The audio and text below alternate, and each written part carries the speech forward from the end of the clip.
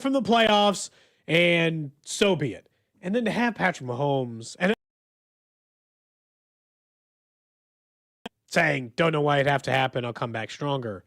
Devastating. I mean, genuinely devastating moment that is going to invite a lot of questions for how far out things look or advance or who's where. It's just like, it changes so much of kind of our overview from it and where they are. But yeah, I mean, the first offenders, it just sucks for the person.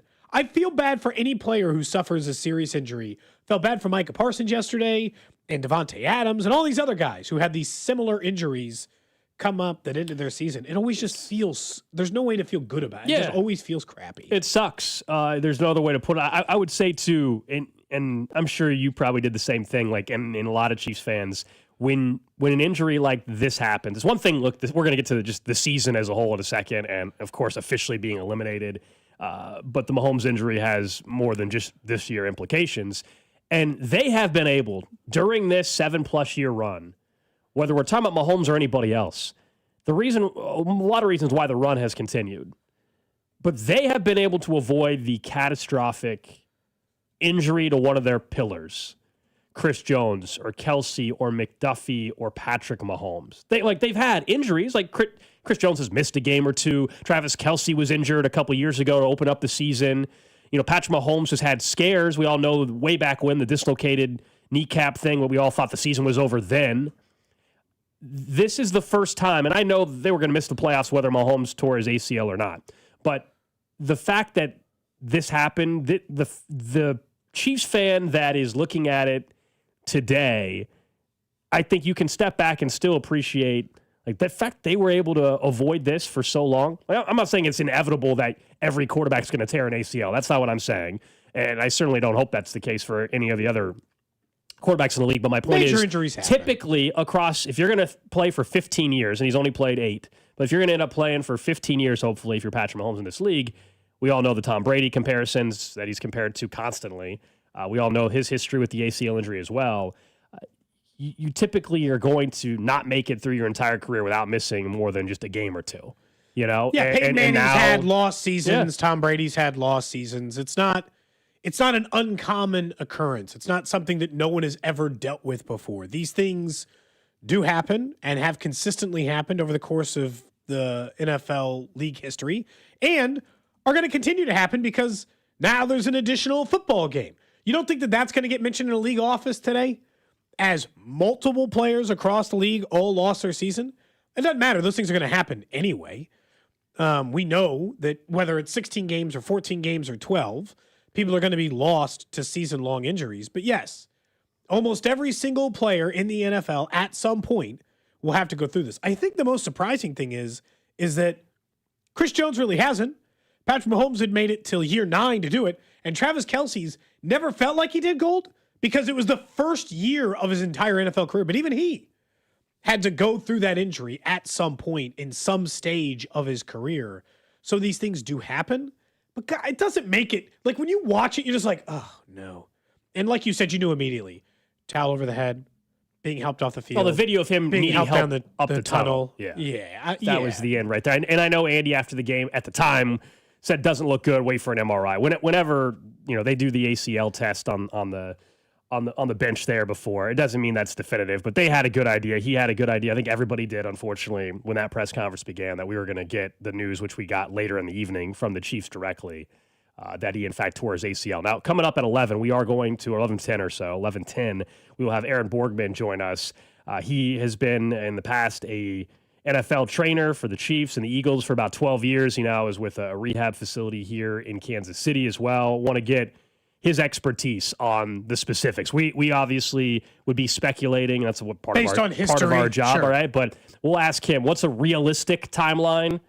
How long till, frankly, Mahomes is Mahomes again? Because I think it's one thing to just come back from the injury, but when does the player feel comfortable about the knee again? When does the player feel like they can play like they did before? Injury risk, all of that kind of stuff, the questions that a lot of you have on the text line. We'll get to that at 11:10 when Aaron Borgmann, former Chiefs and Eagles trainer, joins us. Look, it's tough because I don't think there's any world in which you can assume that there's a chance he is ready before the beginning of the season. most optimistic timeline, right, is week 1. Somehow Patrick Mahomes I think it's in play. steps out for an NFL game. It's not out of the question. Is it a long shot at this point? Yeah, I would kind of think so. And again, we'll talk to Borgmann about it coming up here in just a little bit. But I mean, it is the long shot probability of this. But when, like, it's so hard because his injury is going to shape an entirety of how you look at the offseason. And because they have older players, Chris Jones, Travis Kelce, their coach is older, Andy Reid. Yes. If by any chance, and I'm not writing off 2026 yet, and we can talk more about that later in the show. I'm not just saying, let's just erase 2026, and because he's coming back from the injury, we're not going to talk about it, and that's not a thing that's in play and all this other stuff. I'm not saying write it off. But because of the age of some of the players, some of the coaching, including Andy, it's like if it turned into a lost year, then you got to look at yourself in the mirror and ask some even bigger questions. Look, we don't think Travis is going to play next year anyway, but it's tough to kind of like parse out those things figured out. I think people, like a quarterback of Patrick Mahomes can come back from an injury like this and still be Patrick Mahomes. The question is how long, like you said, until he feels that way. Yeah, I think the questions, if you're Brett Veach, just magnified. That's what it is. If you thought there was 5 or 6 questions, now there's 20 different questions. If you thought there was a few massive decisions to make, there are just so many more based off of this injury. And they probably don't know the timeline for sure yet either. I mean, I think we'll ask Aaron about this, but depending on, you got to wait till the surgery happens. When does the surgery happen? Is it happening in a week? Is it happening in January? Like, these are questions we don't have the answers to yet. That will determine what is realistic timeline-wise as well. And then just how you feel about the roster. And we were already talking last week that they will have some tough decisions to make. What's the future hold for Trent McDuffie? He's due for an extension. Is he somebody that you listen to trade calls on? We both think the answer is yes to that. Does this change that for those of you who are on the fence?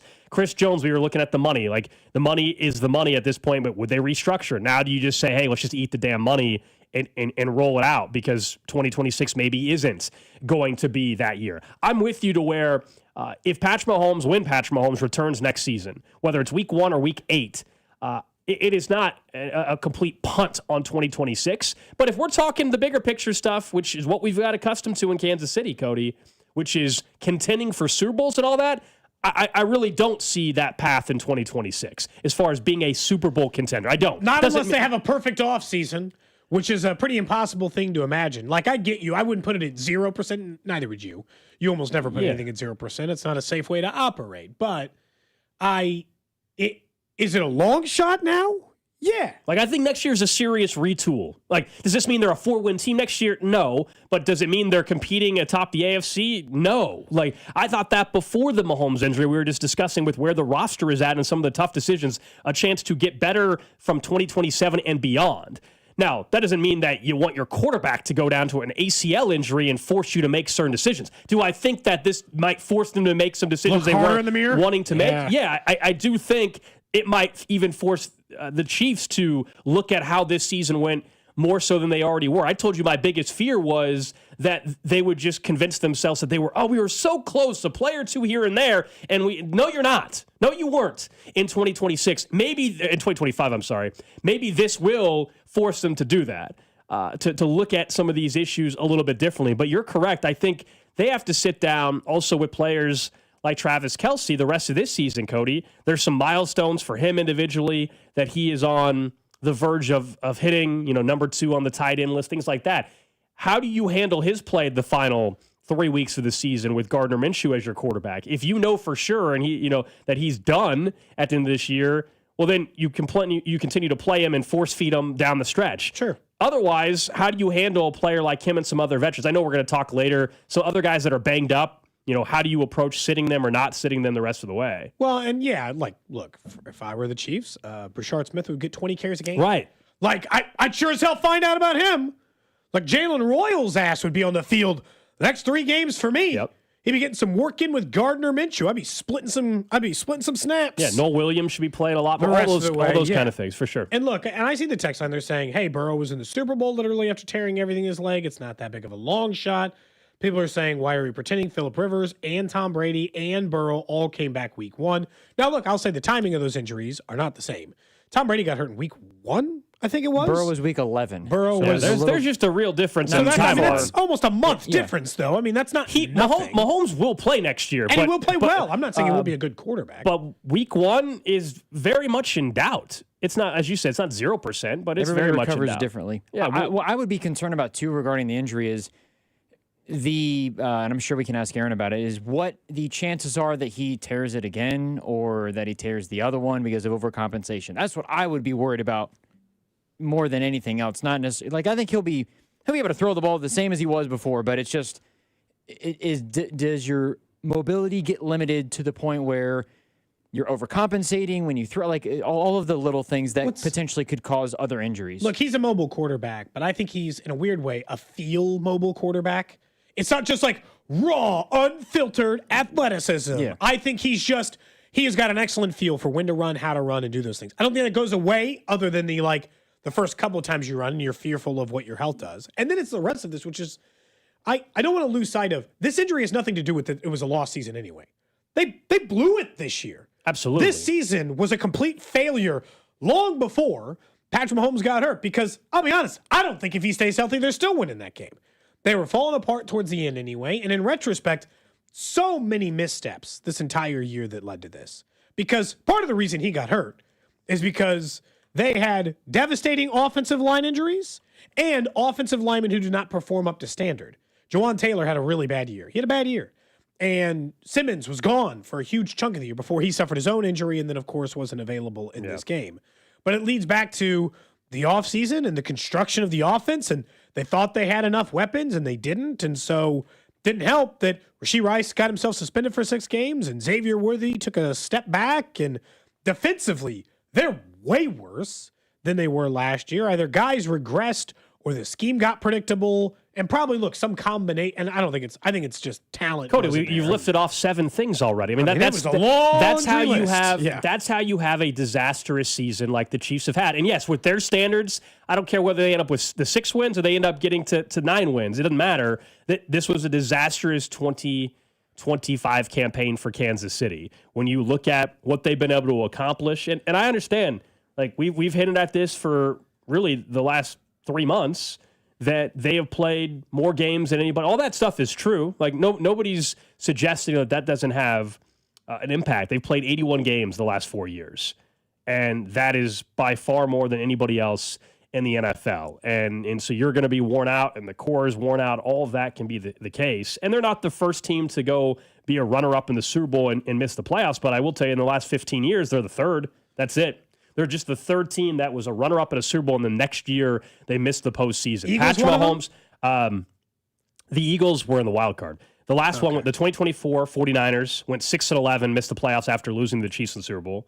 The 49ers in 2020 went 6-10, missed the playoffs. And then the Rams missed the playoffs. I'm sorry, did I say 4? There's been the 2016 Panthers, runner-up, missed playoffs. 2019 Rams, runner-up, missed the playoffs. 2020 Niners, 2024 Niners, and now the 2025 Chiefs. The Niners have been a weird mix in that because they just seemingly are good every other year, no matter what happens in their circumstances. And so it just seems like this. But no, I mean, at this point, and unfortunately for the Chiefs, the Titans probably aren't bad enough. Well, they Raiders should, probably aren't bad enough. I hope they lose all 3, of course. I do too. They don't have to play that way. They won't. That's not how they operate. Yeah. I understand how sports work, but at this point, I'm not rooting for them to win any football games the rest of the way. No, the best thing for them is to lose out. And yeah, that's not how Andy will operate. That's not how the organization will operate. But truth be told, draft pick wise, now that you're officially eliminated, now that your starting quarterback is out for the season,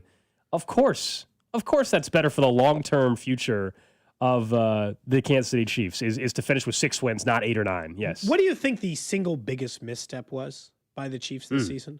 And I understand it is a culmination. You don't have this kind of season, like you said, unless a lot of things go wrong. But if you could reverse one, what is the one biggest misstep that led them to be where they are? Because it's not drafting Simmons, even though he was gone for part of the season. I got to go back 3 years in the signing of Jawan Taylor. What the hell would their offensive line be without at least one somewhat capable body? Like the more and more. Look, I think the first reaction to a lot of people listening would and I know what the first reaction is. I tend to disagree that it's the one thing you would change. The first reaction, remember, coming off 3 straight Super Bowls, keep that in mind here. Because the first reaction, people are going to say that they kept the coaching staff together, that they didn't fire Matt Nagy. That's the reaction. Somebody is shouting that in their car right now. Somebody is shouting that in their car that they got too comfortable. And while I think that is I absolutely, can agree with that sentiment in a way. Sure, I think that's the end game here. But I think if we're being realistic, after the Super Bowl last year, no organization, after going to 3 straight, none, are going to sit there and say, all right, fire our OC, fire our special teams coordinator. Like, that's just not, nobody was going to ever do that. Now, here we go, and we advance to December of a failed 2025 season. I think we have all brought up that the offense is stale. Who's that? Who's the blame fall there? The low-hanging fruit is fire your OC. Yeah. The reality is, whose offense is it? Andy's. He's not going anywhere.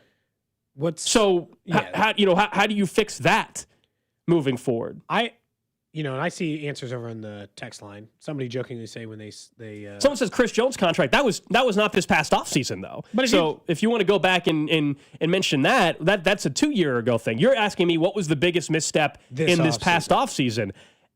Obviously not addressing the defensive line in a stronger way. I genuinely think at this point, if you made me pinpoint the biggest reason, it is the design of the offense in the offseason. It was abysmal. And here's where I think it's not just Andy Reid I'm placing this at the foot of. It is, they genuinely thought, these are connected. They genuinely thought, we'll just get Rashee Rice back and it's fine. Guys, it's fine. Yeah. Oh, it's totally fine. The offense we designed last year, the players we had, Hollywood and Worthy and Rice, it was all a great plan, guys. We're geniuses. It was all going to work. This is a kick-ass plan, and we're going to kick ass this year. And they went into the season saying, we can be exactly the same as the year before, but now we'll get Rice back, and it's all fine. And then they started operating the offense, and you're like, nope. By the way, it's not. It wasn't a good design, and it was too predictable, and it was too easy to design, and they're going to have to make real changes about the function of their offense in the offseason. Yeah, the wide receiver group was not nearly as good as we all thought, plain and simple. The wide receiver group was not nearly as good. And in so much of it, I keep using the word stale. I think that's the only way I can describe the offense. I think that's probably fair. It's stale, and it's going to take a future Hall of Fame coach, one of the greatest coaches of all time, to be willing to either have new voices or just listen more, or him himself adapt. He's a guy throughout his entire coaching career, Cody, that has typically adapted better than anybody else. That's why he's been so successful. He's been so great at adapting, but here we are in the final, I don't know whether it's 2 years of his career or 5 more years. I have no idea how much longer he's going to coach. All I know is that adaptability this year was bad. They did not. They did not adapt. And nobody's saying Brett Veach is immune to what happened. I think you and I have brought up 100 times now, back the day they brought back Kareem Hunt. That day we worried that they were not going to focus on running back. Of course, that would be very high on the list. Now, do I think that they would have 4 more wins if they had a star running back? Not necessarily. They got plenty of other issues. Would it have helped? They have to be more explosive in the backfield. Have to be more explosive. You watch these teams that are contenders. Go through the AFC right now. Seriously. All right, number 1 seed is who? Denver Broncos. Denver Broncos and the Patriots. They signed J.K. Dobbins. Now, he's hurt, but for a while, he looked pretty damn good. They drafted R.J. Harvey. I don't know about you guys. Now, he got hurt again yesterday. He's been pretty effective for them. Then the number 2 seed is who? The New England Patriots. Travion Henderson. He looks pretty explosive. Looks pretty explosive to me. Yeah. The 3 seed, the Jags. Etienne was a former top 10 pick. Yeah, pretty explosive player when he wants to be. He was yesterday. Steelers would be the one, and that's just the typical Mike Tomlin Steelers. How the hell are they figuring this out? They play tonight. 5 seed Buffalo. James Cook, pretty damn explosive. Chargers drafted Amari Hampton. 6 seed Amari Hampton. They signed Najee Harris. They found this Vidal kid, to their credit, has been pretty darn good. Bills James Cook, one of the top 2 backs. Yeah, I mentioned him already. And then the Texans. That's the one exception to the rule. Woody Marks has turned out to be decent, but I wouldn't call their backfield explosive. They're just led different than all the other teams because they have the most dominant. But we could do the exact same exercise on the NFC side. Cody, number 1 seed for Kyron Williams and Blake Corum. Pretty darn good 1-2 punch. The 2 seed. Eagles. The 2 seed. Bears. The Bears. Monangai, rookie, and DeAndre Swift. 3 seed Eagles. Okay, you're not going to find a Saquon, but explosive running back. 4 seed in the NFC. Bucks. They lost Bucky Irving. He's explosive, but he's back. And who else have they had? Rashard White, Sean Tucker. Pretty good combination there. They invested in running back. Seattle and San Francisco. No, I know. Charbonnet. And then if you look at the bad teams, you're like, do they even Kenneth have a running Walker. back who you could name? Like, other than Ashton Genty for the Raiders, who's been a big disappointment. The rest of them have a bunch of, no name or not very good running backs. And look, they did not choose explosiveness in the offseason. And we mentioned that going into the draft. I genuinely think they looked at a team that was one win away from winning their third consecutive Super Bowl. And they said, we're explosive enough just as long as Rashee Rice is a member of this team. And they were wrong. They were wrong. Yeah. They were wrong to identify their offense that way. And more frustrating, they just thought they could run the same offense, right? Oh, we can just do the same thing. And this time it'll look different because of the talent we had around us. Look, a lot of things. It wasn't just that. Because again, I think the defense taking a 5 to 7 percent, like a 5-team drop, 7-team, 10-team drop, and where I thought they would have ranked amongst the best defenses in the NFL, hurt them. They couldn't get off the field at 3rd and 10. They had problems. They saw some aging in there. They had some bad linebacker play.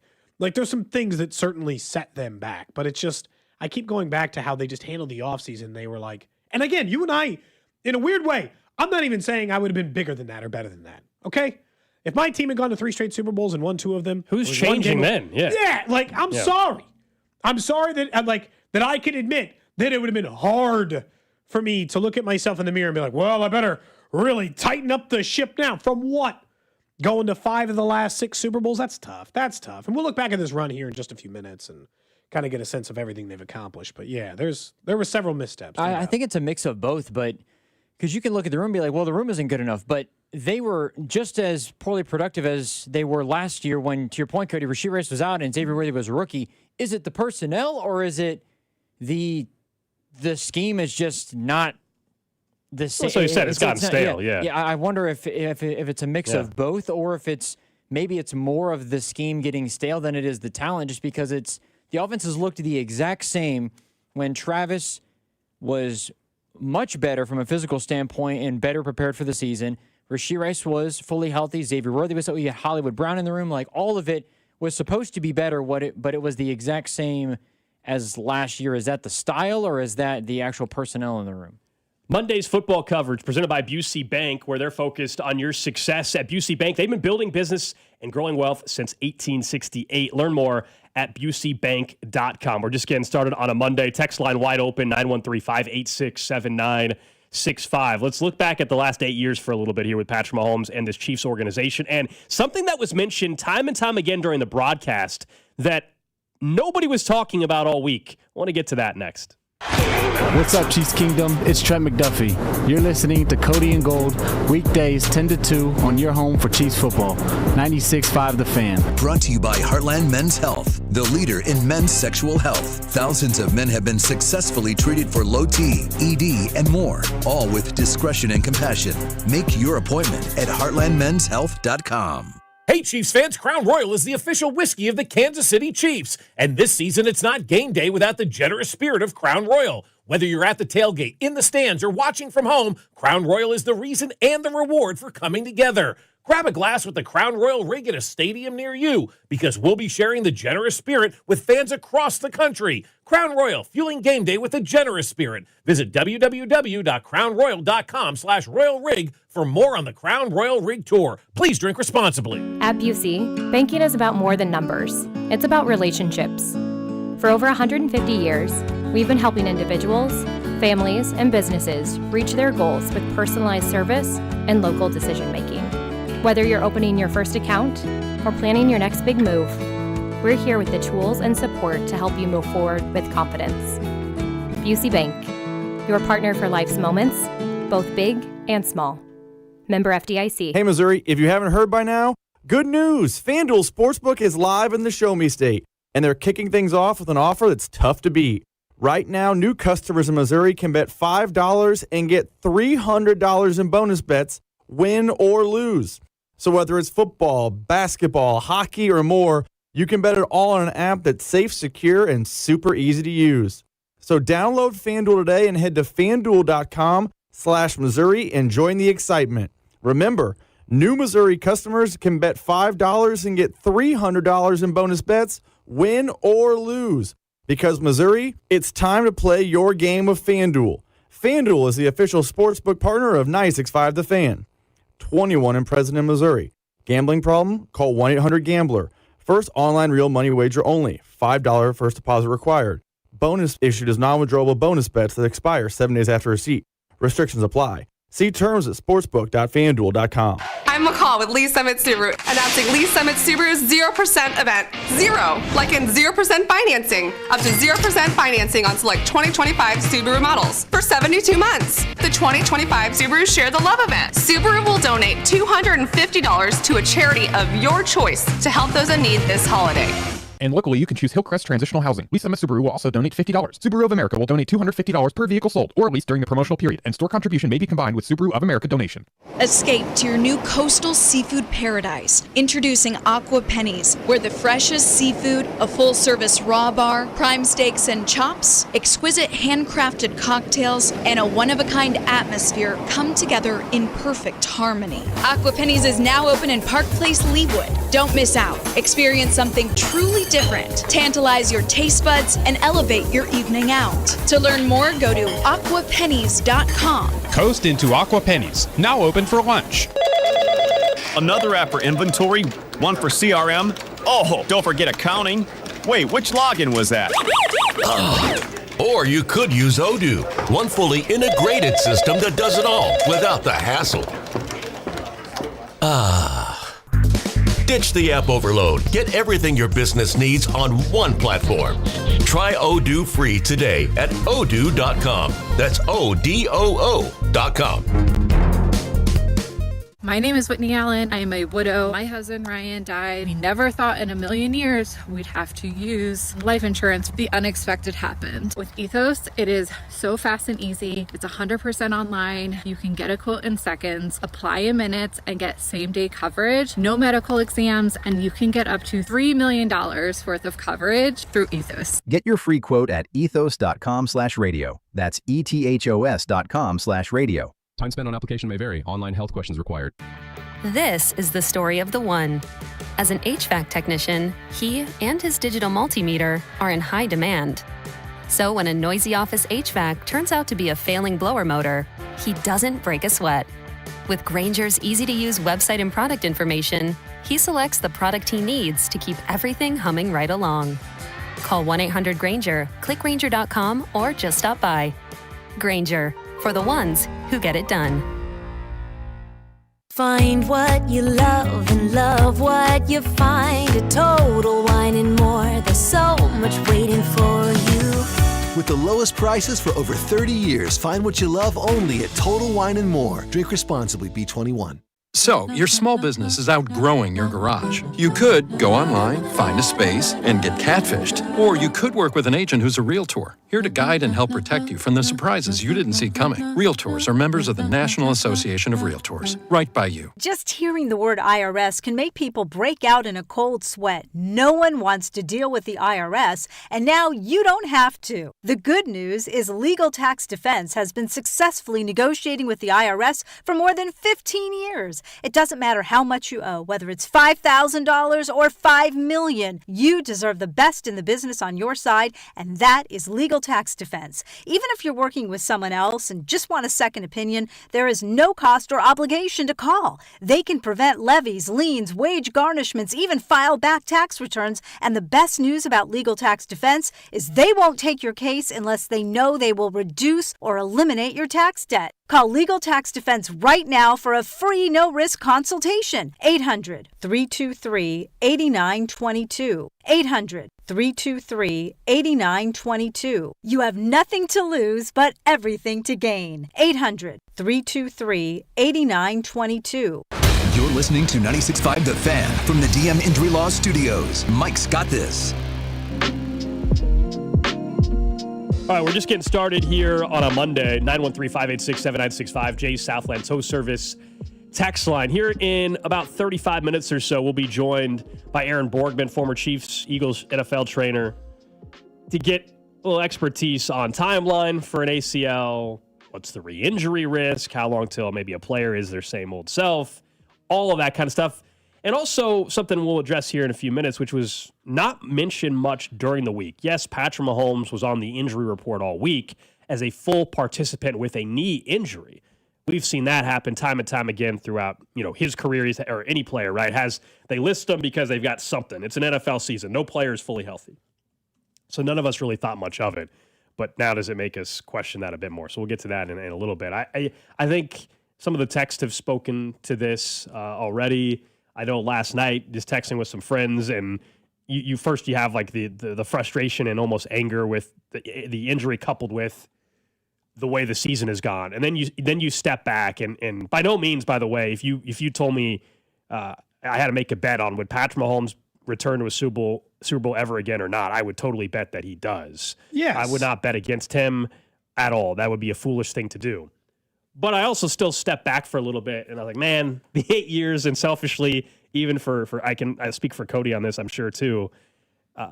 Going to 3 Super Bowls, and you and I have seen them win 3 Super Bowls in person. I stepped back a little bit last night. I was looking. I have my framed up. Maybe appreciate. I had my framed up, newspaper front pages, right, for each Super Bowl win, and there's Mahomes hoisting the Lombardi Trophy in each one of the photos with Andy in one of them. And I stepped back. I'm like, this has been an insane 8-year run. Absolutely insane. A run that 99.9%. There's only one other fan base that can come close to it, and that's the Patriots. Yep. No other fan base knows what we've been able to experience. And certainly diehard, lifelong Chiefs fans, anybody that grew up in Kansas City, we all know there was a 30-year drought winning a freaking playoff game to now winning a playoff game. Winning a single game, let alone going to a Super Bowl. Yeah. And we all know the success that Patrick Mahomes and Andy Reid have brought this city, and it's changed people's lives. It's frankly, it's changed our jobs. And so I did step back. I don't know if you did last night. You said you checked out and did not watch the Sunday night game, kind of the same way. Like you just needed to get away from it. And so need a break. It has been an insane run. And I don't think the run is over for his entire career. I think it's over for a year or so till they retool.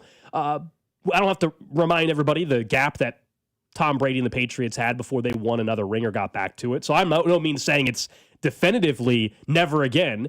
But if it is never again, Cody, boy, oh boy, nobody else had a run like this in any NFL city. No, it's so like I saw some of the Boston people. I would suggest again, stop trying to make Patrick Mahomes accomplish in 8 years what Tom Brady accomplished in 20. That's just not how the math works. From an 8-year run, it has been the best, maybe tied for. That's fine. Tied for the greatest 8-year run in NFL history. From 18 to 25, they went to the AFC Championship game and lost in overtime, won the Super Bowl, lost the Super Bowl, lost in the AFC Championship game again, won the Super Bowl, lost the Super Bowl, and then, of course, this year missed the playoffs. Even when you add in the missed playoff element of it, which technically Tom Brady did in this year, although he was hurt really early in the year. The season had nothing to do with him. Patrick Mahomes' team missed the playoffs, and he was a part of the team. That's true. Yeah, Patrick Mahomes still has not taken a snap while being eliminated for the postseason. Yeah, you're right. Because he was hurt. I know. He didn't take a snap or whatever version of it they want. Well, because they always make it seem like that. Yeah, because Tom Brady was hurt. Like, by the way, that stat still applies to Patrick Mahomes. He did not take a snap, in which his team did not have a chance to make the playoffs. His team could have still won. That's a coping stat, is what that is. But it's just like, and I don't need. Like, people are calling it, like, I saw Chargers fans be like, oh, we swept you. I'm like, don't care. And then they said, oh, ring culture, making excuses. I'm like, ring culture? So you have to know about ring culture for it to matter. The Chiefs are the epitome of a world-class organization. They are still, across all of sports, the most successful franchise in all of the major sports in all of the United States over the last 8 years. This has been a truly remarkable run, and I do want to appreciate it for just what it is. What Patrick Mahomes has accomplished, what Andy Reid has accomplished, what this team has accomplished. Because I think I understand, and we were already maybe there anyway, but now with the injury, I'm fully there. I'm all the way there. Then I got to turn the page and remember this time as its own separate nostalgia incident, and then we will begin a new run. Yeah, this current run is over. Yeah, it's and clear. Look, if you were on the fence, I think the injury probably cements that, right? But I mean, genuinely, we can all sit back and appreciate it, right? This has been, what a treat. Oh, come on, man, what a treat. You're watching your team in the Super Bowl every year? Your quarterback's winning MVPs? They're winning the game? I mean, it's insane. I understand there's been some hard ones. And this game's probably worse than some of the Super Bowl losses just because of the injury and missing the playoffs and everything else. But it's been a hell of a run. Someone says Steelers mid 75 to early 80s, just saying. Is that a Steelers fan? I'm just curious now. Yeah, probably. Are you a Steelers fan? Somebody probably texting in as well. Let me find. You know what? I'm willing to. I wasn't alive. Well, no, you would. time, but the only compared are the other great dynasties in the NFL. The Cowboys in the 90s, of course, would be the other. But my point is, nobody else really has It's not surpassed. It could be matched. Nobody else has been able to be in this particular spot. 72 to 79 for the Steelers. Lost conference, title game, lost the division round, one Super Bowl, one Super Bowl. Lost conference, title game, lost division, one Super Bowl, one Super Bowl. Sure, fine. That's a comparable era. But but again, it's the next question is, can you do it again? But like, I'm not gonna. This is an era of football you will never forget in Kansas City. Like, it's not, and I do think that because it feels like the natural end. Never forget, and you can think the Chiefs in 2+ years or whatever eventually are viewed as a contender again. That might be the case, and there's a real chance. But this exact run, that's never happening again. No. This exact run is never happening again, and that's not like a. I think it's a pretty recent take. Spoiler, not happening again. What we've witnessed with going to 3 straight Super Bowls, winning 3 rings in the first 7-8 years of Patrick Mahomes, that part of it, that's not getting replicated by Patrick Mahomes and the Chiefs again. None of us are going to see that in our lifetime again. Does it mean they can't ever win a ring again? Of course that doesn't mean that. But I think they've made it look so damn easy, Cody. I know. They've made it look so easy, and it's obviously not. It's extremely difficult. Look at these other fan bases and these other organizations. I mean, there are franchises that don't even have a Super Bowl. When you find the quarterback, it unlocks everything.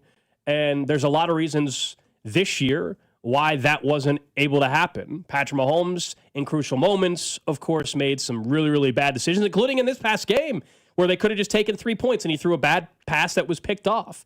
You know, this is the next iteration, if there is one, of being a dominant contender again, is going to look drastically different. And it may not, by the way, it may not be involved with Andy Reid as the head coach. Like that's a reality. There is a chance if it is something that's going to take longer than a year or two to retool and be a flat out contender again. Yeah, the next head coach, we may not even know the name of. Like, it may not be somebody that you're thinking. Everybody's thrown out names for years. That there might be some other young and up and coming coach that we don't even know exist, at least in Kansas City at this point in time. I don't believe, like someone said, you can't say we'll never repeat this. I feel pretty damn confident saying the Chiefs are not replicating what they just did. Sorry. That's just crazy. Patrick Mahomes has as many Super Bowl rings, or, you know, as, I don't know, 2/3 of the NFL. Yeah. Like, I mean, the franchises, not the quarterbacks. Steelers, Patriots, 49ers, Cowboys, Giants, Packers are the only franchises with 4 or more Super Bowl rings. So he's tied with a few, and he's got everyone else beat. Like, for instance, the Eagles, a team that we consider to be a very good franchise. In their entire franchise's history, they have 2 Super Bowl rings.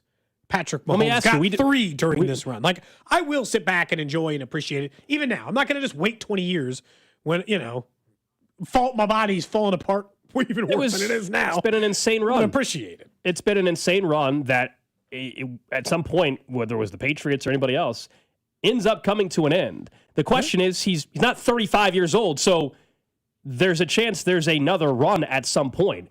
There's just the reality that it's probably not happening, in my opinion, Cody, in the next year or so, because we already had questions about the roster moving forward, and now you add in the reality that there's a chance your quarterback next year is going to miss games already. So that's why I'm not completely writing off 2026 as like a can they make the playoffs thing, but as a legit contender to win a Super Bowl, yeah, I think that's extremely unlikely in 2026. And so that means you're talking about at least a year gap, if not more, and so much is going to be predicated on Brett Veach's ability to draft and whether or not this coaching staff, Andy Reid, is willing to adapt a little bit. If not, it's going to be a different regime that's going to have to do it down the road. These are all, to me, fair conversations to have. We always do this after they win Super Bowls, Cody. You know, over, under, 2.5 more rings or 3. Let me ask you the question today. As you sit here, fresh off the injury, fresh off all the issues that they have, if I said right now, though, in Patrick Mahomes' career, I hope it's all in Kansas City, by the way, Patrick Mahomes' career, over, under, a half Super Bowl ring the rest of his career. Are you taking the over or the under? And I just simply can't take the under. For a half, it's over. I don't even think 1.5. For 1.5, I'd have to take the under. I'd take the over. I don't know. It's so hard because well, you don't know so many factors. A huge part of this, and because I think this matters. Who's the head coach? Who's the next head coach down the road? Whether that's 2 years from now or 5 years from now. I think the second most important thing besides quarterback in the NFL, before defensive end, running back, wide receivers coach, I think the coach matters. Sure. I think if Andy Reid was the coach of Josh Allen, they would have already won Super Bowls. I agree. Maybe plural, but at least one. I think Lamar would have one as well. At least one. And so coaching matters. And so if you could promise me that Sean McVay's long-term plan is to ride out his contract in L.A. and then he's going to oh, Patrick Mahomes? Ooh, baby. And he's going to slide on over? Well, then fine. I'll take the over 1.5. I think I'd take the over 1.5 just knowing the greatness. But I'm not saying it's a prudent investment, but now over 1.5, it'd be hard. Now Super Bowl appearances, that's a different thing. Over, that's over. Yeah. I wouldn't think that hard about over appearances. 2.5, over 1.5 appearances. 1.5, I'd take without thinking about it. I think I would as well. 2.5, I get 3 more. I mean, that's still an insane thing. I'd probably take the over. I mean, I'd think about it. It'd be harder there. That's the line. Because if you say 4.5, it's like, no, come on, I can't take over that. And if you say over 2.5 Super Bowls, it's like, I can't take over that right now if you're making me guess. But it's also like, I can't rule it out either. That's what I do kind of love about what this next era will be and what this previous era was. I was just asking because there's no way I would bet against Patrick Mahomes ever getting back to a Super Bowl. There's no chance. I don't care what kind of odds you give me. There's no way. And again, as I already acknowledged, they've made it look easy, and it's not. And so there's a chance we could be sitting here 7 years from now and they haven't returned.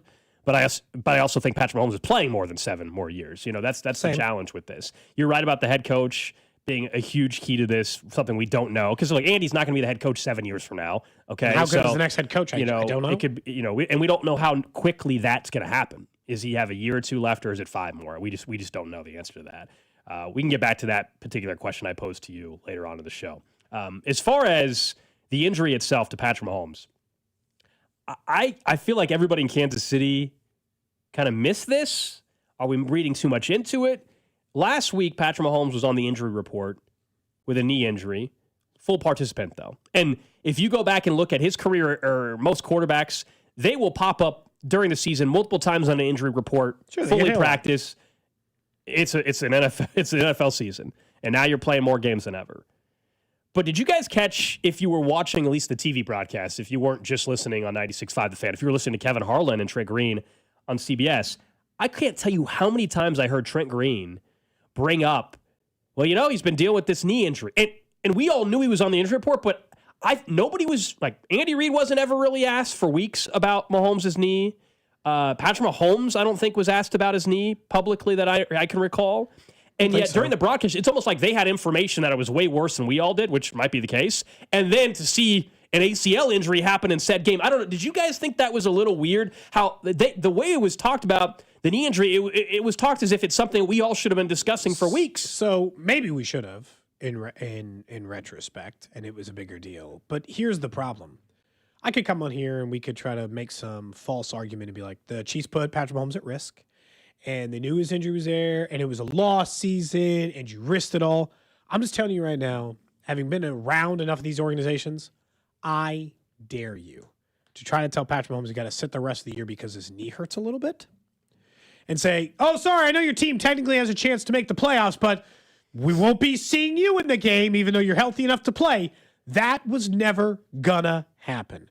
Do I think that the bigger part of the issue is that Patrick Mahomes spent so much time this season having to run around, whether it be his own personal scrambling, as in he wasn't comfortable in the pocket, and last year's offensive line forced him into this run-heavy scheme and these issues that caused these problems, or the fact that the offensive line was hurt and that eventually caused the issue? Absolutely. Do I think that some of the team design might have sped up the possibility of this injury? Yes, because I know, Gold, you and I had a conversation off the air that was, I don't like that he has to run this much because then you constantly fear something bad is going to happen. Do I think that that is a part of it? Yes. Do I think the fact that he played in this game and he had a knee injury is the reason why he tore his ACL? No. But I do think that the amount he ran this year just increased the likelihood that something bad would happen and eventually something bad did. He ran more than ever out of necessity a lot of times. Other times, I do think as the season went on, he got less and less comfortable just being in the pocket, even when it was a good pocket. And then in this particular game, remember, he had 2 practice squad players as his tackles. Let's just be real. I mean, that was the reality for him on Sunday. And the week before wasn't any better. I think the weird thing with the injury, and we'll have to just truly play this one out over the next year or so, is what you just described this year being for him and how much more he was running and bailing out of the pocket, sometimes out of necessity, other times just out of habit, really. Yeah. Do you think the injury will cause him to kind of, hone back in on some of the things he was doing earlier in his career as well, which was, frankly, being a little more comfortable in the pocket and choosing his spots when to run? Yeah. I mean, does that cause you, do you feel you'll protect yourself more? Because I do think at times, Cody, he was bailing and running out of the pocket way too often. He just got asked 2 weeks ago. I think it was Sam McDowell. I'll give him credit. I think it was him. 2 weeks ago, he got asked, hey, now that you know that your team is in a dire situation, do you plan on play more aggressive using your legs the way you do in the playoffs in order to make this happen? And his answer was yes. So I still think it's a balance. To me, it's more about the weapons around you. Make it so he doesn't have to run. Sure up any question you have on the offensive line. Make right tackle better. Have an actual running game that he wants to hand the ball off to. Give him a back that makes him think in an RPO situation it's actually worth the R part. Like, did you see the stats on the ground? The predictability. Yeah. So, make it so that it's worthy. I don't think this is just on Mahomes to be like, hey, man, run less. Bail out of the pocket more. Sure, some of it's on him. But some of it is on the staff to give him the pieces around him so he doesn't feel like he has that goes back to the running back conversation. And having a complementary run game that, I know that sounds like old school or whatever, but as we already went through earlier in the show, go through the contenders or the playoff teams, frankly, in the AFC and the NFC right now, and just about all of them, maybe they all don't have star running backs, okay? You don't have 10 Saquon Barkleys, but they all have a legitimate running game with a fairly young back that you feel can be explosive. All of those running backs, too, were drafted in the 4th round or higher. Yes. I went back and looked at some of those. Yeah. Shocker. I mean, we went through, we just spent the extra, we went through 12 teams that are likely to be in the playoffs, and every single one has a legit running back in some form or fashion, or a 1-2 punch that's legit. Not a goal line, essentially. Not a 1 yard guy and a guy who's, like most running backs, was good for a couple of years and now isn't. Look, Isaiah Pacheco won multiple rings with this organization, and that's something he will always be remembered for, but he was completely shot. He's got nothing left. Yeah. Got nothing. Yeah.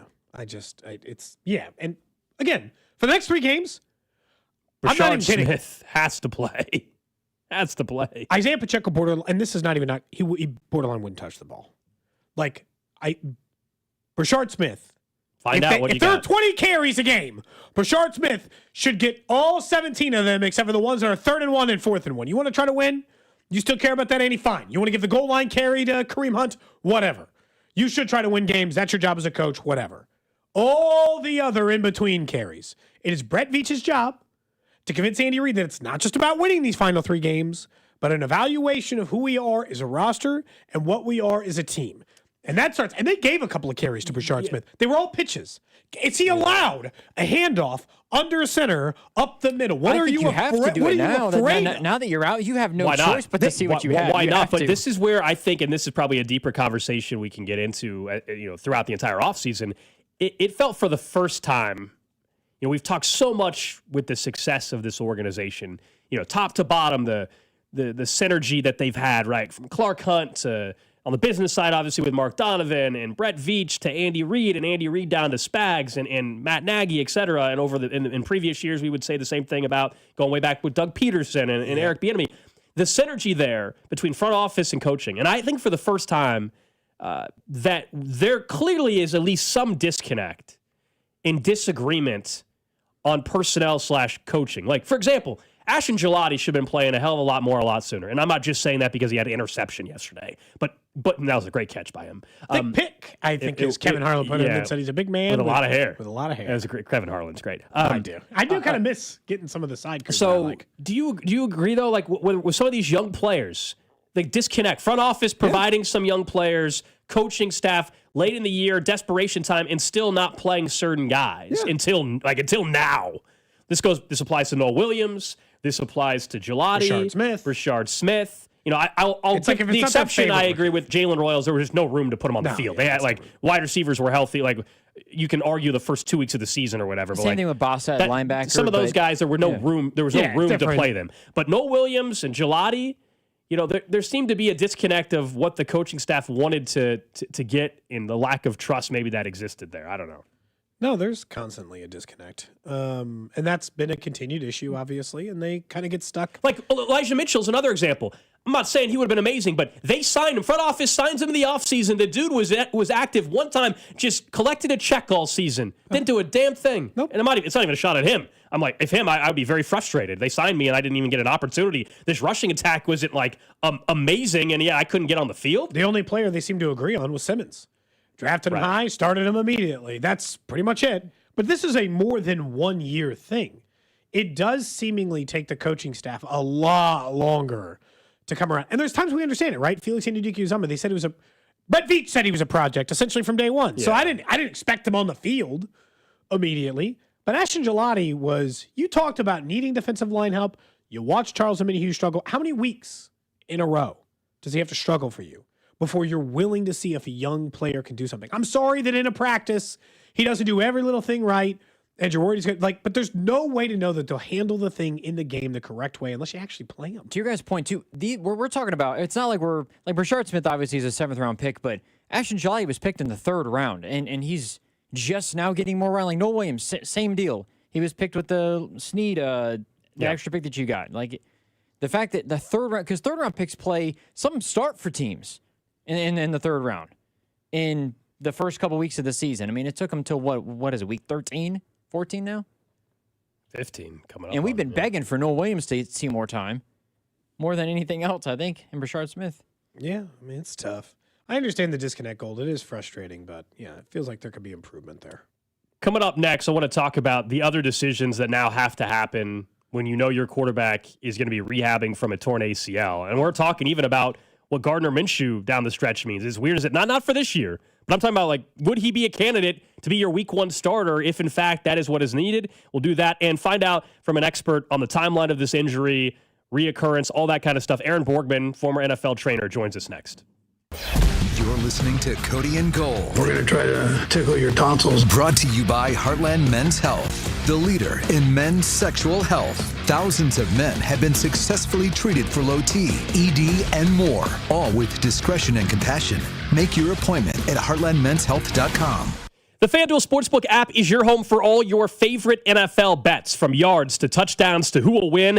With FanDuel, any play can be the play of the game. Tonight, FanDuel's giving all customers a 30% PBT. That's right, you can get in on the action with a 30% profit boost token this Monday night. So make FanDuel your go-to app for any snap. Just visit FanDuel.com/Alex to bet on the game. That's FanDuel.com/Alex to bet on tonight's game. Play your game with FanDuel, an official sports betting partner of the NFL and 96.5 The Fan. 21 and present in Kansas. Opt-in required. Bonus issued as non-withdrawable profit boost tokens. Restrictions apply, including any token expiration and max wager amount. See terms at sportsbook.fanduel.com. FanDuel is offering online sports wagering in Kansas under an agreement with Kansas Star Casino, LLC. Gambling problem? Getting help is your best bet. Call 1-800-522-4700 or visit ksgamblinghelp.com.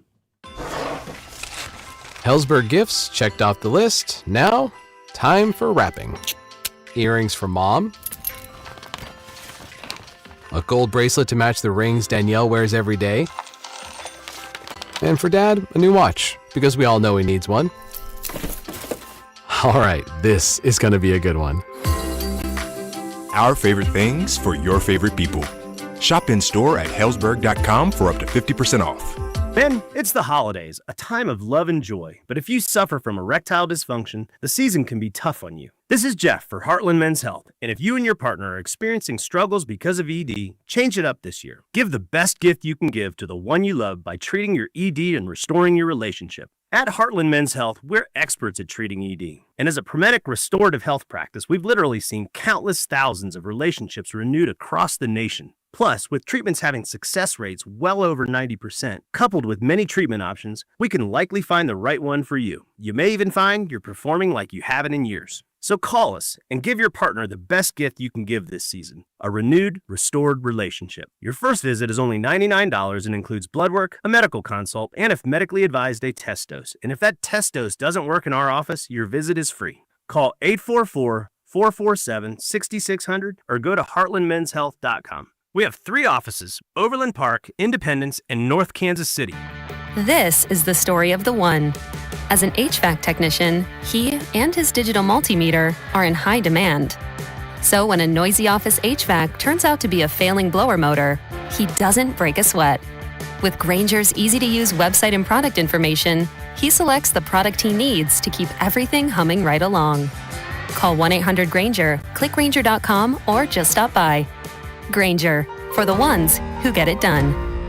We love entertaining during the holidays, but we also love spending time with friends and family. That's why we're letting Hy-Vee do everything, because Hy-Vee has convenient pre-made holiday meal packs for any size gathering. Made fresh and ready-to-heat menu favorites like succulent turkey, honey-glazed spiral ham, or prime rib, plus savory sides, rolls, and a choice of dessert. And don't forget the wine and spirits department. So pick up your meal the day before the holiday and then just heat and serve on the big day. This holiday season, let Hy-Vee do the cooking while you take the credit, only at Hy-Vee. Score big savings with Hy-Vee and the Kansas City Chiefs. Big points mean even bigger savings. Just shop Hy-Vee the day after a game and earn a fuel saver discount equal to the Chiefs score and based on the amount you spend. If the Chiefs score 42 points, you save 42 cents a gallon with any $42 purchase. The more we score, the more you save. Win or lose, everyone scores the day after a Chiefs game only at Hy-Vee. Offer good in-store and online. Some restrictions apply. See store for details. With the first pick in the McDonald's breakfast draft, I'm going with a tasty sausage, egg, and cheese McGriddle sandwich. Bold move, sweet, savory, totally stacked. But wait, that delicious sausage McMuffin with egg sandwich is still on the board. Lucky for me, McD lets you mix and match 2 for just $5. And right now, any size iced coffee is only $1.89. Breakfast at McDonald's. That's the real winning deal. Ba-da-ba-ba-ba. Prices and participation may vary. Cannot be combined with any other offer or combo meal. Single item at regular price. 250 years ago, a promise was made to connect families and friends near and far. And during the holidays, that promise is more important than ever. That's why USPS is building a better network to meet your needs, with timely deliveries, easy and affordable ways to ship, and everything you need to make your season full of holiday cheer. Our purpose is delivering your peace of mind, knowing your love will arrive, bringing joy to all. The United States Postal Service. Learn more at USPS.com/holidays. Oh, how's that flu, babe? Did you take DayQuil Intense Flu yet? Nah, I got this. Ugh, okay, I don't got this. You stay on the couch, and I'll grab the DayQuil. Undo your flu symptoms with DayQuil Intense Flu. DayQuil Intense Flu provides powerful relief of your flu symptoms. I'm ready for that to-do list. Wow, you do got this. DayQuil Intense Flu. The daytime coughing, aching, fever, under your flu medicine. Use as directed. Keep out of reach of children. This is the story of the one. As an HVAC technician, he and his digital multimeter are in high demand. So when a noisy office HVAC turns out to be a failing blower motor, he doesn't break a sweat. With Grainger's easy-to-use website and product information, he selects the product he needs to keep everything humming right along. Call 1-800-GRAINGER, click Grainger.com, or just stop by. Grainger, for the ones who get it done. Find what you love and love what you find at Total Wine and More. There's so much waiting for you. With the lowest prices for over 30 years, find what you love only at Total Wine and More. Drink responsibly, B21. So, your small business is outgrowing your garage. You could go online, find a space, and get catfished. Or you could work with an agent who's a realtor, here to guide and help protect you from the surprises you didn't see coming. Realtors are members of the National Association of Realtors. Right by you. Hey, it's George Karloftis. The Chiefs Radio Network pregame show starts 3 hours before kickoff, right here on your home for Chiefs football, 96.5 The Fan. KFNC FM and AM, HD1 and HD2 Kansas City, an Odyssey sports station.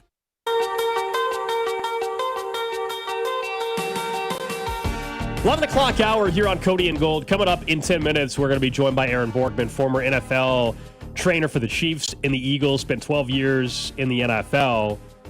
Give us some expertise on the Patrick Mahomes ACL injury.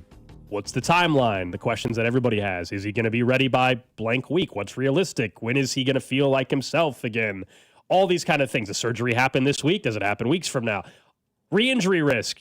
You name it. We're going to get into it with Aaron Borgmann here in a little bit. You guys can text into the show, 913-586-7965. There's no other way to put it. Obviously, a crappy day in Kansas City. Yep. Playoffs officially out of the picture. We've all were mentally preparing for that for a couple weeks. That's one thing. And then, of course, it gets compounded in the biggest way possible with Patrick Mahomes suffering a season-ending injury, and one that absolutely could impact next season one way or the other. He's going to play, but what impact will it have? And that's the frustrating part. The other part, Cody, is normally, like you say, who cares how the final 3 games go in this part? But I do think how Gardner Minshew plays is going to impact next season. You might be saying, why? Look, if Patrick Mahomes has any timeline that has week 1 in jeopardy, and we're not saying he can't be ready week 1, but nobody can definitively say he is going to be ready week 1. No. So the Chiefs have to approach the offseason looking at backup quarterback differently than they have in the past. And Gardner Minshew, having been here for a year, he would be in the driver's seat, you would imagine, to have that opportunity. So what does he look like in the final 3 weeks actually does matter to me. If he looks like crap, well, then I will say, wow, they got to go find somebody else that's capable of getting a couple wins to start next season. If he looks great, I'll say, all right, well, he's your backup plan if Patrick Mahomes is not ready for the first few weeks next year. Boy, it's tough because I'm probably fine. Yep. If it's Gardner Minshew, I think. But if he looks like ass the rest of the way, nope. I'm gonna want to go ahead and figure that out in a hurry. I'm gonna go ahead and ask for Jameis or somebody else on the street in a hurry. Well, Jameis is just fun. So like the problem with Jameis is I get both, a backup similar to that of Gardner Minshew. I would argue a better career overall than Gardner Minshew, but a similar capable backup and fun. So at least if I'm going to have to watch 4 games without it. Now, since he's got to hold on to him in case Joe Burrow decides to quit football this offseason. Look, I'm looking for an improvement off of that. But here's the truth. Otherwise, it's going to be open season. You're going to be asking the Joe Flacco's, Jimmy Garoppolo's, whoever of the world to come in here and give you a realistic chance of looking to start. Look, Gardner Minshew is probably some of the 5 to 7 best choices you could make.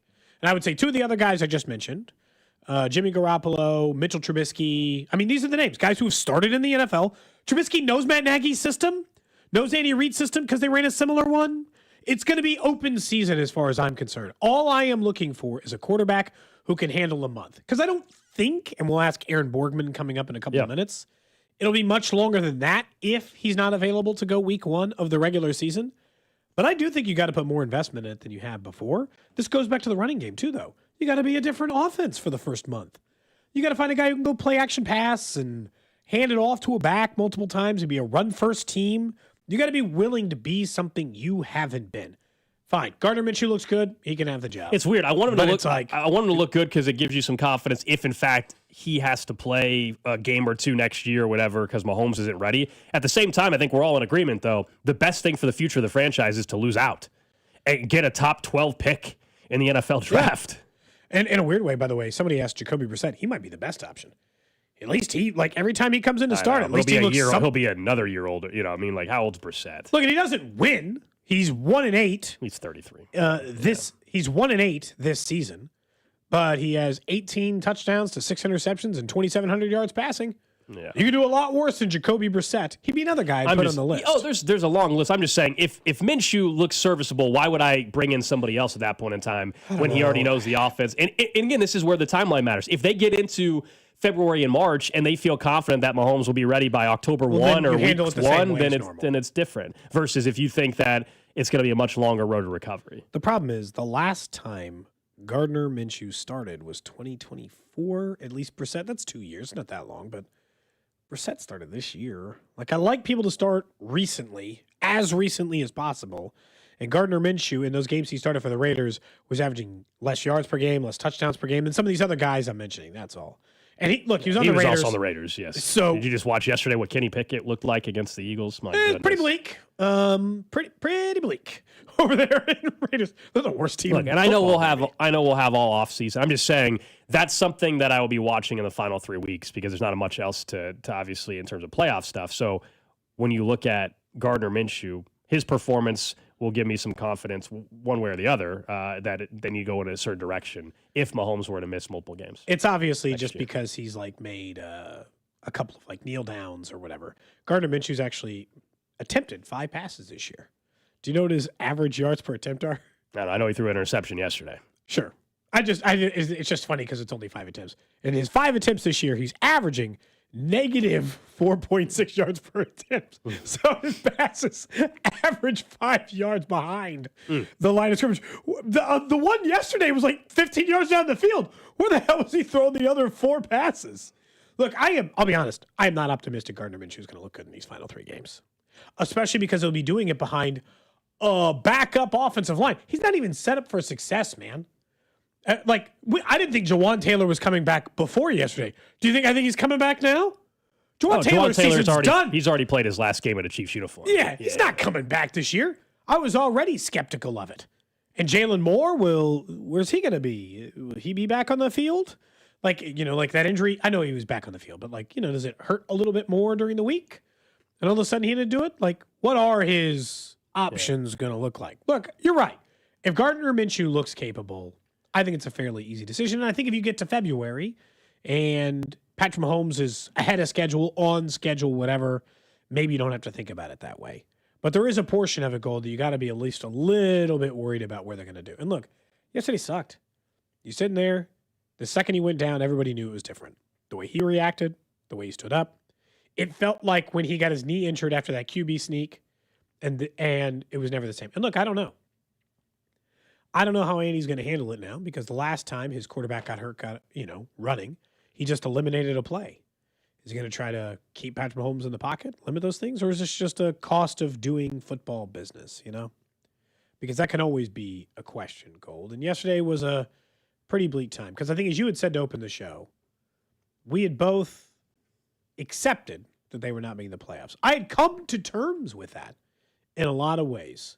Where I wasn't, I was mad still that the season went sideways, but not trying to figure out which version of it went. But I was not ready for that injury, Gold, and that's the inevitable issue. I was not prepared for that, and I know you were not prepared for that either, I assume.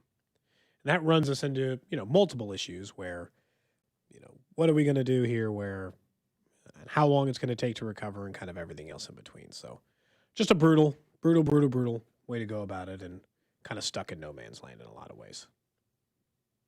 All right, we're gonna be joined by Aaron Borgmann now to find out a little bit more on the medical side of things instead of the speculation on social media and stuff. Let's talk to somebody that's been on the NFL sideline, was the Chiefs and Eagles trainer for 12 years in the NFL. Aaron Borgmann from Borgmann Rehab Solutions, kind enough to call in. Sorry about the phone issues there. We appreciate you, man. I just want to start with your reaction.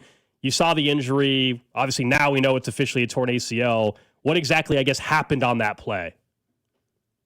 Well, yeah, thanks first of all, guys, for having me on. Listen, I think, for those of us that have been around this a lot, we all kind of suspected right away. We saw the hyperextension. We saw the little rotary movement, the little pivot shift in his knee, and we knew it probably wasn't good. Obviously, publicly, we're just waiting now to see the full extent of the damage if we even get that information as public. We know that this person's going to have surgery. It'll just depend upon to the extent that he's having said surgery, right? And that'll dictate kind of the recovery time. So we hear torn ACL, but you're saying the unknown part that we don't know publicly, at least, and maybe they don't know yet. Is there other damage, right? That would change this timeline? Yeah. So first of all, I kind of put something out last night.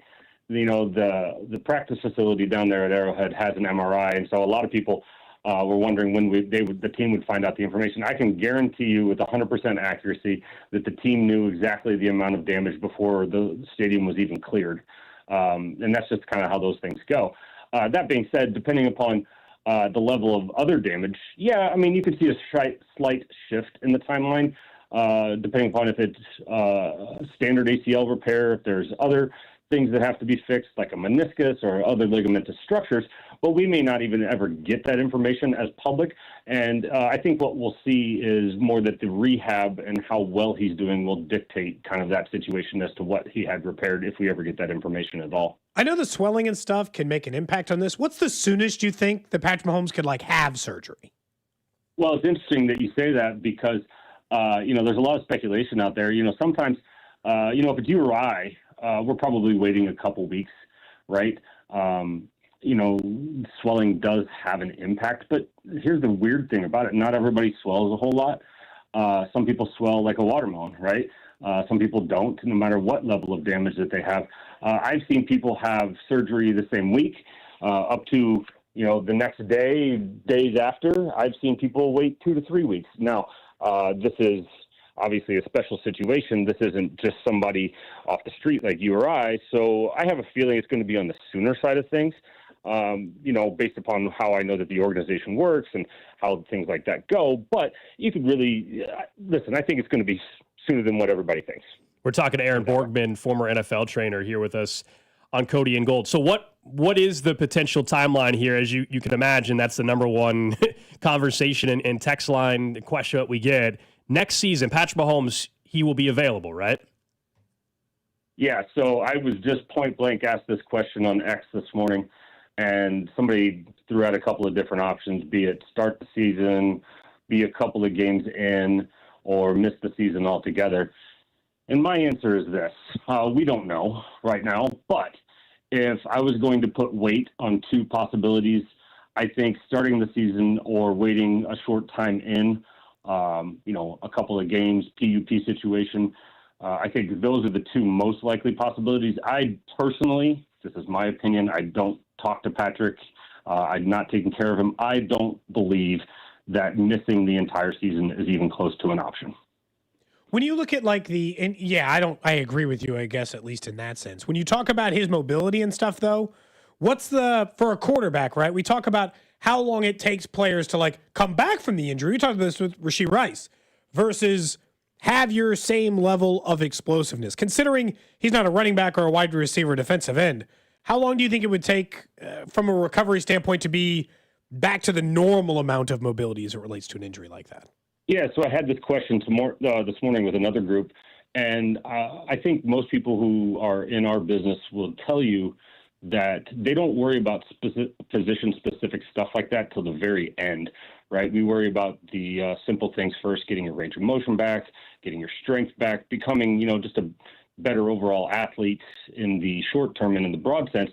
And then at the very end, right, then you start worrying about more position-specific stuff because that's what matters to this individual. Now, obviously, they're going to rehab him a little bit differently than a wide receiver or a cornerback or an offensive lineman, things of that nature. And he is one of the more dynamic players for his position. We know that. The only caution that I have anytime you have a front-sided injury in a throwing athlete is that they do have to push off of that and pivot off of that leg a lot more than a rear-sided injury, a pivot leg versus a post leg, as I call it with my quarterbacks. But that being said, I think that is, a small consideration in the grand scheme of things. Guys, I'm just going to be honest with you. I'll put it out there. I think he's going to be just fine. What about the re-injury risk, Aaron? Whether it's the same knee, I guess, whether it's, how it can impact the other knee, I guess. What's the reality with that? Yeah, so there's a lot of studies out there that talk about opposite side injury, and that risk is real, right? But guess what? You and I have the same risk if we tear something or hurt something that we're going to do it. These guys are such finely tuned athletes. I really don't believe we're talking about small percentages here. And yes, while that is clinically and statistically significant, to this point, we really don't see it as much as people make it out to be anymore as what we used to back when, I was first coming into the profession. I think we've gotten way, way better at rehabbing. I think we understand that there's that opposite side risk. Is it always going to be a risk? Yeah, for a couple years for sure. But every time you take a snap and every time you work out and everything like that, it all goes down incrementally. So is there risk? Yes. Is it that big of a risk? Probably not. Felt like the broadcast was talking a lot about the knee injury going into the game. You obviously didn't know what kind of knee injury he was dealing with, but do you think that whatever he was, seeing how it was a knee injury to that same knee, do you think that they could have known that there was a risk that this injury was more or less likely to happen going into it? Look, I don't think you could have kept Mahomes off the field, but was there a chance that the fact that he's already been running around and dealing with a knee problem contributed to this? I'm going to be bluntly honest with you. I don't think that had any impact whatsoever. Okay. And I guess in what ways, is it hard to know, when a player's dealing with one injury that it's not, how often are those conversations, I guess, taking place? Hey, you're more likely to get injured or have this kind of injury if you're playing with it. Yeah, I hear all that, but here's the thing. We can't actually protect anybody's knee from the amount of force that it takes to tear an ACL. Braces can help mitigate that kind of thing. And so, if this person or any person had any kind of detrimental injury to where there was any kind of risk, well, then they're deemed not safe to play to begin with, right? That's our job as NFL sideline medical personnel. We decide if people are safe to play on any given injury. So if that was even a consideration, then I would say he wouldn't have been out there in the first place. Aaron, really great insight, man. I appreciate you calling in and educating us a little bit about where things are at with ACL injuries moving forward. Yeah, man, happy to be a resource moving forward. Thanks so much for having me. There you go. That's Aaron Borgmann, former Chiefs and Eagles trainer, spent 12 years in the league now with Borgmann Rehab Solutions. Does that make you feel a little bit better about the long-term aspect here? He's just I think he'll be fine. Yeah, does that make you feel better about, for anybody that's worried that Patrick Mahomes not being Patrick Mahomes ever again kind of thing? Hopefully that eases some of that. The timeline, though, you heard what he said. He said nobody knows for sure yet, but he would lean towards week one or a few games in to the season right now. Look, there's been plenty of times this has happened here recently. Tom Brady, Daniel Jones, Kyler Murray, Joe Burrow. These are just some of the quarterbacks in the last, handful of years who have torn their ACL. And the problem is I can find you some guys that didn't play well when they returned from it. But most of those guys, I would say, Gold, are quarterbacks that I didn't think were all that good or at the end of their career anyway. Carson Wentz wasn't very good coming back from his torn ACL. Well, was he ever really good? Joe Burrow is good. Came back, played great. Went to the Super Bowl that year, obviously, and played really well. Tom Brady, the year he returned, came back, played great. Didn't win the Super Bowl that year, but immediately week one was right back to the normal Tom Brady. Now, his injury happened later. I think Joe Burrow is probably the best example. It was, you go back to 2020, so it wasn't that long ago. He was younger than Patrick Mahomes, but, of a high-quality quarterback play. His injury took place maybe a month-ish, week 11 versus 14, so a month-ish ahead of there, and he was able to come back and played.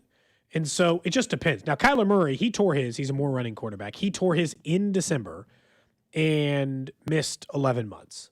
So it just depends on what's happening with the injury and the explosiveness. But when I listen to Aaron Borgmann, I don't get worried that he's not going to return to the field next year. Of course, I guess I never thought that was a real possibility. I always thought he'd play football next year. The question was how much. Yeah, is he ready in early September or is it October? And that's 3 or 4 games. And if we look at this team without having a full offseason yet, and we think that there's some adjustments coming and roster turnover coming and that they may not be a true contender next year and they're fighting for a wild card spot, well, then that can be the difference. And that'll be the ongoing discussion for the next 7 months.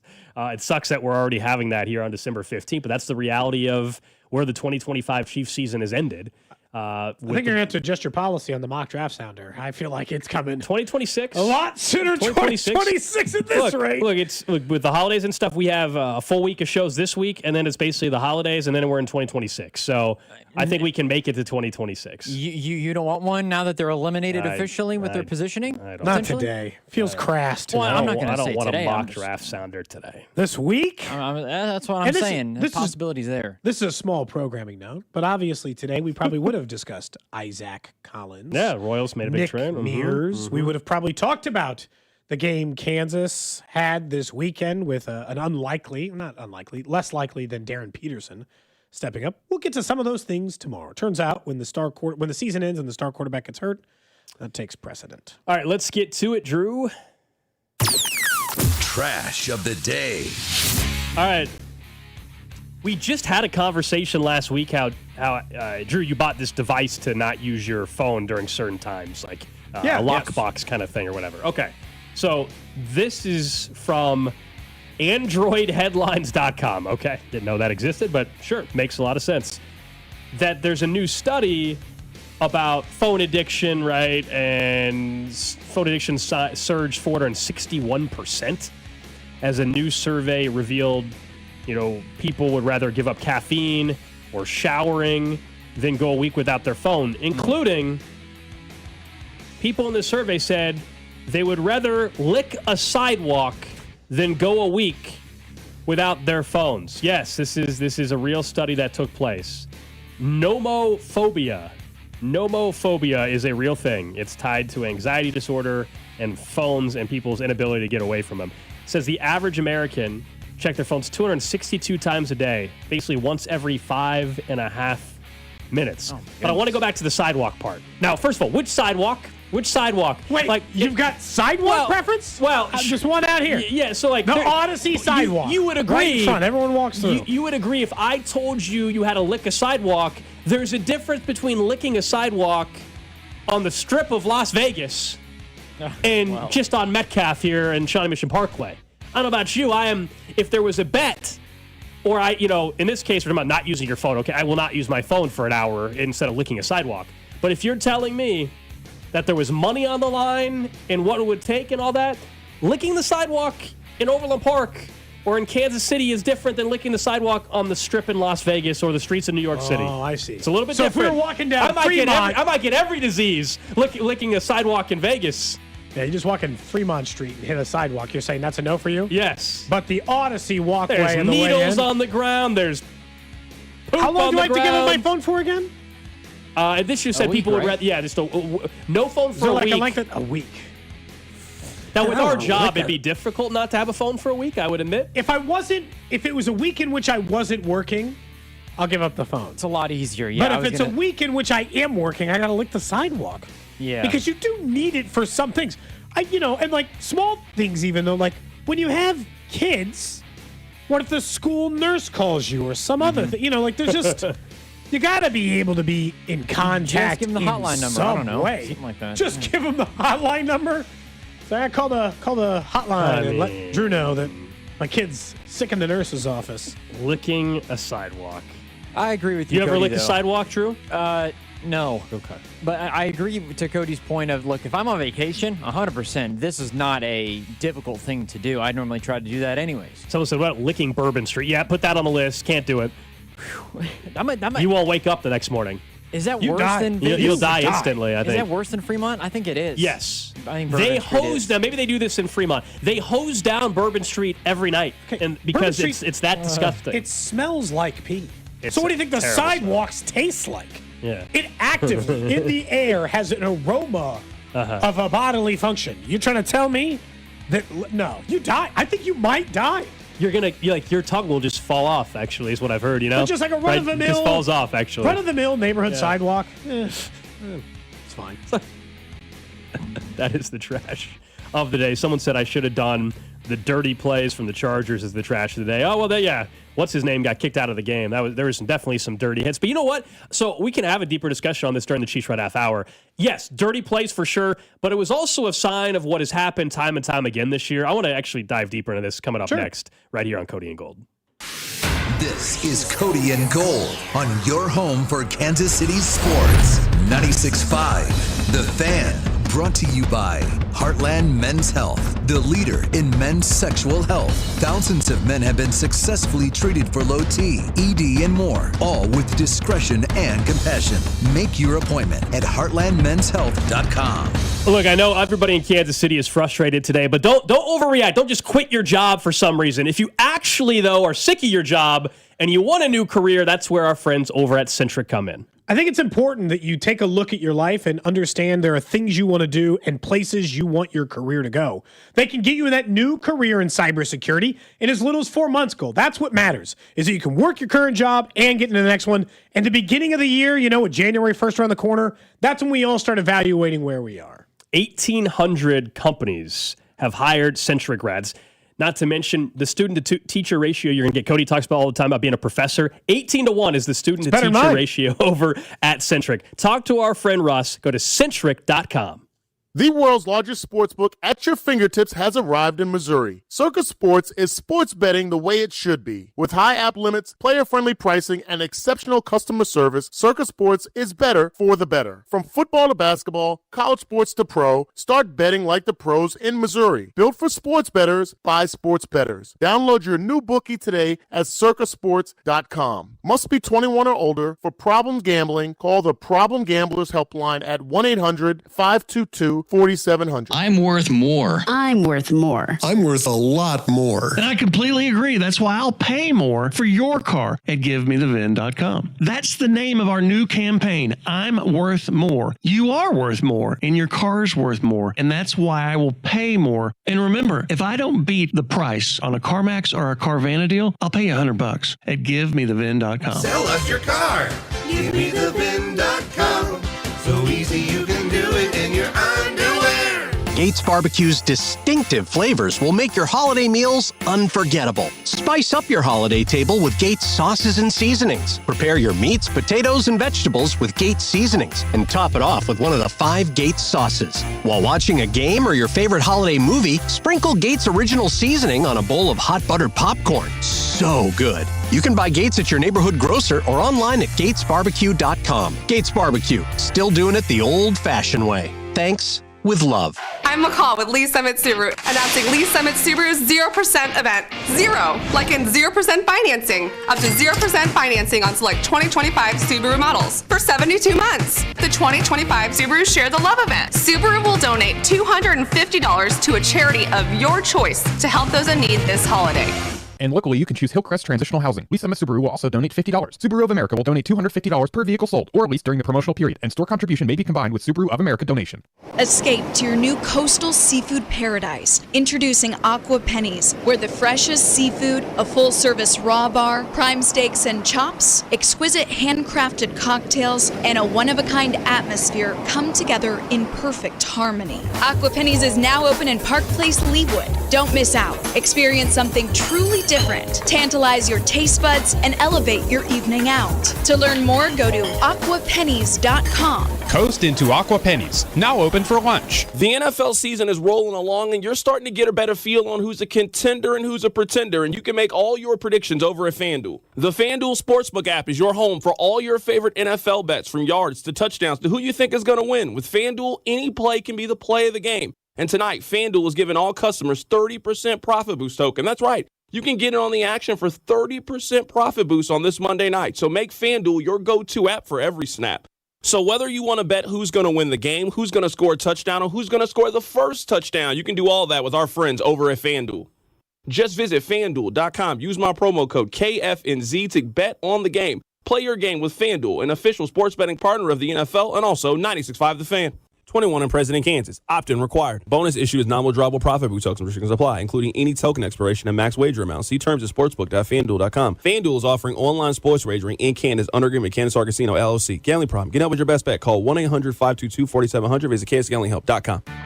This is the story of the one. As an HVAC technician, he and his digital multimeter are in high demand. So when a noisy office HVAC turns out to be a failing blower motor, he doesn't break a sweat. With Grainger's easy-to-use website and product information, he selects the product he needs to keep everything humming right along. Call 1-800-GRANGER, click Grainger.com, or just stop by. Grainger, for the ones who get it done. If you've been diagnosed with moderate to severe plaque psoriasis, this is what it sounds like to be a million miles away. Imagine being a million miles away.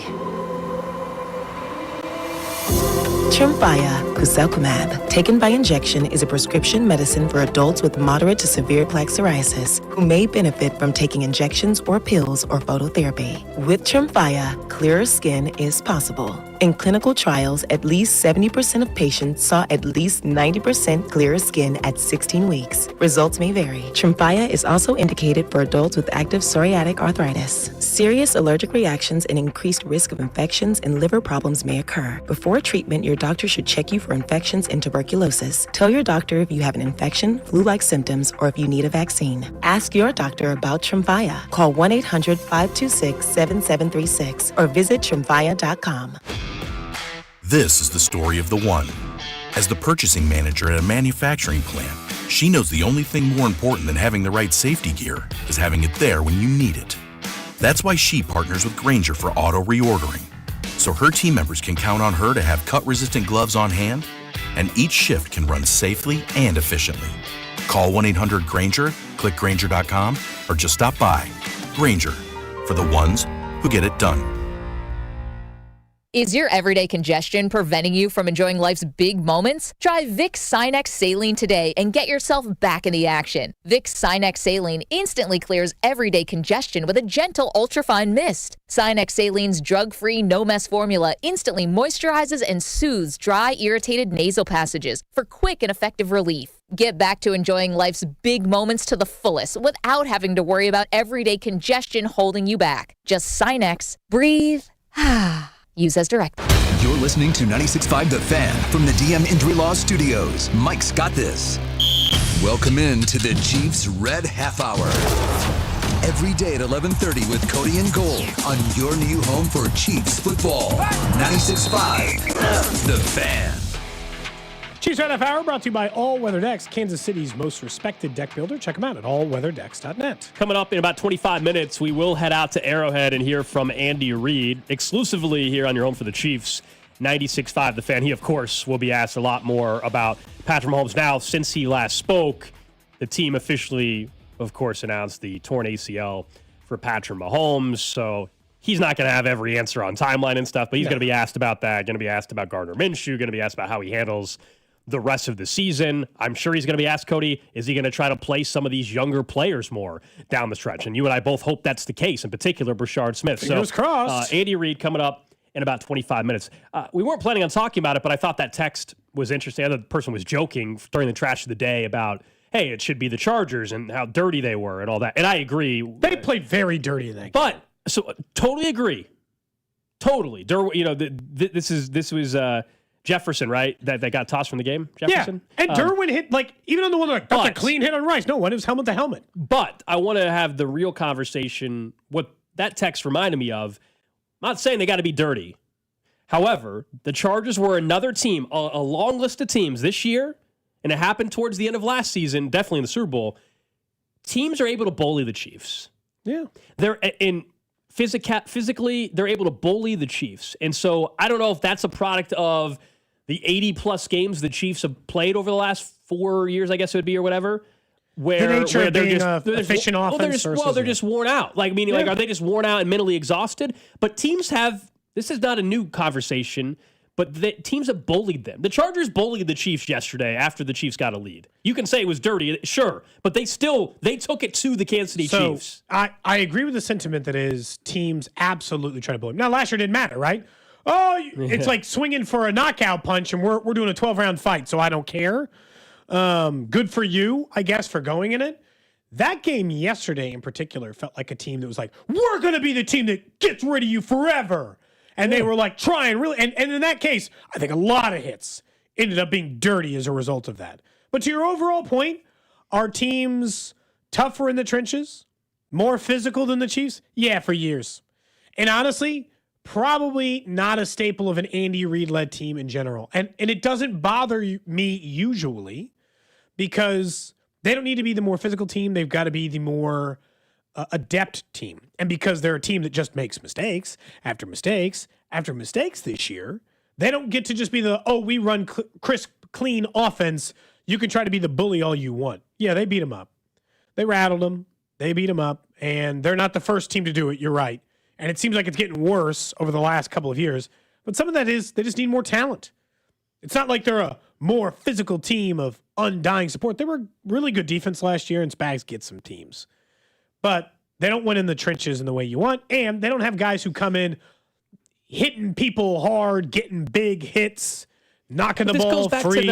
I'm not saying Worthy doesn't fight back for the ball. Yeah. I'm not. There are plenty of guys on that roster that are giving max effort and fighting their ass off, and will continue to. Okay, yeah. I'm not. This is not suggesting the entire team doesn't give a what. But at the same time, I do wonder when you win as much as they have. Now you're facing all these teams that are just it sounds cliche, but like there is something to teams are hungrier than you are to taste what it's like to be at the top of the mountain.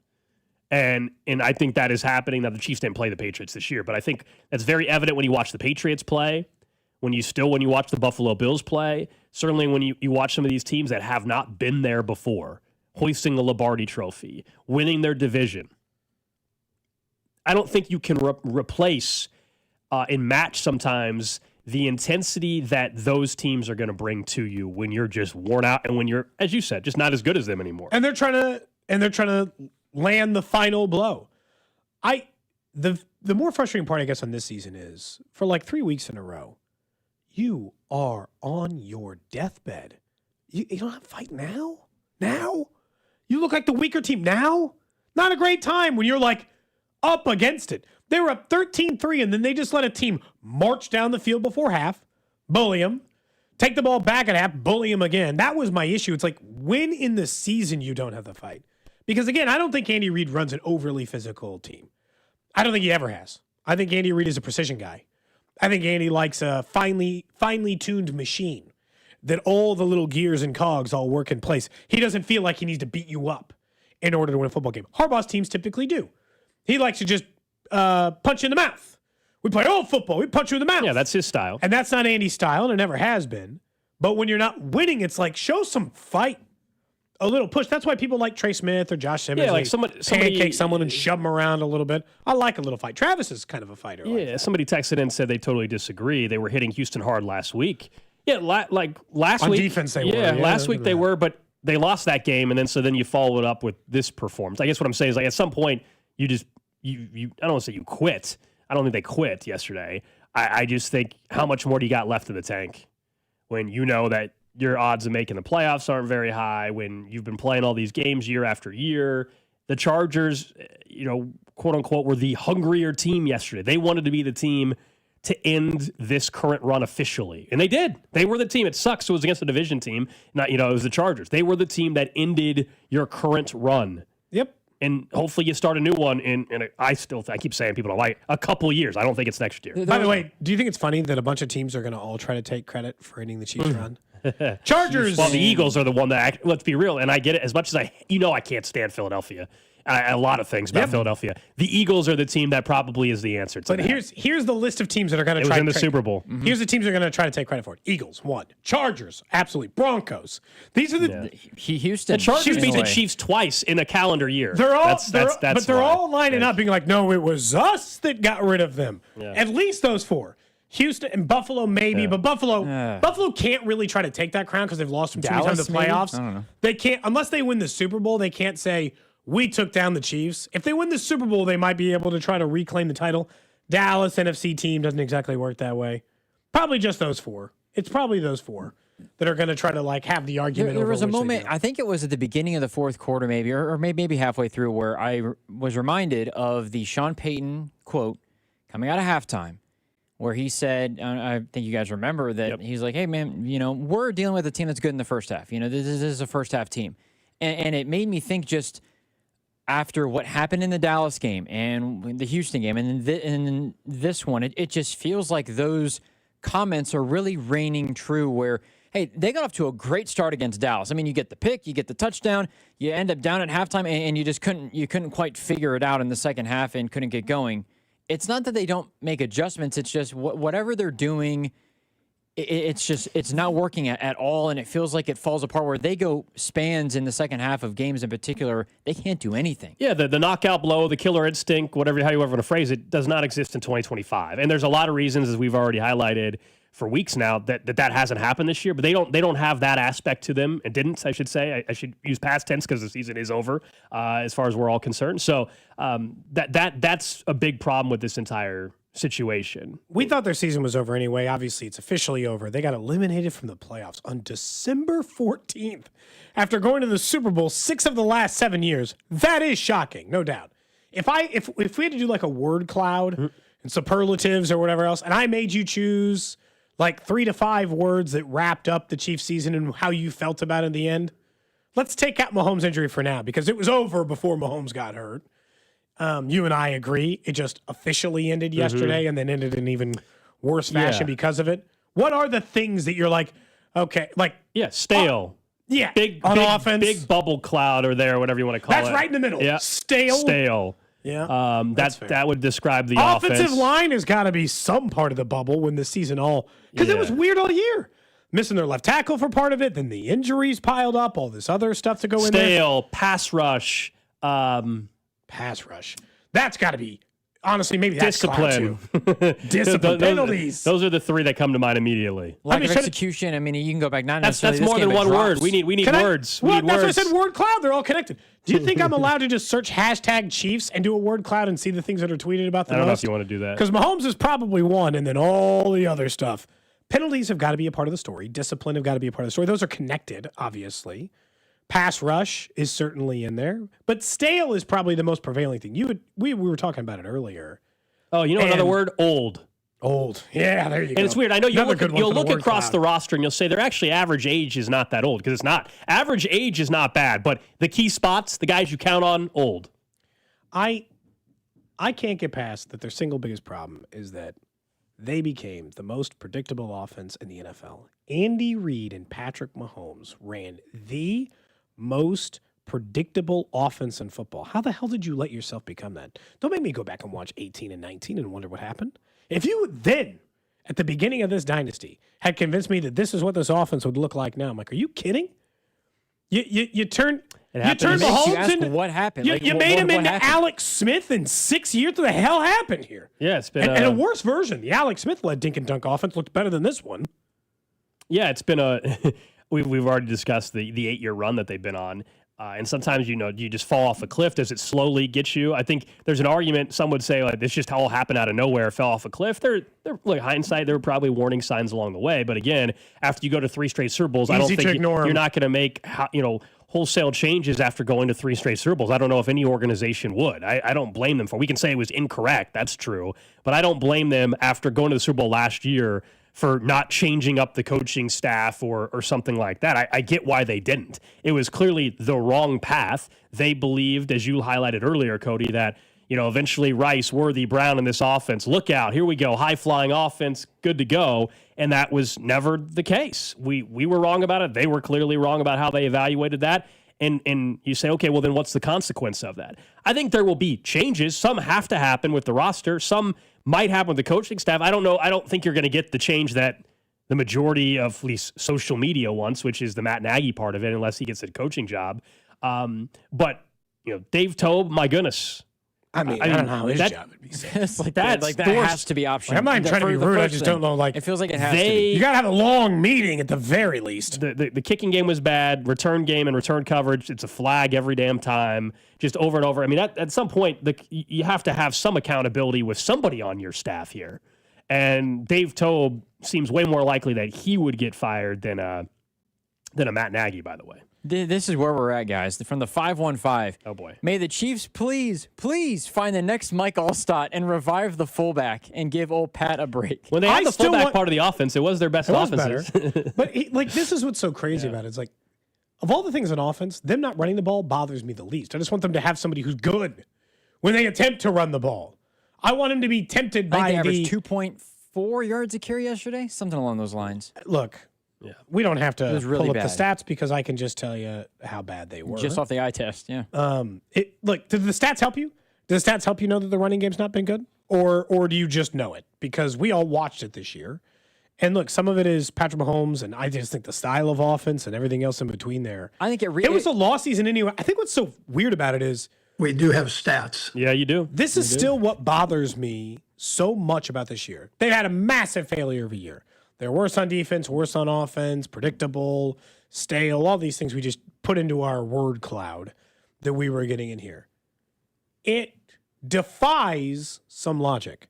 This is a nearly identical roster to a team that went 15-2. How can a 15-2 team who went to the Super Bowl last year turn into the least clutch team of all time in a calendar year? It's a team that went to the Super Bowl 5 times in the last 6 years. And now they just don't know how to operate in the final 2 minutes of a football game? That's what I don't understand. How do they lose their composure?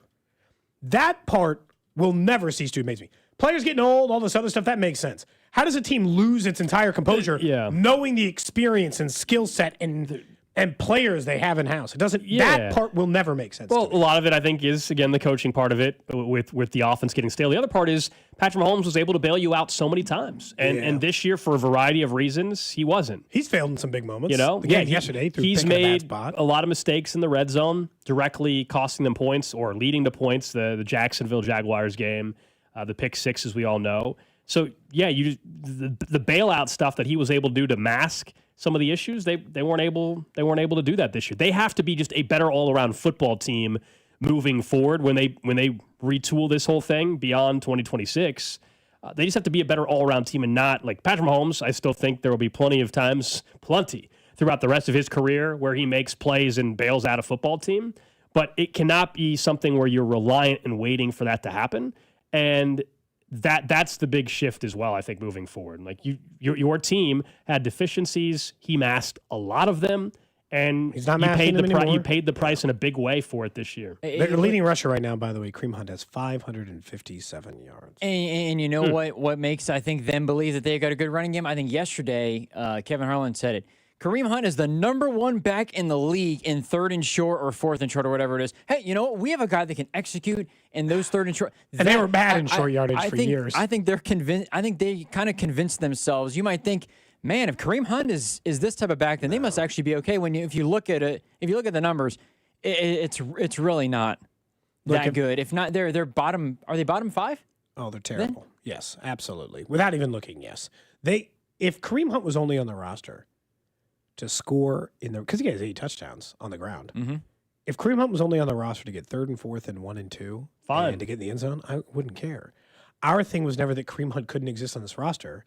It's that the second you signed Kareem Hunt, you had given up on improving the running back position and chose not to at all. And Alex and look, it's certainly not all of you on the text line, so I guess I'm sorry to lump you all in for a minute.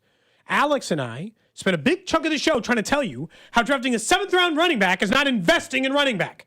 That was not an attempt at investing in running back. You can't take your last pick in the last round of the draft and just keep your fingers crossed that you've solved running back. They don't even play the guy. He has 32 carries on the year, and 15 of them came in a game in which they were up on the Raiders 31-0.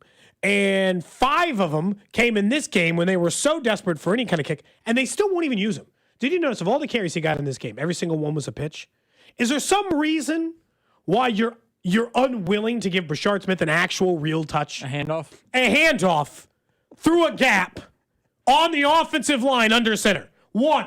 That's my goal. You know what? I've got an early New Year's resolution. For the next 2 weeks, all I want for Christmas or all I want for the end of the year is one handoff under center between a gap to Brashard Smith. Yeah, they got 3 games. Just one. They got 3 games for it. I do think, and going back to what you guys said, I think, Gold, you're the one that mentioned, you both just ran through the teams. If you look at, the top 6 teams in each conference. True, every single playoff team. All of them. Right now. All of them have a running back that they dedicated at the very least in the 4th round, at the very latest in the 4th round. Well, and it's just not even where they were drafted. That's also true. But just look, whether it's one individual back or a 1-2 punch, they all have a legit running game that has explosiveness to it. And we can go through every team again if you want. you will be amazed. It's not that complicated. Yes, teams have closed the gap. They figured the Chiefs out. The Chiefs haven't figured out the too high safety stuff. The league is cyclical. It's an amazing thing. We'll be talking for 5 years at a time like how this is such an advantage, and then it reverts back. Remember, the running backs matter again kind of thing, right? I'm not saying they need to go sign a running back to a 4-year deal worth $80 million. There's a balance here, okay? Draft one. But draft one in particular. But you look at Chicago. One, they also have a very good offensive mind in Ben Johnson. But Monangai and Swift, that 1-2 punch, they're trying to replicate what they're doing in Detroit with Gibbs in Montgomery. The Eagles have Saquon. The Bucks have Bucky Irving and Rashad White and Sean Tucker. The Patriots have Travion Henderson. The Chargers have Amarian Hampton, who's been hurt, but he's back. But prior to that, they brought in Najee Harris to be part of the mix. That failed, but certainly they at least had resources. The Broncos, J.K. Dobbins was good till he got hurt. R.J. Harvey, they drafted him. They got a nice little backfield in Denver. We can go through every single team other than maybe Pittsburgh and say they got a legit running game going right now. Yeah, Jalen Warren, fun. From the 913, they were counting on Pacheco. But again, sure. Where was Pacheco picked again? Left. It worked out, but he was 7th round. So I think that almost convinced them, just the same as it was that Kareem Hunt could be their guy because he was good. He's been good on 3rd and short. Well, hey, Pacheco worked out, so why can't we do it again? They're relying on old habits, just like they go on, they bring back McCole Hardman. They go out and they revisit players who they previously have had, at least from my perspective, more than any other team in the league because it worked once. Surely it has to again when that's not always the case. Worked out as a delusion. The Chiefs have not attempted to have a good running back ever since Jamal Charles. That's it. They gave up. Right now, you're like, Pacheco worked out for a 7th-round pick, I guess. He's no better than Spencer Ware was. He was never a top 10. He's no better than Spencer Ware was for 2 years, or Kendrick West, a different 7th-round pick and an undrafted running back. Maybe stop, except for the one time they took a 1st-round pick and Clyde Edwards-Helaire bombed it so bad that they're going to be afraid to do it again forever. So it's like, someone on the text line said their only option to your argument was trading for Breece Hall. Do you think wasting a 3rd was worth it, or a fumble of each? I'm still not going to change my opinion on that. I actually think the evidence now looks even stronger why it's good. Thank goodness they didn't trade for Breece Hall. He was a rental. Could you imagine you would have given up a 3rd-round pick for this? To pay him and then for this? This team shouldn't have given up a 3rd-round pick for We've been sitting here and saying, wow, good thing they traded for Breece Hall. 3rd-round pick, and for what? Their quarterback's hurt now. You're eliminated from the postseason. Maybe you would have made it an extra week or two or something like that. I know we can't predict every single result what it would have been if they had Breece Hall, and I'm by all means interested in the offseason in Breece Hall, but not giving up the 3rd-round pick at the time. In my opinion, I actually feel stronger about why I'm glad they didn't trade for him than I ever had. In a lost year, sure. All right, up next, Andy Reid, exclusively here on 96.5 The Fan. He will definitely be asked about Patrick Mahomes now that we know for sure. He is expected to have surgery for a torn ACL. Plus, what does the next 3 weeks look like for the Chiefs? What's up, Chiefs Kingdom? It's Trey Smith. You're listening to Cody and Gold weekdays 10 to 2 on your home for Chiefs football. 96.5 The Fan. Brought to you by Heartland Men's Health, the leader in men's sexual health. Thousands of men have been successfully treated for low T, ED, and more, all with discretion and compassion. Make your appointment at heartlandmenshealth.com. I'm Mitch Holtish, voice of the Chiefs. Everyone develops cataracts naturally as they get older. When your vision is affected by cataracts, you should see my doctor, Dr. Steven Silverstein at Silverstein Eye Centers. Dr. Silverstein is a world-renowned cataract surgeon who performs life-changing laser-assisted cataract surgery with premium lens implants to correct your vision up close and far away. Trust my eye doctor, Dr. Steven Silverstein, Silverstein Eye Centers, 816-358-3600 to schedule an appointment. We love entertaining during the holidays, but we also love spending time with friends and family. That's why we're letting Hy-Vee do everything, because Hy-Vee has convenient pre-made holiday meal packs for any size gathering. Made fresh and ready-to-heat menu favorites like succulent turkey, honey-glazed spiral ham, or prime rib, plus savory sides, rolls, and a choice of dessert. And don't forget the wine and spirits department. So pick up your meal the day before the holiday and then just heat and serve on the big day. This holiday season, let Hy-Vee do the cooking while you take the credit, only at Hy-Vee. Score big savings with Hy-Vee and the Kansas City Chiefs. Big points mean even bigger savings. Just shop Hy-Vee the day after a game and earn a fuel saver discount equal to the Chiefs score and based on the amounts you spend. If the Chiefs score 42 points, you save 42 cents a gallon with any $42 purchase. The more we score, the more you save. Win or lose, everyone scores the day after a Chiefs game only at Hy-Vee. Offer good in-store and online. Some restrictions apply. See store for details.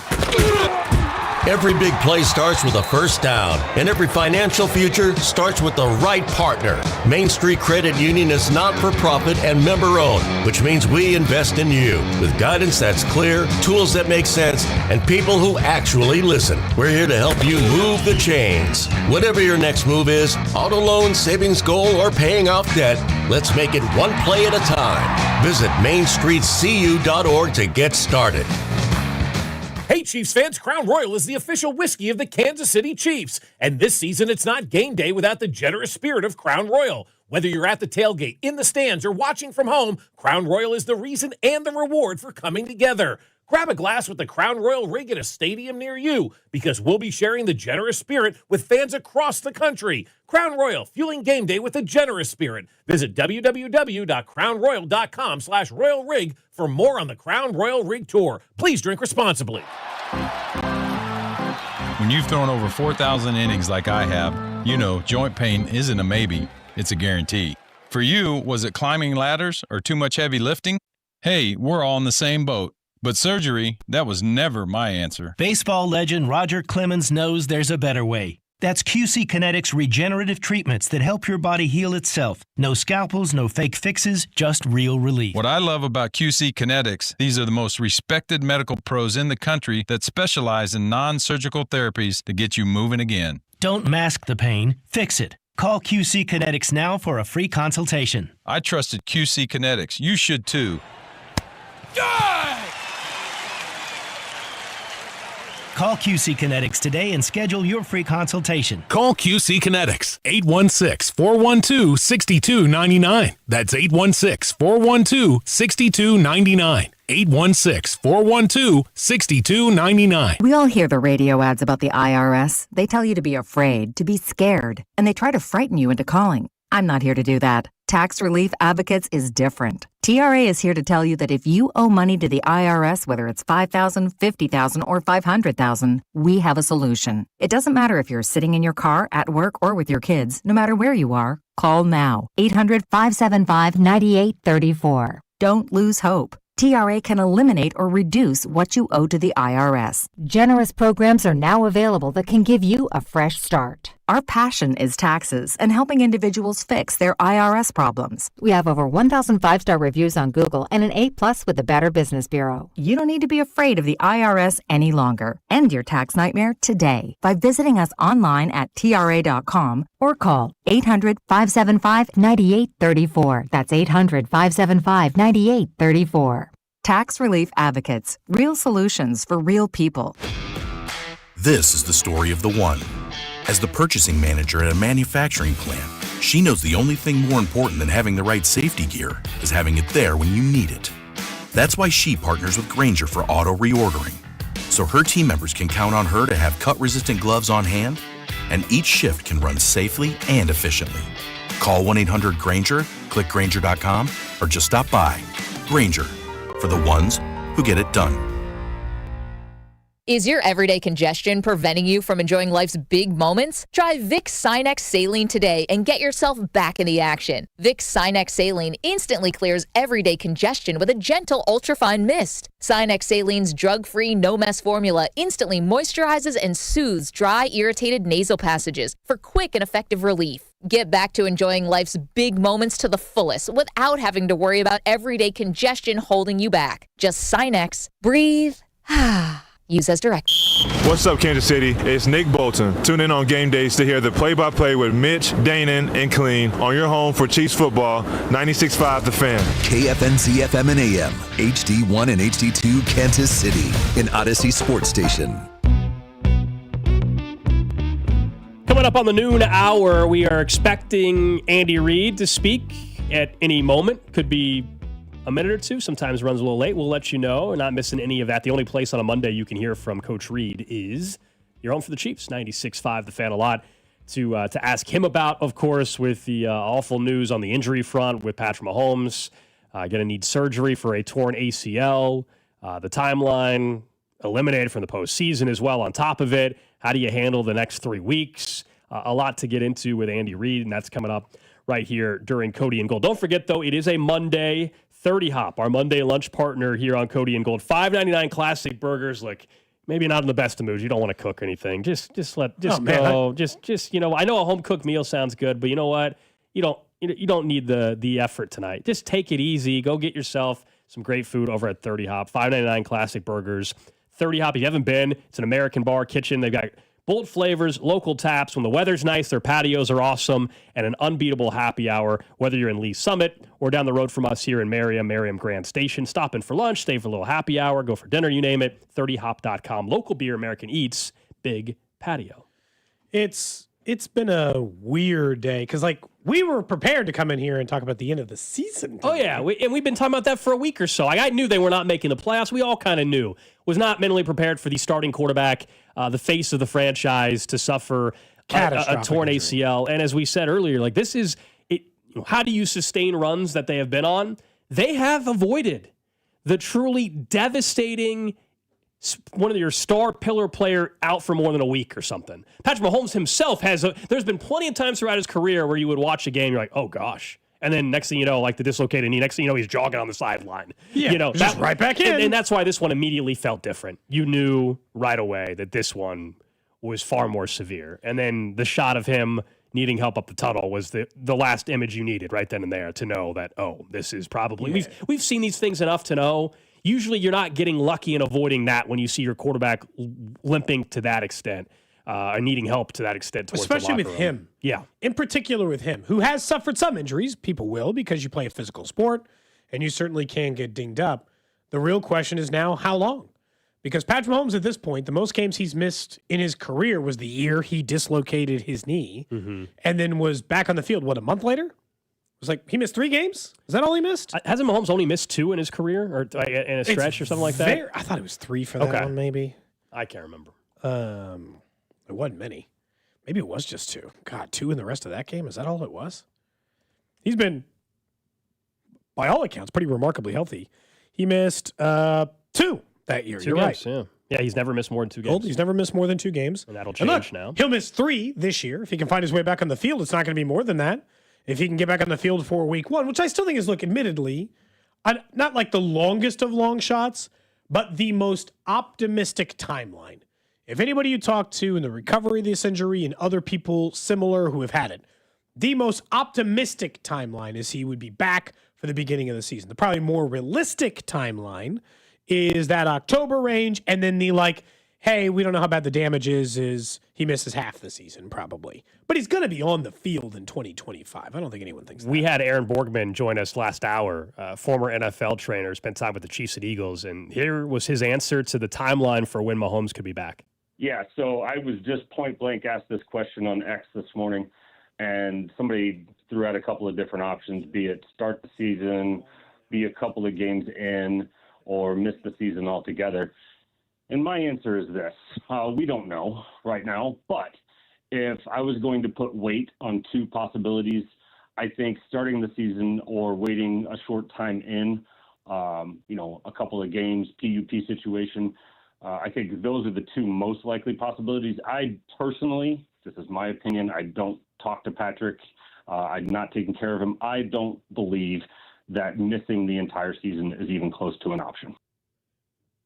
So if you were fearful that next year he's going to only play in, 2 games or not play at all or whatever, that's not what we're going to see here, assuming recovery goes well. The question is more week 1 or week 4 or week 5, basically is what it sounds like that the debate will be. And I don't think anybody in the Chiefs organization knows the answer. It depends on when he has surgery. If it happens here very, very, very soon, then that obviously can change the timeline as well versus a month or something. Let's go out to Arrowhead right now. Andy Reid on Mondays, heard exclusively on 96.5 The Fan, brought to you by Arvest Bank, believing in the power of serving others. The tape, I basically feel the same way I did last night. We've got to clean up some things, really all 3 phases. There were some good things from our young guys, but not enough. And we've we'll go back to the drawing board here and work on that. For information, Patrick is going to go to Dallas for a second opinion with Dr. Cooper, and we'll just see. We'll give you updates as we go from there. And then as far as the other injuries go, I really don't have anything to offer you right now. We'll talk about that later. With that, time's yours. We'll go ahead and start with Pete Sweeney. Go ahead, Pete. And said I'll have a second if I can. Just in generally speaking, this is the first time Patrick is going to have to go through a long rehab. Just knowing what you know about him, how do you feel like he will attack that challenge? Yeah, I think just what you said, he'll attack it. And he, just like he does everything else, there have been some pretty good quarterbacks that have had the same injuries and have done pretty well after they came back. So he'll get after it, and he's got good people here to rehab him, and he'll be right on top of all that. And then Chris Jones mentioned last night just your message of finishing the season strong. With that said, how much can you use these 3 games as an evaluation period for the younger talent on the roster? Yeah, listen, every game you go into, I mean, it can be Yahtzee and you want to win. I mean, we're in America here. That's kind of what we do. So you want to go in to play your best. And, if the guys are available, they're going to play. And they know that, and they want to do that. So, you find out. We'll go next to Jesse Newell. Hey, Sid, I'll have a follow-up too. Hey, Andy, I just wondered how much have you been able to talk to Pat in the last 18 hours or so after the injury? Yeah, I've had a good visit with him a couple different times. So he's in a good place. He always feels like he let people down, but then he comes back and he's ready for the challenge ahead. Which is what's real right now. He's just got to get through surgery wherever it might be, and then move on from there. Great. And just given some time to process for yourself now, just what are your own thoughts and emotions, kind of knowing now the severity of the injury that he, suffered? Yeah, I know the process of rehabbing for sure. He'll get in there, and I know he'll come out on the strong end of this thing, and then as we go here, we're finding out a lot about our team. Some of the young guys are having opportunities to play. We're going to finish the season strong and with effort, and then then you get into the off season. But there's I'm always optimistic about going forward, and Brett Veach does a heck of a job with bringing players in, as you can see now by the guys that are in there playing. So, and then it's our responsibility to clean things up on the coaching side of it, and the players to take responsibility on their end and finish these 3 games, and then whoever's still here after to retool it. We'll go next to Sarin. Go ahead, Sarin. Thanks, Sydney. I'll have a couple as well. Coach, first of all, just kind of, you said if guys are ready, they'll play. You also just said there, some young guys have had a chance. I'm just curious, what would be the reason to not, since you're not going to be playing in the postseason, to not go ahead and, what's the thinking of not playing younger players that are definitely under contract and that maybe could get some valuable experience? Well, sir, most of them are already playing. Okay. So that's the main thing. It's I've got to see what the injuries are here and from this game, and then go from there. But most of the young guys are having an opportunities in one phase or another. You only have so many numbers in this thing that you can play with. So in the NFL, it's not quite like college where you have 90 guys that you can just pick and choose from. And then I know the other question about the offense, obviously the injuries are playing a part of it, but does it feel like, it's just been out of sync all year for whatever reason that you've had some moments where it's been really good. You go back to the Raider game, the Lion game, but a lot of times it feels like everyone's just kind of like, when you go deep, Pat's talking about, well, maybe you should have checked it down. When he checks it down, he says, well, maybe I should have been aggressive. Have you just felt like you've been kind of out of sync on that all year? Well, when you lose close games, you search for things, and so because you want to fix it, and sometimes it's a penalty here, sometimes it's a turnover here. So um, a variety of things. I mean, there's always one little thing that determines close games. Normally, one or two things, and we've had our share of those, and you can't have those. I mean, it's it could be the wrong play, called the wrong play at the wrong time. So we've all got a piece of this thing, and you got to keep striving to fix it, and then do what you have to do in the off season. But you finish these games here striving to do better and cleaning up some things. And I mentioned one of the positive things is you get to see a lot of young guys play out of it and see what they're all about. We'll go next to Sam McDowell. Hey, Andy, a couple things. I just wondered, first of all, you mentioned that Patrick is getting a second opinion. Is that because you guys are still analyzing whether there's damage beyond the ACL? No, but these guys normally do that. So on that, Sam, most guys get a second opinion.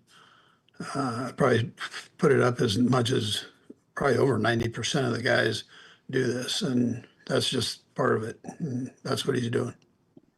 And then just throughout this last, decade plus, I mean, you guys have been so good at building as the season progresses and getting better. What's the difficulty in doing that mid-year, knowing that the rest of the league's trying to do the same thing? Yeah, you've always got to continue to strive to build and add to the roster, and then you've got to stay ahead of the game as a coach, and so and that's every offseason. That's the challenge. Sometimes when you're good for the period of time that we've been doing well, you're not picking very high in the draft, and that's you make things work. Nobody's done it better than Brett has, and being able to keep everything afloat and then still not spending a ton on working in the free agency market as much as a lot of people do. So we've done. He's done a great job of juggling all of that. We'll go next to Todd Lebo. Go ahead, Todd. Hey, Coach, a couple of things. First off, on your guys, that you guys put out the tweet that he had an ACL. Did the initial diagnosis mention anything about a meniscus or anything, or did it just look like an ACL? Yeah, it's just what they put out there. We try not to hide too much from you, right? That's not our game. I try to keep it right up front with you. So that's the information that they had, and they put it out for you. And secondly, you haven't been through being out of the playoffs in December in a long, long time. What's this been like for you this past 24 hours with that realization, and where do you kind of go back to figure out how to go about this next few games? Yeah, Todd, I mean, obviously I'm not happy about it. Neither is anybody here. I mean, that's we strive for excellence. We try to do that every year. Things happen though in this league. I mean, it's there's a ton of parity, and sometimes you end up on the short end of it, and you've got to go back and look at things, and that can be healthy. And we've got good people to do that with, and we've got a good nucleus of players. So we've got to go back and look at all of that. Go next to Nate Taylor. We've got two left. Andy, you guys don't have another quarterback on the roster right now for 2026. So how much of this next 3 games is an audition for Gardner Minshew and the possibility of having him maybe come back for next season? Yeah, sure. I've got a ton of confidence in Gardner. So, I mean, it's I've watched him play with these other teams. He started in the league. Our guys have confidence in him. And then Chris Oladukin behind him will work up there. And Chris has been with us for a while too. So I think there are 2 guys that our guys trust in there, and we'll play hard for him. We'll close it out with Todd Palmer. Go ahead, Todd. Hey, Andy. First, I wanted to clarify. Dan, you're talking about Dan Cooper, the Cowboys physician down in Dallas, is who's going to go see you? Yes, Dan Cooper. Okay. And then second, given the typical recovery timeline for something like this, I know you're still in the season, but I mean, how does that maybe alter the way you guys have to approach the off season, knowing that Pat's not going to be available to do the stuff he's normally done, may not even be available to start training camp, things like that? Yeah, we'll cross that as we go. Brett thinks of everything. I mean, he jumps in on it, and he's well ahead of all of it. So I'm not worried about it, that part of it. And then Pat, you never know on these rehabs how they go. I just know he's got good people that he'll be working with, and I know how aggressive he is on things. And as long as the surgery goes well and as expected, then I would expect a fairly quick recovery for him, just because of those factors. Thank you, Coach. That's all. All right, so that was Andy Reid exclusively here on 96.5 The Fan. Of course, the press conferences on Mondays brought to you by Arvest Bank, believing in the power of serving others. Couple things on the injury front you guys heard there toward the tail end. Patrick Mahomes seeking a second opinion, and it is pretty standard stuff that does happen, as Andy said. A lot of times with injuries, you get the second opinion. It likely confirms what you already know, and then you move forward with surgery. What we don't know... Just how quick they'll surgery. Yeah, well, that, and then we know it's an ACL injury. Andy was asked, you guys know if it's a meniscus as well or whatever, and it was pretty comical. For those of you that listen to the press conference on a regular basis, or if for maybe this is an inside media one, for some people that have covered the team for a long time, Andy's saying, well, we gave you all the information. We don't ever hold back anything. Sorry, Cody and I both did laugh out loud during that. Well, I mean, that moment. It's hard not to. But it's anyway, not true. And it doesn't have to be. Now, it might be the case in this circumstance. Yeah. And by the way, I hope he only has an ACL and not a meniscus injury on top of it that can complicate things a little bit. But the idea that we wouldn't hold anything back from you guys is hilarious. But whatever. I mean, we all do those things. Anyway. But yes, I've said this long before. The troubling thing that I heard, I don't know if you heard it as well. He's I'm sure you did. Is he was asked, "Hey, you guys are eliminated from the playoffs. 3 games to go. Are you going to try to play the young guys more?" It's like, they're already playing. They're already well. No, they're not. Brashard Smith gets 5 touches a game, maybe. Playing them more, and there is value. I totally disagree. There is value to finding out what you got in Brashard Smith. Now, Noah Williams is playing more now the last couple weeks, so that's going to happen, I think, automatically. But in particular, Brashard Smith, heck, Hollywood Brown's not under contract. He didn't play this last week anyway. He's not under contract after this year. Juju Smith-Schuster's not under contract after this year. I'm not saying that you have to make Juju Smith-Schuster or Hollywood Brown inactive, but and you can figure this out. Brashard Smith and Jalen Royals in particular, maybe it's not this week against the Titans, Cody. Maybe it's the final 2 weeks or something. I don't care however they want to do it. Both those guys should get some opportunities. Get them some reps. And in Brashard Smith's case, find out what you have, because as far as running backs under contract next year, it's Brashard Smith and then I guess technically Carson Steele maybe. That's it. Yeah. I mean, find out if Brashard Smith is good. Even I think to a degree, I would assume you're not bringing Hollywood Brown back. Right, yeah, that's put Jalen done. Royals in. Why not? And just see what he can do. See if he actually can hit and be potentially a 4th guy, at least to see what you have, because he has not gone on the field point blank period at all. It's a balance. You still have to free agents have to want to come here. You still have to play them some. All the stuff that happens. I'm not saying Hollywood Brown gets 0 snaps now. Yeah, that's what I'm saying. And Jalen Royals gets home. Jalen Royals gets 0 snaps at wide receiver a game. He can get 10. Yeah, just work him in. You can find 10. Rice can get less. Hollywood can get less. Worthy can get less. Everyone can get less, and he can get 10. Brashard Smith should be this team's starting running back the rest of the way. I would love to hear any contrary argument. There is none. Because you got to know where you are at running back. There is none other than loyalty and hurt feelings and yada. The season's over. Find out about the future a little bit here. It's one thing if they were eliminated from the playoffs. It'd be another thing if Patrick Mahomes was still playing. Even then, I would still argue play a bunch of the young guys and see what you have. Hell, you're already forced to play young guys on the O-line because you got injuries. You're already playing two practice squad tackles at this point in time anyway. You can't argue to me that, well, we're not going to be able to do the things we want to do if we have Brashard Smith in there. You got injuries all over the place on the O-line. So what's a backup running back that might be your number 2 running back next year? Brashard Smith likely is your number 2 running back next year. If you gave every wide receiver 5 less snaps, that's it. Just 5 less snaps.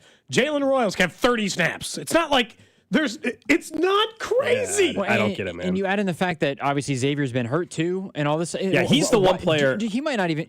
Should he play at all the rest of the year? He's the one player. I was texting with somebody last night about that. That's a good point. I think he's the one player that I would shut down. He's got a dislocated shoulder. We know he needs surgery on that, right? At the end of the year, and then we already learned that way back in week 1. Yeah. So he needs that. He's got an ankle injury on top of it. He's very beat up. Yeah. He's under contract next year. He's going to be your number 2 receiver probably on this football team next year. I don't know any other scenario where he's probably not. So that's the one player. I know normally you don't sit guys out. But if they're injured and not just, they're bruised up, I'm talking like he has he's playing with a harness on his shoulder or a brace on his shoulder. Xavier Worthy would be the one player I would say just let him get his recovery and rehab going early as well. At the very least, like the guys that, like, you're not having Isaiah, at least we don't think so. Isaiah Pacheco's not going to be on this team next year. At least let Brashard Smith take a bulk of what he's done. And even if you want to start Kareem Hunt, fine, but fill Brashard Smith's time in with what Isaiah Pacheco's done, or I don't know what the linebacker situation looks like, but you've got Bassa as well, where, it's an opportunity, and as for as much as... I mean, Jaden Hicks should play a ton. I don't care how up and down of a season he's had. Jaden Hicks should probably be the biggest beneficiary of this. He should be on the field all the time. For as much as we talk about, they're only a 4th or a 5th round pick, that's where Kansas City has hit quite a few times. Obviously, as we've talked about in magnitude during the Brevi era, why not try to see what your 4th round linebackers got and see if he provides a little bit extra. It's not the same thing. It's like if I'm the doctor, all of a sudden Trent McDuffie's hyperextended knee doesn't look like it's going to be good enough for the next month either. You know what? There's looking a little dicey there all of a sudden. Just go ahead and sit you down the rest of the time, Trent, and we're going to get everybody else in. Yeah, and look, you can't bench everybody. You got to, to his point about the roster size, that's fair. But unless, if somebody's $500,000 away from 25 more catches, well, yeah, you give them an opportunity to earn their incentives. But in other, or Travis Kelce, if he knows this is it and he's, X amount of catches away from being second all time for tight ends, okay, make sure he gets that in the final 3. But I really think in the case of Xavier Worthy, what's the reason to play him when he has all year gutted through a dislocated shoulder? I don't know. It's just like... Someone said, why are you guys so mad? Because it's extremely frustrating when you hear the head coach of this football team knowing the season is over, literally over, because of the playoffs and that's all that matters in the NFL, making the playoffs and winning championships. Yep. And you have young players that could help you next year, could be really nice pieces, and you're saying, well, we're already playing them when we all look and Brashard Smith's getting 4 carries a game. But we'd rather not learn anything about them and find out if they're capable of being full-time starting players. And I get it. There's still a limit to what can learn. Right, can I for sure learn that Brashard Smith is a starting caliber NFL running back behind Essa Pole and Chu Godric and Gardner Minshew at quarterback? No, probably not. Probably can't get the full answer. But I'll tell you right now, if he kicks ass behind those 3, well then stock up. Yep. Do whatever I got to do. If he can play behind those 3 guys on the offensive line and at quarterback, well then there are things to learn. By the way, this has been a sports thing forever. Bad teams or teams out of the playoffs play younger players, play people deeper on the bench because they're trying to figure out and evaluate it. Because a practice cannot tell you everything about a player. It just can't. Putting a player on a field in those circumstances, trying to win with fight, can teach you something about a player. And so, it's important to know. It's important to know more. This goes back to the same thing. I don't know. I don't even know if Jared Wiley's on this team anymore. He is. But if they want to give Travis Kelce 10 less snaps and give Jared Wiley 10 more, fine. Yeah. Fine. I'm not saying bench the good players and start all bad players.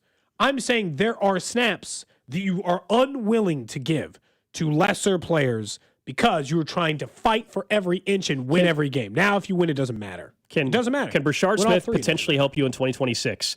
Yes, potentially. So let's find out what he's got. Can Jalen Royals potentially help you in 2026? Potentially. Let's see him play a little bit more. We can go on and on and on.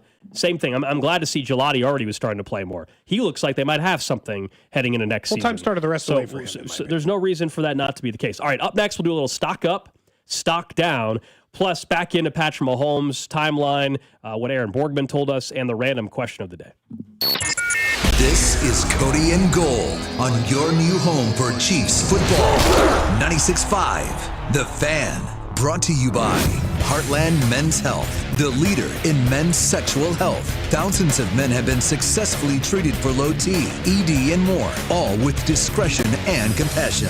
Make your appointment at heartlandmenshealth.com.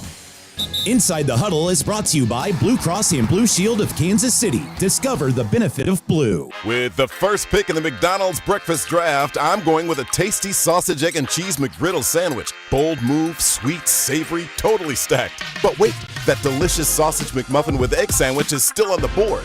Lucky for me, McD lets you mix and match two for just $5. And right now, any size iced coffee is only $1.89. Breakfast at McDonald's. That's the real winning deal. Ba-da-ba-ba-ba. Prices and participation may vary. Cannot be combined with any other offer or combo meal. Single item at regular price. Arvest Bank believes in the power of serving others. That's why we're committed to supporting those who serve our communities. We believe that all communities deserve a financial partner who cares. Arvest. We believe. Around here, we've got each other's backs. When it comes to health insurance, we want that same kind of support. Blue Cross and Blue Shield of Kansas City gets that. They're from around here too. Backed by the national strength of the Cross and Shield, they help you make confident choices, no matter where you are. Blue Cross and Blue Shield of Kansas City. From here, for wherever you are. That's the benefit of blue. Men, we hear it all the time. A man comes in to get his erectile dysfunction treated, and very soon thereafter, he tells us that his relationship is renewed. This is Jeff for Heartland Men's Health, and you should know that ED doesn't just affect you, it also often affects your partner. They can feel undesired, unwanted, they may even feel like you don't love them anymore. At Heartland Men's Health, we've successfully treated thousands of men for ED with protocols that have success rates as high as 90%. Which means if you're like most men, we can get you back to the guy you used to be. You could even last up to an hour or more and find you're performing like you haven't in years. So call us today and give your partner the gift of renewed love. Your first visit is only $99 and includes blood work, a medical consult, and if medically advised, a test dose. And if that test dose doesn't work in our office, your visit is free. Call 844-447-6600. That's 844-447-6600 or go to heartlandmenshealth.com. That's heartlandmenshealth.com. We have 3 offices, Overland Park, Independence, and North Kansas City. FanDuel is the #1 sportsbook for same-game parlays from points, rebounds, three-pointers, assists, and so much more. FanDuel is the best place to combine your favorite picks into a same-game parlay or track every stat line live, all in an easy-to-use, one-stop shop app. And right now is the perfect time to join because new customers get $150 in bonus bets if your first $5 bet wins. So bet on the players that you love the way that you want. Head over to FanDuel and use my promo code FanDuel.com/KFNZ to sign up today. FanDuel is the best place to combine your favorite picks into a same-game parlay or track every stat line live, all in an easy-to-use, one-stop shop app. FanDuel, an official sports betting partner of the NBA, and also 96.5 The Fan. 21 and present in Kansas. First online real money wager only. $5 first deposit required. Bonus issued with non-withdrawable bonus bet, which expires 7 days after restrictions apply. See terms at sportsbook.fanduel.com. FanDuel is offering online sports wagering in Kansas under agreement Kansas Casino, LLC. Gambling problem? Get up with your best bet. Call 1-800-522-4700 or visit kansasgamblinghelp.com. Guys, thanks for helping me carry my Christmas tree. Zoe, this thing weighs a ton. Drewski, lift with your legs, man. Santa! Did you get my letter? He's talking to you, Bridges. I'm not that. Of course he did. Right, Santa? You know, my elf Drewski here, he handles the nice list. An elf? I'm 6'3". What everyone wants is iPhone 17. And at T-Mobile, you can get it on them. That center stage front camera is amazing for group selfies. Right, Mrs. Claus? I'm Mrs. Claus's much younger sister. And at T-Mobile, there's no trade-in needed when you switch. So you can keep your old phone. Or give it as a gift. And the best part? You can make the switch to T-Mobile from your phone in just 15 minutes. Guys, my side of the tree is slipping. Timber! The holidays are better at T-Mobile. Switch in just 15 minutes and get iPhone 17 on us with no trade-in needed. With 24 monthly bill credits for well-qualified customers plus tax and $35 device connection charge. Credits end and balance due if you pay off early or cancel. Finance agreement 256 gigs, $830. Eligible port in a new line. $100 plus a month plan with autopay plus taxes and fees required. Check out in 15 minutes or less per line. Visit T-Mobile.com. This is an important notice to all U.S. taxpayers. The IRS is giving away billions of dollars in tax savings through a federal program called the Fresh Start Initiative to aid delinquent taxpayers. This initiative was established for anyone facing financial hardship and unable to pay their back taxes. Qualifying and enrolling in this program will stop all collections, settle your delinquent tax problem, and even reduce what you owe by thousands of dollars. Call the hotline at People's Tax Relief to see if you qualify and get this free information by dialing 800-922-1284. If you have unfiled tax returns or cannot afford to pay your personal or business back taxes, you can now get the help you need. One simple phone call can resolve your tax problem and save you thousands of dollars. To see if you qualify and to get this important free information, call 800-922-1284. 800-922-1284. 800-922-1284. Let's qualify for enrollment. Results vary. Consult with your tax professional prior to enrollment. We all hear the radio ads about the IRS. They tell you to be afraid, to be scared, and they try to frighten you into calling. I'm not here to do that. Tax Relief Advocates is different. TRA is here to tell you that if you owe money to the IRS, whether it's $5,000, $50,000, or $500,000, we have a solution. It doesn't matter if you're sitting in your car, at work, or with your kids. No matter where you are, call now. 800-575-9834. Don't lose hope. TRA can eliminate or reduce what you owe to the IRS. Generous programs are now available that can give you a fresh start. Our passion is taxes and helping individuals fix their IRS problems. We have over 1,000 5-star reviews on Google and an A+ with the Better Business Bureau. You don't need to be afraid of the IRS any longer. End your tax nightmare today by visiting us online at TRA.com or call 800-575-9834. That's 800-575-9834. Tax Relief Advocates. Real solutions for real people. The technicians you can trust with your house keys. Anthony Plumbing, Heating, Cooling, and Electric. This season, enjoy stress-free comfort with easy booking and trusted service from Anthony. Save up to $4,500 on a new high-efficiency HVAC system. Schedule today at anthonyphce.com. You're listening to 96.5 The Fan from the DM Injury Law Studios. Mike's got this.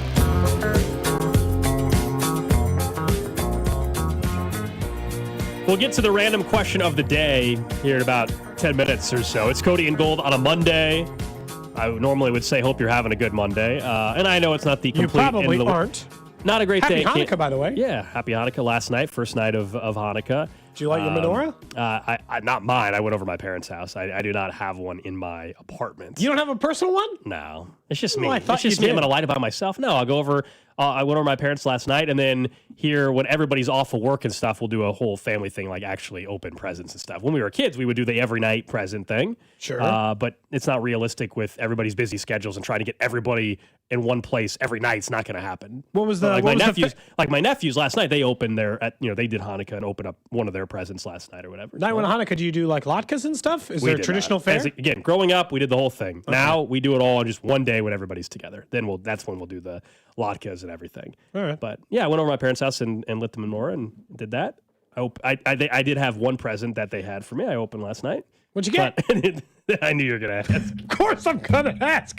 What'd you get? Well, because this is why I swear to God, I'm if it's laughing. Hinge Plus, I'm going to lose No. it. I'm going to lose it. No. I'm laughing. That would be an all-time moment on this show. I'm laughing because there are other presents that we're going to open with everybody, here in a couple weeks. And so I purposely...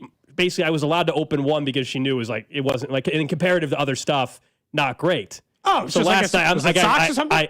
I kid you not. Yeah, I kid you not, guys. Since you all are so curious, I got some new pairs of Bomba socks, which are amazing. Bomba socks are great. I'm wearing them right now. And I got some new boxer briefs. So really exciting stuff. But I needed them. So. Something about feeling like a little kid, getting new socks and new underwear. I'm wearing Bombas right now. So am I. The Bombas? Incredibly comfortable Bombas socks. are great, man. This is an unpaid endorsement. Yeah. I just I like love their Bomba socks.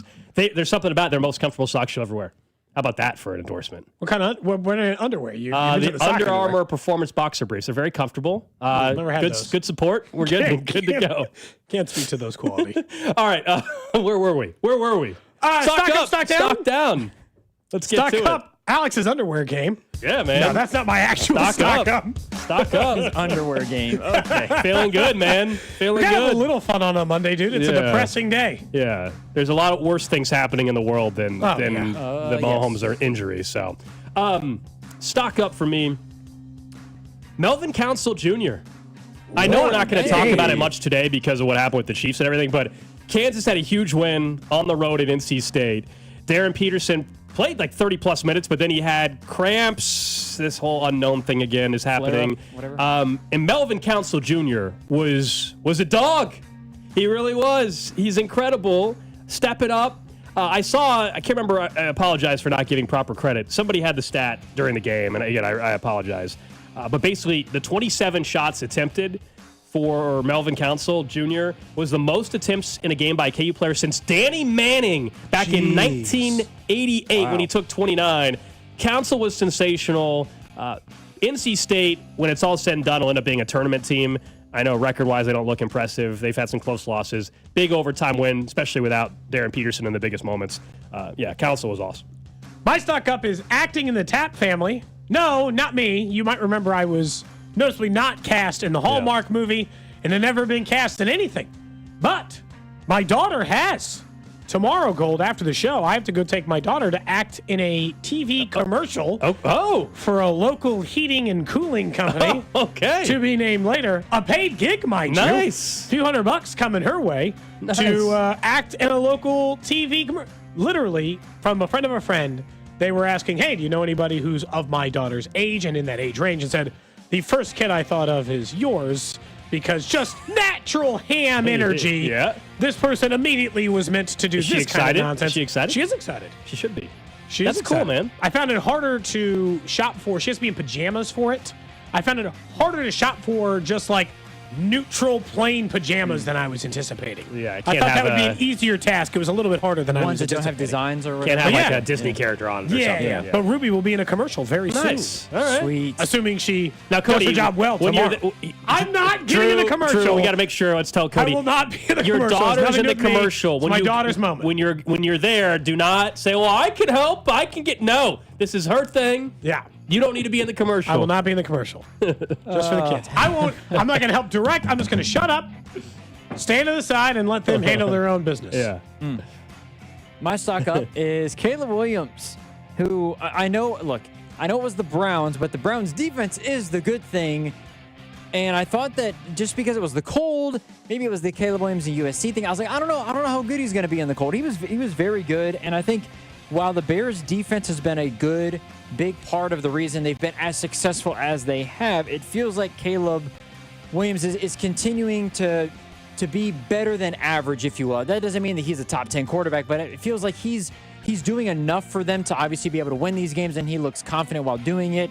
It feels like there's still some bumps in the road at times, but I thought he had a really good game. I would say stock up for Caleb Williams. Yeah, that comment there gets me right into my stock down, actually. Stock down.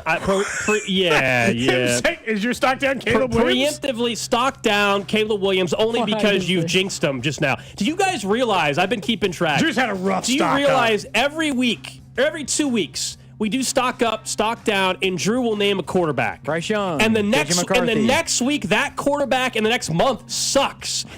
Week 1, Drew, stock up, J.J. McCarthy. Oh my gosh! And then we all know what has happened. Now he was good last night, but he was terrible. Last week you said Shador Sanders. Right. What happened yesterday? He was terrible. Yes. Now you're doing it to Caleb Williams. You're jinxing everybody. Quick to go stock up on one quarterback's game, and then Caleb Williams, I don't know who they're playing this week. I bet you Caleb Williams is a terrible game next week. The Bears. That's a tough. Stock down. The Bears have the Green Bay Packers. Stock down. I mean, they have no pass rush, too, outside of Micah Parsons, who just got injured for the season. So we'll see. That's tough to say. Stock down for me is Jackson Dart play style. I know he said, I play football. This is a physical sport. Do you realize how many times Jackson Dart had to go to the blue tent to be evaluated for a concussion yesterday? 4! That's crazy. 4 times! They had to take that man to the sideline to evaluate him for a concussion. He can't keep playing like this. Someone's got to coach it out of him. I know you want to play football and play football like a football player, whatever his excuse may be. You also have to stay on the field. We can't have you out every other play, get looked at in the blue medical tent because you shot through a window like Ralph Wiggum head first directly at defenders. You have to be some version of yourself that has some safety to it. And so Jackson Dart, his play style, stock down. He's got to he's got to cool it a little. I'm worried about him because of what you're describing, which is when he's at his best, it's when he is running. I know. But he's having a problem protecting himself. And so if you start to limit him, is he that guy? I don't know, but he's not going to be that guy at all in the league if he keeps playing like this. That's my only issue. Man, the text line's eviscerating me. Saying I'm going to be offering to sing their jingle. You are. Set off for musical talent on the sideline. I think your wife should actually have to take Ruby there. You think so? You should not be allowed to be Just at this filming. Just so I'm not. I'll stay out of it. Because Cody's going to get there. But I sing. If you guys need some help with the jingle, I can do this for you. Most companies already have the jingle. They don't need me for it. Next thing you know, the commercial, I don't know what the exact commercial is going to be, but they're talking about a warm, cozy night or whatever, and the kids are there, and then Cody's going to be walking in. He's going to be the oldest person in the commercial. I give you in his full pajamas. I give you full right that if even so much as a pinky is in this commercial, you can eviscerate me on this show. So it's going to be standing there. So my stock up was a quarterback. My stock down is also a quarterback. Oh. I don't know if you guys saw this. Diego Pavia finished second in the Heisman. Yes, I was going to do Joe Burrow, but we could save that for another day. Diego Pavia is my stock down. I don't know if you guys saw this. He has not handled not winning the Heisman Trophy very appropriately, where he made a post eviscerating, speaking of which, the school, Indiana University, Fernando Mendoza wins the award. He went to a party that had one of those signs that the letters roll across the screen. I guess it said F Indiana, and he was dancing and everything like that, and said F the voters as well who didn't vote him to win the Heisman. I think he is destroying his image within a 48 to 64 hour span. They also, before the Heisman Trophy ceremony happened, ran through a bracket of Heisman Trophy winners, and I think it was Johnny Manziel, and I believe it was Reggie Bush or somebody else. And they asked, who would you choose? He goes, me. I would choose me. He's having a weekend. Can we stop Got with this, confidence please? in yourself. You said you Too like much. honesty. Too much. No, I understand that. Over the top. You're asked a question, not even about yourself. This is about other winners of the Heisman Trophy. You don't need. You can cool it on the I'm better than everybody else thing just for 2 minutes. Yeah, Diego Pavia. And is he just going to be a guy that's in training camp next year with the team? He's got no long-term NFL future, right? He doesn't profile as that. He's just going to be a guy that's in a camp. He'll be fun to watch in preseason for some team. Oh yeah, that's what it'll be. He's going to light up preseason and the third and fourth be, quarter. Yes. Mark my word. We're going to be sitting here August 23rd or so. No, earlier, August 12th. First preseason game. He's going to look at Drew's going to come on this show. No, I'm not. And going to tell us, guys, I'm just saying. I'm just saying. Did you not see what he just did? He threw for 2 touchdowns in the preseason game against third stringers. I'm just telling you. I promise you. Sure? I promise. You sure? And it can come back to bite me fine. But I promise when I be saying Diego Pavia's name on a stock up next year. I will say, you know what? I like one guy saying F the voters about any kind of voting system like this for the Heisman. You know what? What do I care? It's not like they didn't vote for him. What are they going to do? Vote for him less now? Ooh. Who cares? It doesn't hurt anybody. And in fairness, there's 1,000 of them. You don't even know which ones he's talking about. And in fairness, look, Vanderbilt obviously had a spectacular season. But again, when we look at what happened in that game against Ohio State, Fernando Mendoza was spectacular. Maybe Diego Pavia should have beat Alabama instead of losing by 16 points during the regular season. That might have won you the Heisman if you'd have shown up against Alabama. Yeah, it's tough. It's little things that win these awards, but also, just going and making a mockery of everything. You don't have to be that guy. You just don't. I'm assuming he's just having a hard time because up until Fernando Mendoza came and won against Ohio State, Pavia's probably going to win the Heisman Trophy. Probably. That's a tough weekend. But it's also get yourself to the SEC championship game. He had a great college career. I mean, he had a great college career. Great college career. Took Vandy to unprecedented heights. He made some good money with NIL when he went to so nothing to be. He became a likable character within all of that, and then in the last few sports needs villains. Yeah, but you know what? And if he wants to be he made $2 to $2.5 million. I will say, NIL. Good for him. He also, I think, one good for him too is that he was overly cocky, talking about Tennessee and talking smack about all these other teams.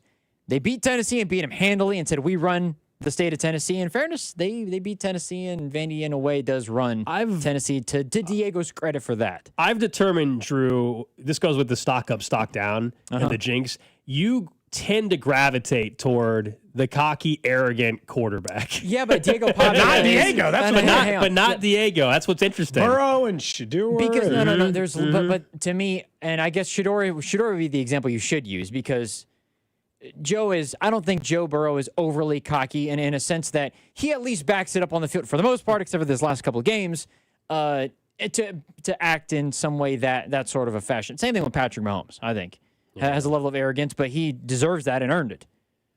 Shador, he didn't have a good game. Over the age, what an interesting take from the 816. If you're over the age of 22, you should not be in contention for the Heisman Trophy.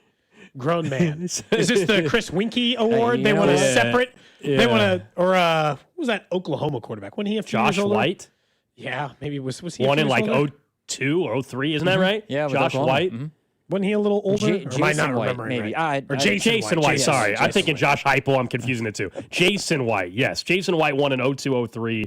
Was he younger and I'm just thinking he was older? Let's see. Jason White won the Heisman in 2003. Cody, I think it's the fact that Diego Pavia is on like his 7th year of eligibility because of the JUCO stuff and then got a medical red shirt. He's on like year 7 of being a college football quarterback. Coming up at 1 o'clock, we will get back into the roster for the Chiefs and kind of moving forward and what the Mahomes injury should potentially do for that. But it's that time of the show where we get to the random question of the day. Random question. Random question today brought to you by Kansas City Urology Care at KCUC. Remember, you see the best in KC. Visit kcurology.com today. So for you, Gold, you, Drew, text line 913-586-7965. And, of course, on YouTube, Twitter, Twitch, and Facebook, where we live stream the show all 4 hours every single day. Just a quick scale, 1 to 10, and then we have a slightly larger conversation about this in general. 1 to 10, how bad do you think Phillip Rivers' body feels today? Did he have a black eye in postgame? Did you see how dark his eyes looked after the game? I did not see it, no. I don't know. To answer your question, Payne, he barely got out of bed today, I bet. Barely got out of bed. Do you think he legitimately needed 45 minutes to physically get himself through the house? Yeah, he's got to be so freaking sore today. No, look, I thought he only got hit. He only got hit 2 or 3 times, though, in fairness. But he's still just from the moving more, and also the cardio's probably not there. He drove the Colts down for a go-ahead field goal with under a minute to go. He did his job. I thought his post-game comments were really nice. I thought when he said I'm just trying to teach these kids that you can't be afraid and you have to try for things. I thought it was a really genuine and it was cool to see his high school moment. The live shot when they were showing his high school kids that he coaches cheering and going nuts when he threw that touchdown pass. And they should have won that game. Seattle's very fortunate to have won against Indy. Nobody thought they had a chance to win, and they really should have won on the road in Seattle for your first start in 5 years with 4 days notice. I just but it's still, there were a couple times. Did you guys see the snap when he fell down? Yeah. And it just looked like old man drops glasses and he's just fumbling over his own legs. And then he went straight down again. That one was oh wow. That was tough, dude. That was tough. His comeback player of the year, he was 15-1. He's now 6-1. The odds got more For likely. Real? Yep. Because they're probably thinking, hey, you know what? Who's he going up against on there? McCaffrey and Dak. Honestly, there's no way he. What is a more impressive feat to come back from? And my answer is still not a knee injury, Drew, not an ankle injury, none of that.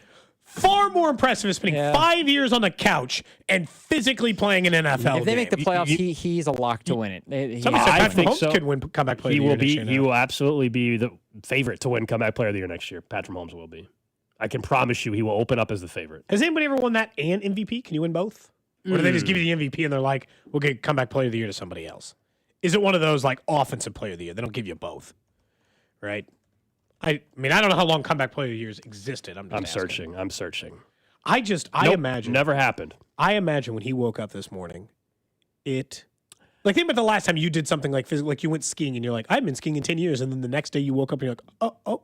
This is what it feels like again. Well, it's muscles you didn't realize you weren't using anymore is what happens. You're like, oh no. And yet he played a whole football game. No. It's not just you, as you said, going to a gym for the first time in months. I can't imagine. I loved his reaction after the touchdown. It was almost like he didn't know which body movement to make. He was so excited about it. He was just so excited. It was the greatest moment of his life. It might have been his favorite touchdown he's ever thrown. I'm so mad they didn't win. Life. They should have won that game. It would have been a perfect story if they would have won. and their defense was awesome all game long. And then in the final drive, look, give credit Sam Darnold and Jackson Smith-Njigba stepped up like they have all year, and the Seahawks are for real. We knew that. They got one of the best Colts had rosters in the a sport. particular plan to win that game. Long drives, sustain the ball, Hand all it that, off a million it, times. and it worked for the most part. But someone says they're making fun of you. Do you think Phillip Rivers is sore today? Is the question of the day. I now get why Drew says he brings more in-depth, thoughtful questions. I was using this as a platform to continue the conversation about Phillip Rivers. Never would have happened with What's Drew, the is most what sore they're you think saying. you've ever been? Oh, man. After my car accident? Wow, good answer. Is That's that a good answer. You did seem like you were hurting pretty bad then. In the moment, you still especially, sore? I'm basically back to being normal, but there's moments where I still am in my ribs still not. I don't know if it counts sore. as sore as much as just true pain. I told you like last spring, the moment where I started to realize, oh my gosh, I'm getting old. When I was doing laundry, remember? Oh, and yeah, I hurt my your back. That's and for like a whole week. I mean, the back was so tight and stiff and everything. So that would probably be the answer. I don't know if that counts as being sore as just injuring yourself in a pathetic way, but yeah. Man, that's tough. I mean, the second, and I appreciate, because again, the photos on the sideline, it's tough. Like Phillip Rivers, you're like, you're putting yourself out there. Oh, he's also overweight. Yeah. The pads, that wasn't just, we got a bunch of rib padding. No, the rib padding was sticking out of ways because the pregame when he was in the pool, I'm like, oh, Phil, dang. And look, it's like, I get it. We all let ourselves go a little bit, get older. It's harder to keep the weight off. He was working out all the time. I'm just like, honestly, it was a very brave thing he did yesterday. Willingness to step out on the field. He knows he's not in good enough football shape. And then, there's the moments where, like, when he's stumbling over his own feet, when he tried to get to his own feet, I'm like, oh, no. Oh, Phillip. Oh, no. It was just like I'm here for the whole story. I hope he wins a football game coming up. Me too. Who do they have next week? They have a tough schedule. Niners, Monday Night Football. Oh, God. Yeah. The Niners defense not as good as Seattle's then defense, I think it's though. the Jags after that, and then Texans. Yeah, it's a brutal defensive stretch. Honestly, can we cancel the Texans-Raiders game this weekend and just declare the Texans the winner? Because I feel the Raiders might. Geno Smith might die. You're saying just You mean auto Kenny win 'em? Pickett? Kenny Pickett might die. Do you know how bad the Raiders' offensive line is compared to how good the Texans' defensive line is? It's going to be a massacre. Are you watching tonight? Nah. Steelers, Dolphins. Honestly, I had a hard time tonight's a watching football checkout. yesterday after the Mahomes injury anyway, and so I was like, I was only interested in the afternoon slate for Phillip Rivers, genuinely. And then the night came out and watched, and then tonight, I think it's a takeoff game. I think I'm with you. I watched last night. J.J. McCarthy played great. Tonight might be you know what? Watch a little Netflix night. Might be the case. What show? I don't know. Well, I need to finish the new season of Stranger Things, or part one of whatever. Hold 3 on. parts. Have you not seen the show The Residence? I saw your Instagram post about this. I You binge-watched binged it till 3 a.m. the other yeah. night. I saw Oh, that. yeah. Wife and I started watching that. Resident at or Zins? Residence. It is one season. It is like. What's it about? It is like it's basically like a game of Clue, essentially, but very fascinating. I think you're kind of. Is it with real people, like a live Yes. show type thing, or is it a movie? It's like a movie that's split in. It's made into a series to make it go a little bit deeper into the mystery, and it's like Knives Out, but over the course of episodes, not just a 50-minute episodes. Like it's a thorough series. But I was Wikipedia very, describes it as American very good. mystery comedy drama. Well, I won't It be was very binge watching until 3 a.m., but I might. Well, it depends on when you started, of course. Like How many episodes? 10 episodes, or It's set up just like Clue. 8 episodes. We started at 7 p.m., which is why I went till 3. Colonel Mustard. Did you guys play Clue growing up? Of course. Yeah. Of course. Yeah. Yeah. Classic one. Yeah. Mystery Museum was another one that We played Life a lot as kids. My Life. son, like yesterday, was like, "Hey, can we play Monopoly at like 7 o'clock at night?" I'm like, It's a long game. Play a different game, but it's not that one. All right, up next, let's get right back into the news, of course, of the day. Patrick Mahomes getting a second opinion in Dallas, likely going to need surgery for that torn ACL. What does it mean for the roster moving forward? And what one former NFL trainer had to say about the timeline, re-injury risk, all of your questions answered next. What's up, Chiefs Kingdom? It's Creed Humphrey. You're listening to Cody Gold, weekdays 10 to 2 on your home for Chiefs football, 96.5 The Fan. Brought to you by Heartland Men's Health, the leader in men's sexual health. Thousands of men have been successfully treated for low T, ED, and more, all with discretion and compassion. Make your appointment at heartlandmenshealth.com. It's easy to not feel yourself this time of year, or maybe you're just like, I don't know, man, my energy's been down a little bit. It makes the holidays keep you down. No, all those things could be signs of low testosterone. Maybe the workout hasn't been going the same. Maybe you've been sore. We're talking about with Rivers, right? All of these things, you can get yourself checked out with a free T-test over at Low T Center and Synergen X. What can it do for you, you might ask? Well, the treatment can help you bring those levels back up with a personalized TRT treatment plan that is built just for you, with the test done in their lab in as little as 20 minutes. On-site lab, not sending off, not waiting for those results like other places. Find out as fast as you can what they can do for you. What they're saying is that it can change lives. The best you is waiting. And again, it starts with that simple and free TRT test at their on-site lab. Look, I know you've been wondering the question, and again, I just encourage you to figure it out for yourself. Get that free test at fixmylowt.com. That's fixmylowt.com. Midwest winters take a real toll on your garage door if it isn't ready. Let Overhead Door Company of Kansas City come out and perform their 14-point tune-up on the garage door and 12-point tune-up on the opener. One price covers 3 garage doors and openers. The work is guaranteed. Overhead Door Company of Kansas City, trusted here since 1927. Call now to schedule your garage door tune-up, 816-221-0072, or schedule online at ohdkc.com. ohdkc.com. Around here, we've got each other's backs. When it comes to health insurance, we want that same kind of support. Blue Cross and Blue Shield of Kansas City gets that. They're from around here, too. Backed by the national strength of the Cross and Shield, they help you make confident choices, no matter where you are. Blue Cross and Blue Shield of Kansas City. From here for wherever you are. That's the benefit of blue.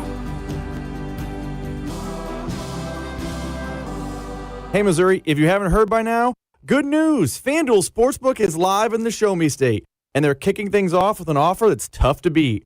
Right now, new customers in Missouri can bet $5 and get $300 in bonus bets, win or lose. So whether it's football, basketball, hockey, or more, you can bet it all on an app that's safe, secure, and super easy to use. So download FanDuel today and head to FanDuel.com/Missouri and join the excitement. Remember, new Missouri customers can bet $5 and get $300 in bonus bets, win or lose. Because Missouri, it's time to play your game of FanDuel. FanDuel is the official sportsbook partner of 96.5 The Fan. 21 and present in Missouri.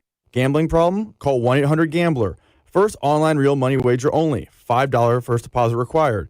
Bonus issued as non-withdrawable bonus bets that expire 7 days after receipt. Restrictions apply. See terms at sportsbook.fanduel.com. I'm McCall with Lee Summit Subaru, announcing Lee Summit Subaru's 0% event. Zero, like in 0% financing. Up to 0% financing on select 2025 Subaru models for 72 months. The 2025 Subaru Share the Love event. Subaru will donate $250 to a charity of your choice to help those in need this holiday.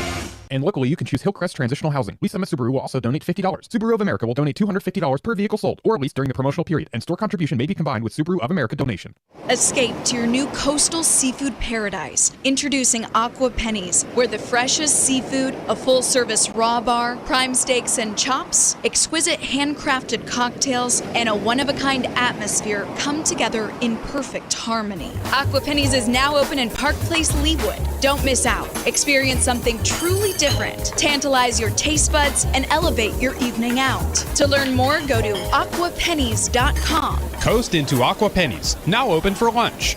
Save up to $4,500 with Hamilton Plumbing, Heating, AC, and Rooter, thanks to limited-time tax credits and special incentives on energy-efficient HVAC systems. But don't wait. Those federal tax credits expire after December. Upgrade your heating and cooling system, and you can enjoy lower energy bills and year-round comfort. Over 40 years' experience and more than 8,000 five-star reviews are great reasons to trust Hamilton. Visit callhamilton.com/radio for details, terms, and conditions. And lock in your savings before time runs out. License number 2025-11121. 250 years ago, a promise was made to connect families and friends near and far. And during the holidays, that promise is more important than ever. That's why USPS is building a better network to meet your needs with timely deliveries, easy and affordable ways to ship, and everything you need to make your season full of holiday cheer. Our purpose is delivering your peace of mind, knowing your love will arrive, bringing joy to all. The United States Postal Service. Learn more at USPS.com/holidays. It all comes down to this, folks. Yep, the entire season is on the line. But my throat has officially thrown in the towel. Sounds like you need Vicks VapoCool drops. They're max strength and vaporize sore throat pain. Whoa! These VapoCool drops hit fast. Speaking of fast, did you just see that play? Yeah, he vaporized that ball. That pun should have come with a penalty. Vaporize sore throat pain with Vicks VapoCool drops. Use as directed.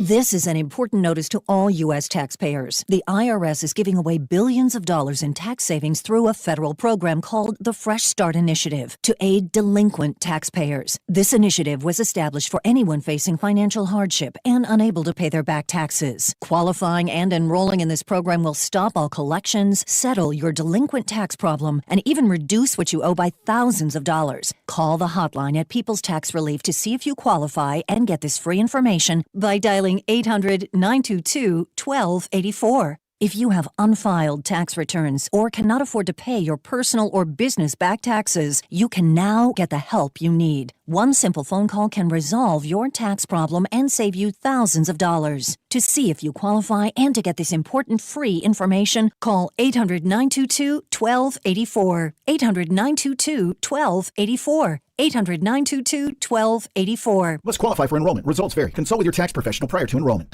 Inside the Huddle is brought to you by Blue Cross and Blue Shield of Kansas City. Discover the benefit of blue. Make sure to subscribe to our YouTube channel to watch all your favorite shows, shorts, and clips. This is your home for Kansas City sports. 96.5 The Fan, KFNZ FM and AM, HD1 and HD2 Kansas City, an Odyssey sports station. All right, 1 o'clock hour. It's Cody and Gold, Alex Gold, Cody Tapp, Drew Nixon producing the show. We'll get into some comments from a former NFL trainer, Aaron Borgmann, here in about 8 to 10 minutes. What he told us about the potential timeline, re-injury risk, getting back to being Patrick Mahomes, all that. I think some of the comments will make you feel at least a little bit better if you were worried that it is going to completely throw away 2026. But I get the sense, let's start here. I get the sense from the text line today, there are a lot of people that want them to just punt on 26 to help set up the future. Now, I'm not full on just wipe out 2026, but I do think, and we were already hinting at this last week before we ever knew Patrick Mahomes was going to be tearing an ACL, unfortunately, and out for the rest of the year and impacting potentially the start of next year. This idea that your roster with the cap situation and only 36 players or whatever under contract and maybe a staff change here or there, I don't know how many we're going to see, that is next year an offseason in which you have to make some really tough decisions to set yourself up to being so where you can be a contender again, in 27 or in 28.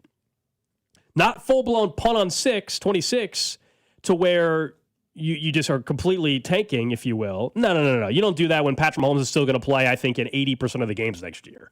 I really think he could play in 75, 80% of the games next year. He could play in 100% technically, but I think that... And he could. 80% seems like a conservative estimate. Yeah. So that seems like worst-case scenario. Well, you don't punt on a season like that. You still try to sneak in as a wild card. But I do think, we've brought up Trent McDuffie's name over and over and over. If you were on the fence still about not listening to trade offers or whatever, I do think this and also the reality of the roster makes you consider it even stronger. If you can get multiple picks, including a first-rounder back for him, I think there's a strong case to be made that stockpile some picks, man, regroup, retool, and be ready to rock and roll fully as a contender again in 27. I guess, can they not do both? Stockpile picks by trading down? Right now, Sure. since it's in the NFL draft, they are scheduled to be pick number 11. I mean, 11, that's way up there, considering where they normally select. If they wanted additional picks, I mean, they are to be had. And I think maybe tomorrow we'll do this. Like, I want to know your untouchable list, right? Yeah. The ones you wouldn't move off of Spoiler, under any circumstance. There's short. There's one or two. It's and maybe more than that for me. Oh, I don't know. But it's look, admittedly, a short list. I don't want you to give away your whole list, but Yeah. admittedly a short list. It's really difficult because I think that they're going to have to look at the roster build as a 1.5-year thing or a 2-year thing now. I'm not saying punt on 2026, and I don't think any year in which Patrick Mahomes starts, correct, you're ever really punting. This year went south in a million different ways, and they were not dead from the playoffs until Gardner Minshew threw a pick after Patrick Mahomes got hurt. Really, after Patrick Mahomes got hurt, they were dead. And they were pretty much dead, right? But they still had life and were fighting, and this season went sideways in a lot of different ways. And even that wasn't a let's just put it all behind us, move on year. But if you know that he might not be full Patrick Mahomes all of next year or for half of next year, well then yeah, some of those bolder decisions you and I said, Gold, might become less bold. As in, do you take a call on McDuffie? Do you take a call on Chris Jones? Do you take a call on Rice? Who do you take a call on? Well, I think you listen on everybody. And figure out. Yeah, I mean, you listen on everybody other than Patrick Mahomes. Yeah, because that's it. I do think that you could do, and this is where I think most teams don't have this advantage, because you have Patrick Mahomes and you have Andy Reid. And this is the other part about the Andy Reid thing that makes it hard to let's look forward to 2027 instead of 2026, because how many years I got left to Andy? Right. I'm blowing one of those out of the water? Fewer than 5. I only get so many out of Patrick Mahomes and so many out of Andy Reid. I refuse to punt on an entire year. But if you're willing to make a bold trade, someone is going to give you a first and a second, let's say, for McDuffie, I think you could rebuild the entire roster in a single year. You're picking 11, 42, think about where these picks are going to be. And in addition to that, you pick up more picks because you trade one of the players. They could do an entire roster rebuild because they have the quarterback in a year. Well, a year. Yeah, but so there's a difference between saying they can use these picks and rebuild it up. Yeah, that the moves can happen in offseason, but the getting to the point where you're actually a contender again, to me, that does not happen in one offseason. I think to me, you can do the drafts, but I don't think you reap 2027 until all the reap the rookies benefits. are ready. Yeah, especially but picking 11. I mean, you're getting starters there. I understand. Yeah, but I don't. The thing that makes maybe it's just a little hesitancy because Trent McDuffie, pound for pound, is a top 3 corner in football. Yep. What is a bigger need? Is it defensive line or is it corner? Because you're defensive line. It's not even close. I agree because let's say you get a first. Are you using a corner with one of those first round picks you get, or is the defensive line so dire you might double up on defensive line and then you're settling for corner and you're hoping the development can work out because also not that the rookie thing means as much for first round picks, but I think that you also have to factor that into the equation of how this team uses players at that position, and you're banking on hitting on another pick to get a top 3 player at their position. That's why but one player I'm paying a $100 million contract to, and the other I'm not. I understand, but if I know, but you're relying on your talent evaluation and also kind of just sheer luck in a way to hit on another player that can maybe match the level of coverage that Trent McDuffie gives you. I hear you. You're not wrong that the likelihood of getting a player the exact caliber of Trent McDuffie, a single player, is not, the odds are not great, but also this is how front offices in sports should work. By this logic, everybody would hold on till everybody retires or just sucks. You have to be willing to make some tough trades. They were willing to do it with Tyreek Hill, although they wanted him back. Remember, they gave him a massive number to come back, and he wanted more, but they were willing to make that trade. I hate to keep comparing with the Patriots, but the Patriots, time and time again, were willing to move on from some players. Doesn't mean that it always worked out, no, but you have to be willing to do that if you want to get back quicker to being a true contender. Or to maintain winning longer, because if you're just trying to, and I think that sometimes they paid some of these guys Gold because they were willing, they were in the middle of a back-to-back Super Bowl run, and they weren't going to let any of these guys go because it wasn't the time. But trading away Tyreek Hill is what extended that run. Look, after that. And they do play some rookies, Drew. I think you make it seem like they play none. Trent McDuffie is one of my favorite Chiefs players of the last couple of years. He's an incredible player. Seems like a really, really good dude by all accounts. First-class citizen, all of that. He deserves to get paid whatever he's going to get paid. And if they decide to pay him, they're paying a hell of a football player. I'm just saying with where the franchise is at and some of the holes that they have, I think they are better off if you can get what we think they can get, right?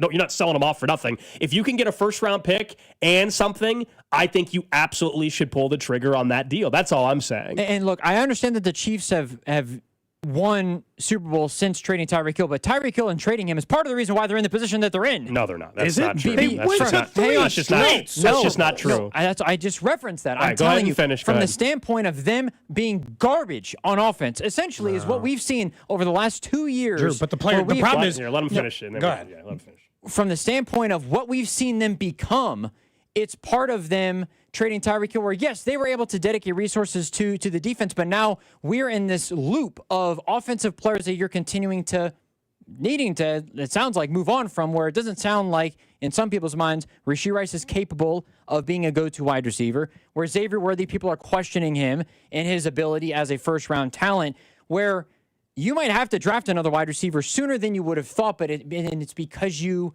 lost that player, where if they lose Trent McDuffie, this is the thing to me, is that there are only maybe one or two corners. Somebody said he's a top 3 slot corner, but not a playmaker. He single-handedly took offensive weapons away. Why would you risk losing that player? Okay, so I'm going to explain real to try quick. to make it up for another one. One, they wouldn't be getting to wide receiver any faster. They'd be getting to the same time. Tyreek Hill's career is pretty much over. So they still need to be getting to wide receiver right now. And the player you're talking about, the star you're talking about in Trent McDuffie, he was acquired because they traded Tyreek Hill. They only have him because they let go of Tyreek Hill. He wouldn't even be a player or an asset that they'd have to have a conversation on if they didn't trade Tyreek Hill. And so, difficult to say. And look, you're not always going to trade Tyreek Hill and get a player of Trent McDuffie's caliber back, no doubt. But it's like you build yourself all these equal chances. And Gold and I are not both just saying trade him away under any circumstance, no matter what. That is certainly not the case. I just think it's extremely risky. Where, let's say they get of course there's risk. I Yes, understand. of course there's let's risk. say, hold on. Let's say they get a first-round pick and a second-round pick, and the picks are fine and they're all right. But you don't. But you still feel like you're missing that player. Like, to me, I think when you're dealing with a top 3 player at their position, I don't care how much you have to pay them. If they are a top 3 player at that position, you pay them because of the playmaker. So you have no difference issue maker with that Chris are. Jones' contract still then, because they did the exact same thing. Chris Jones is, I know, no, But currently. should they have paid Tyreek, though? Yes. And in fairness, again, they But tried. They won 2 Super Bowls after he I left. think I understand. I understand. Could they that, have won Super but Bowls with Tyreek Hill still? Sure. This idea, though, that trading Tyreek Hill was a mistake, I could not disagree more, is all I'm saying. I think that is a wildly incorrect stance. Even hindsight doesn't help. Look, if they want to trade Trent McDuffie, I guarantee you every other team in the division, I don't care who they draft, is saying thank you very much for getting that player out of our division. Yeah, I think the Chargers and the Broncos. more than one player, though. I understand that, but I think from the standpoint of teams that like to throw the football, where Trent McDuffie would take them off the field, essentially. He took Jamar Chase out of the game multiple times. But they've been good at that. The secondary can be worse, but if it means that I have a dominant secondary can be worse, but if it means I have a dominant pass rush, I believe they can find a serviceable secondary. Drew is what I'm saying. They're very good at that, but and multiple pieceable. But is serviceable good enough to get you back to being as good as they were in this run? Well, the defensive line is not. Is it serviceable right now? No, and guess where they're at? They're missing the playoffs. If you get rid of Trent McDuffie and then... How are they going to fix the defensive line without stockpiling picks? You don't have to stockpile picks as much as maybe... one, we have to see if Omar Norman is still the goods. I don't know if we know he's the goods at all. Ashton Gelati has continued to impress. They need to play him more. They can draft another edge rusher and continue to get younger on the defensive line, and maybe they double up first and second round picks. But it's not just keeping There's McDuffie. a way to revamp the defense while keeping Trent McDuffie. Sure, it's not the only option they have is to trade Trent McDuffie. I'm not suggesting that. I would trade Trent McDuffie. I'm not saying that's the only path to solving this. I think it's a hell of a lot easier to set yourself up in 2077 when I'm not paying my corner the number one paid corner, highest paid corner in football number, which is what it's going to take for Trent McDuffie. And I still have the same issue on the defensive line, while also acknowledging that they need a running back, while also acknowledging that clearly they don't have the right wide receivers. Like that is to me all part of the problem. If the only issue is, guys, they need to find one more pass rusher and everything else is cool, then I would obviously entertain making McDuffie the highest paid corner.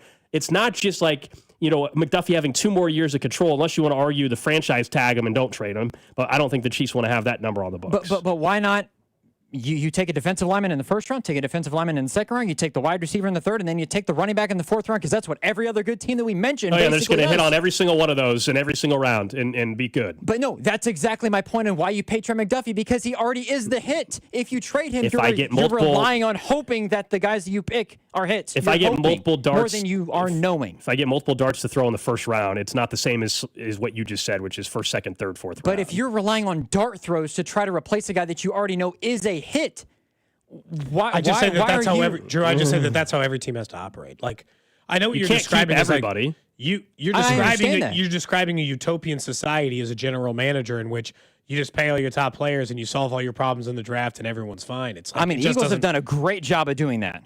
But they've also missed the playoffs over time, right? I understand that, but I'm saying from the standpoint of you paying your best players, the Eagles are doing a very nice job of making that happen and trusting that you can draft the players to also go with the talent that you're paying. But you don't think they've ever let a player go? No, I'm not like saying this entire they haven't, run. But a good player, a top 3 player at their position. I'd have to go. To my knowledge, I don't think so. I just don't, and I understand for the people who I think people are severely underestimating Trent McDuffie by saying he's not a top 5 corner. No, he's a top 5 corner. I'm not disagreeing with that. I think people on the text line are very much underestimating how impactful he has been, where he has taken off a side of the field. And I think that's something that you don't just replace even within a couple of picks, because as much as people like to say, well, Spags likes to pick corners in the third or fifth, third, fourth, and fifth round, you're not getting Trent McDuffie in the third or fifth round. And I understand you might dedicate resources to the draft and you might have more draft picks. Why would you risk getting rid of that sort of a player on a dart throw? And I understand that Brevich is very good. You're just saying sign every player who's good. And that's just not how the NFL works, and nobody should operate that way. It's about cost-benefit analysis. It's what are the odds you think if you get multiple picks, you can find a player that is 90% of Trent McDuffie at 30% of the cost. It's because that's what you're looking for, because then you can use that other 70% of his cost to improve a different area. The same logic, more than one player per unit. By the same logic, it's like, well, how come I didn't just pay Joe Thuney and pay Trey Smith and pay, you can't pay everybody. You have to make tough decisions. I think it is totally different when we're talking offensive line compared to shutdown corner. Yeah, I'm just talking about the cap. We're acting like they can pay everybody. They can't. No, I understand that, but that again is why they're in the position where they don't have to pay Rasheed, they don't have to pay Xavier, they don't have to pay any of the running backs right now. They don't have to pay potentially Travis Kelce if he retires. You dedicate all of replace some of these guys too, though. That's where the draft comes in to those positions, and you pay Trent McDuffie so you can focus on the other things. You have your cornerstone in Trent McDuffie. You build around him through the draft. I feel like them having to replace a cornerstone who is in his prime. I know it worked out with Trent and with Tyreek Hill, and maybe it does again. But I think it's extremely risky when you have a player that can single-handedly take away one of the other team's best offensive weapons, and you're hoping that the guy that you replace him with can do the same. Yeah, there's obviously risk involved with whatever path whatever path that they take. But this idea, though, that let's say they need to replace a tight end, and I don't know how they would replace the tight end, whether it's free agency or the draft. The idea, though, that just taking him in the third round, let's say that's the tight end, and having an extra first-round pick and you fall in love with a tight end that's in the first round, that's the same as just finding one in the third round. It's just not. You are more likely, the stats prove it, there are metrics, you are more likely to find starters in the first round than starters in the third round. I mean, this is not rocket science. Yeah. But I also just think it goes back to but they might not be as good. We can. But if I have two of those guys that are 90% or 85%, that's better. On rookie deals. And part of this goes back to and Gold has mentioned this in baseball too, right? We talk about the Rays model. You can say that you like the Eagles model. They paid all these guys, they have made these trades. There's without question, by the way, if we were comparing the franchise over the last 10 years, who's been more successful? It's the Chiefs. Chiefs have actually traded away more players. They have not done it the Eagles way. They are the more successful franchise. Unequivocally. They have more Super Bowls in this run than the Eagles have in their franchise's history. And so during this run, the Chiefs' model of doing it, by all standards, if we wanted to do it this way, would actually be the gold standard of doing it. They have been a more successful franchise than any other franchise during this run. Going back to the thing we said in the lead, where they've been to 5 of the last 6 Super Bowls, been to 3 straight Super Bowls. Obviously, they will not go to a 4th. They were eliminated from the playoffs yesterday. but the Eagles have missed the playoffs during this 7-8 year run too. So like, why am I copying what the Eagles do in the way they pay guys or don't trade guys or trade guys? The Chiefs model has been the most successful model. I don't have to copy anybody is part of it. It's like, I don't need to do it the way the Eagles do it, and I just pay every player. You can do it the Chiefs way. It's been the better way. But why in the same breath are we critical of what Brett Veach has done then over the last couple of seasons? Alex and I aren't. Look, this is the difference. I think Brett Veach is one of the 3 best GMs in the NFL. So do I. I think he makes mistakes like every GM makes mistakes. Nobody bats 1,000. I am allowed to be critical of bad decisions that general managers make because... Which is why I would be extremely weary of getting rid of a player that you hit big on. That's all I'm saying. We'll get into this multiple times throughout the offseason. I just think that everybody I think Justin Herbert would congratulate Brett Veach himself if he didn't have to go up against Trent McDuffie every single year. Thank you. It'll be the most emotion Justin Herbert showed in his entire career. Yes, it would be. He's too laid back for me. I just don't remember a lot of quarterbacks who aren't like killers when it comes to like overall success. Like, I feel like you got to be kind of a jerk to be a great quarterback. There's got to be like some element of that. And he seems like, by all accounts, swell dude. Like, nicest guy. Well, his team will be going to the playoffs this year, not the Chiefs. Monday's football coverage presented by Busey Bank, where they're focused on your success at Busey Bank. They've been building business and growing wealth since 1868. Learn more at buseybank.com. Earlier today, we had Aaron Borgmann, former NFL trainer. He spent 12 years in the league with the Chiefs and the Eagles on the show. Wanted an expert's opinion on the injury timeline for Patrick Mahomes. We all know he's going to need surgery on this ACL. This is what Aaron had to say on where things are at, depending on what actually needs to be repaired. Depending upon the level of other damage, I mean, you could see a slight shift in the timeline, depending upon if it's standard ACL repair, if there's other things that have to be fixed, like a meniscus or other ligamentous structures, but we may not even ever get that information as public. And I think what we'll see is more that the rehab and how well he's doing will dictate kind of that situation as to what he had repaired, if we ever get that information at all. And then you have the question of the exact, timeline. A lot of people were speculating last night. Does this mean 2026 for Mahomes is not viable? That's not the case, by the way. Yeah, so I was just point blank asked this question on X this morning, and somebody threw out a couple of different options, be it start the season, be a couple of games in, or miss the season altogether. And my answer is this. We don't know right now, but if I was going to put weight on 2 possibilities, I think starting the season or waiting a short time in, a couple of games, PUP situation, I think those are the 2 most likely possibilities. I personally, this is my opinion, I don't talk to Patrick. I'm not taking care of him. I don't believe that missing the entire season is even close to an option. He's playing next year, guys. He's playing. The question is it week 1 or is it week 4 or 5 is kind of where, based off of what we just heard. I guess when you look at like the recovery timelines of all the other quarterbacks, because there's probably like 10 of them in the last decade, 15 years, right? Mm-hmm. It's a common injury in the NFL. Just based on the style of play and everything else. 9 to 12 months, like we said. 9 months would mean he gets to play pretty much week 1 of the NFL season. And I do think he heals a little bit faster probably than most. We talk about this all the time. There's a reason why he stayed healthier than most.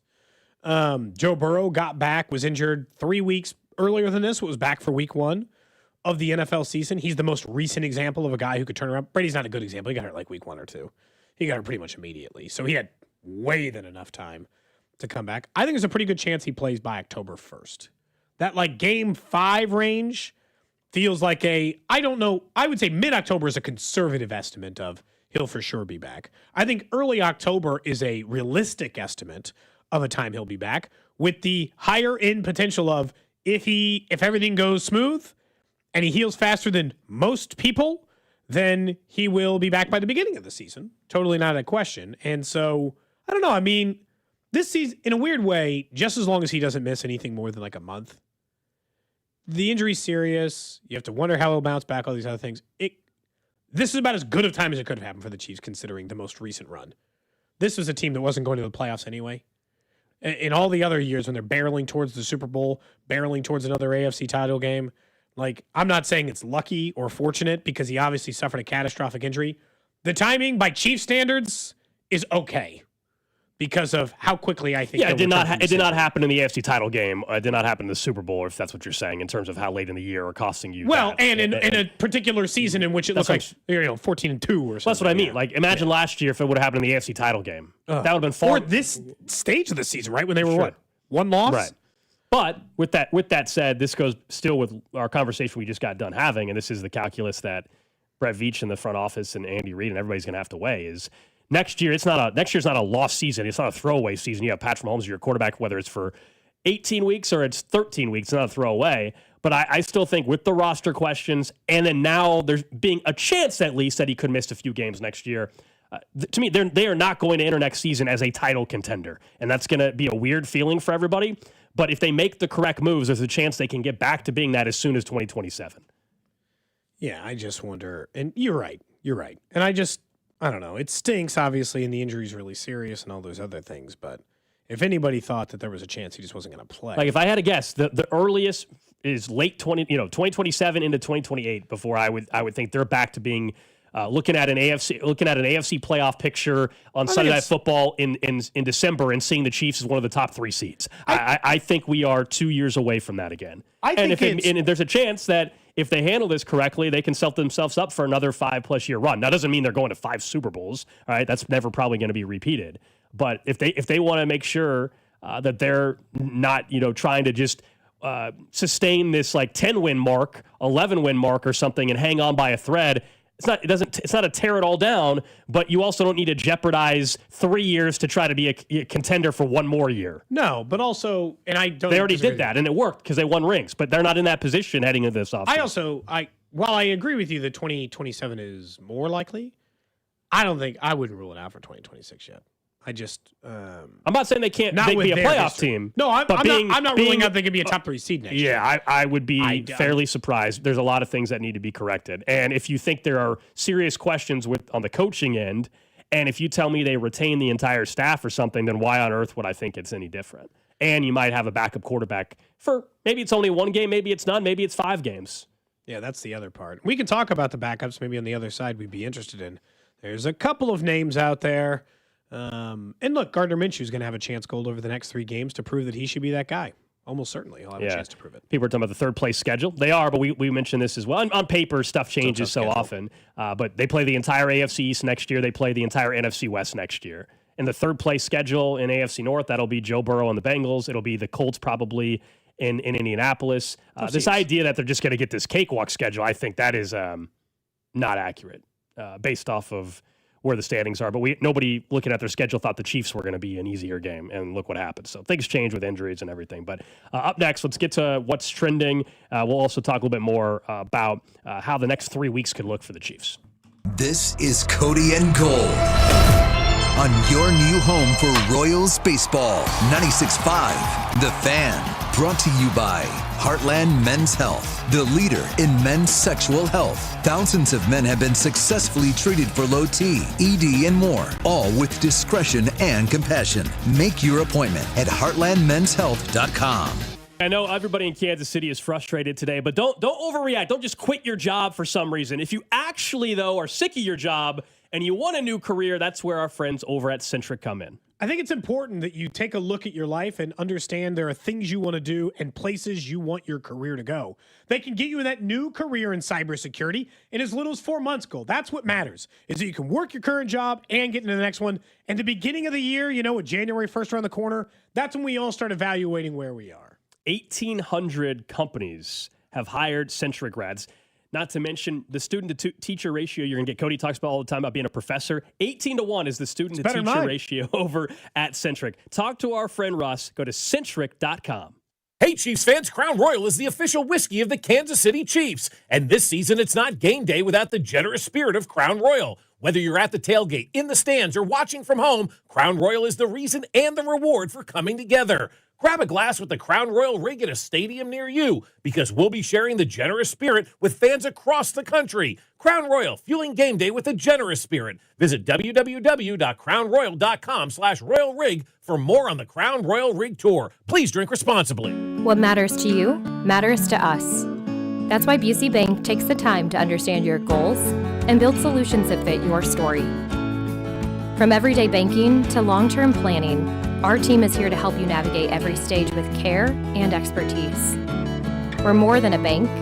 We're your neighbor, your advisor, and your advocate. UC Bank, building business, growing wealth since 1868. Member FDIC. The FanDuel Sportsbook app is your home for all your favorite NFL bets. From yards to touchdowns to who will win, with FanDuel, any play can be the play of the game. Tonight, FanDuel's giving all customers a 30% profit boost token. That's right, you can get in on all the action with a 30% PBT this Monday night. So make FanDuel your go-to app for any snap. Whenever you want to bet, whatever you want to bet, just visit FanDuel.com/Alex to bet on the game. That's FanDuel.com/Alex. Play your game with FanDuel, an official sports betting partner of the NFL and 96.5 The Fan. 21 and present in Kansas. Opt-in required. Bonus issued as non-withdrawable profit boost tokens. Restrictions apply, including any token expiration and max wager amount. See terms at sportsbook.fanduel.com. FanDuel is offering online sports wagering in Kansas under agreement with Kansas Star Casino, LLC. Gambling problem? Getting help is your best bet. Call 1-800-522-4700 or visit ksgamblinghelp.com. We love entertaining during the holidays, but we also love spending time with friends and family. That's why we're letting Hy-Vee do everything, because Hy-Vee has convenient pre-made holiday meal packs for any size gathering. Made fresh and ready-to-heat menu favorites like succulent turkey, honey glazed spiral ham, or prime rib, plus savory sides, rolls, and a choice of dessert. And don't forget the wine and spirits department. So pick up your meal the day before the holiday and then just heat and serve on the big day.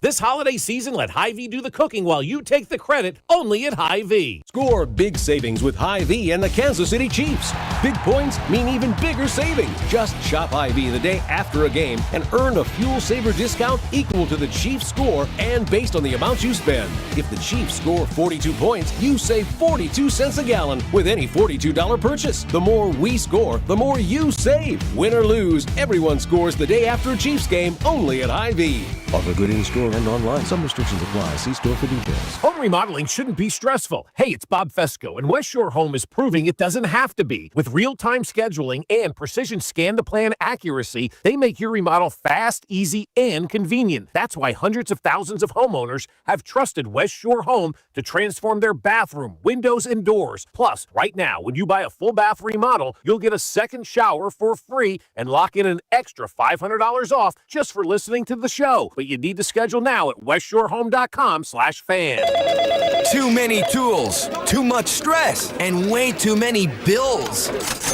Odoo replaces it all. One connected platform for every part of your business, so you can work faster, smarter, and for less. Odoo, the only software you'll ever need.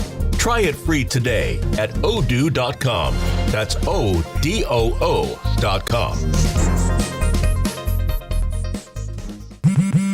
At Straight Talk, we know the holidays are your time to say Yes. So why put up with a wireless company that makes you say Out of data? Or no service here? Switch to Straight Talk and say yes to real unlimited data on a reliable 5G network covered by Verizon. And with a free 5G phone when you activate select plans, someone else in your family can say yes! Available at straighttalk.com and Walmart. Based on RootMetrics State of 5G Report, United States 1H 2025. Experiences may vary. Not an endorsement of Verizon. For network management practices, visit straighttalk.com. I know that hiring can be challenging. You need someone to match your role perfectly. Well, now you can meet them fast on ZipRecruiter. Build your team, build it sooner. Meet your match on ZipRecruiter. Just head to ZipRecruiter.com/free right now to try it for free. That's ZipRecruiter.com/free. Meet your match on ZipRecruiter. Try it free. This is the story of the one. As an HVAC technician, he and his digital multimeter are in high demand. So when a noisy office HVAC turns out to be a failing blower motor, he doesn't break a sweat. With Grainger's easy-to-use website and product information, he selects the product he needs to keep everything humming right along. Call 1-800-GRAINGER, click Grainger.com, or just stop by. Grainger, for the ones who get it done. Need parts fast? Need them now?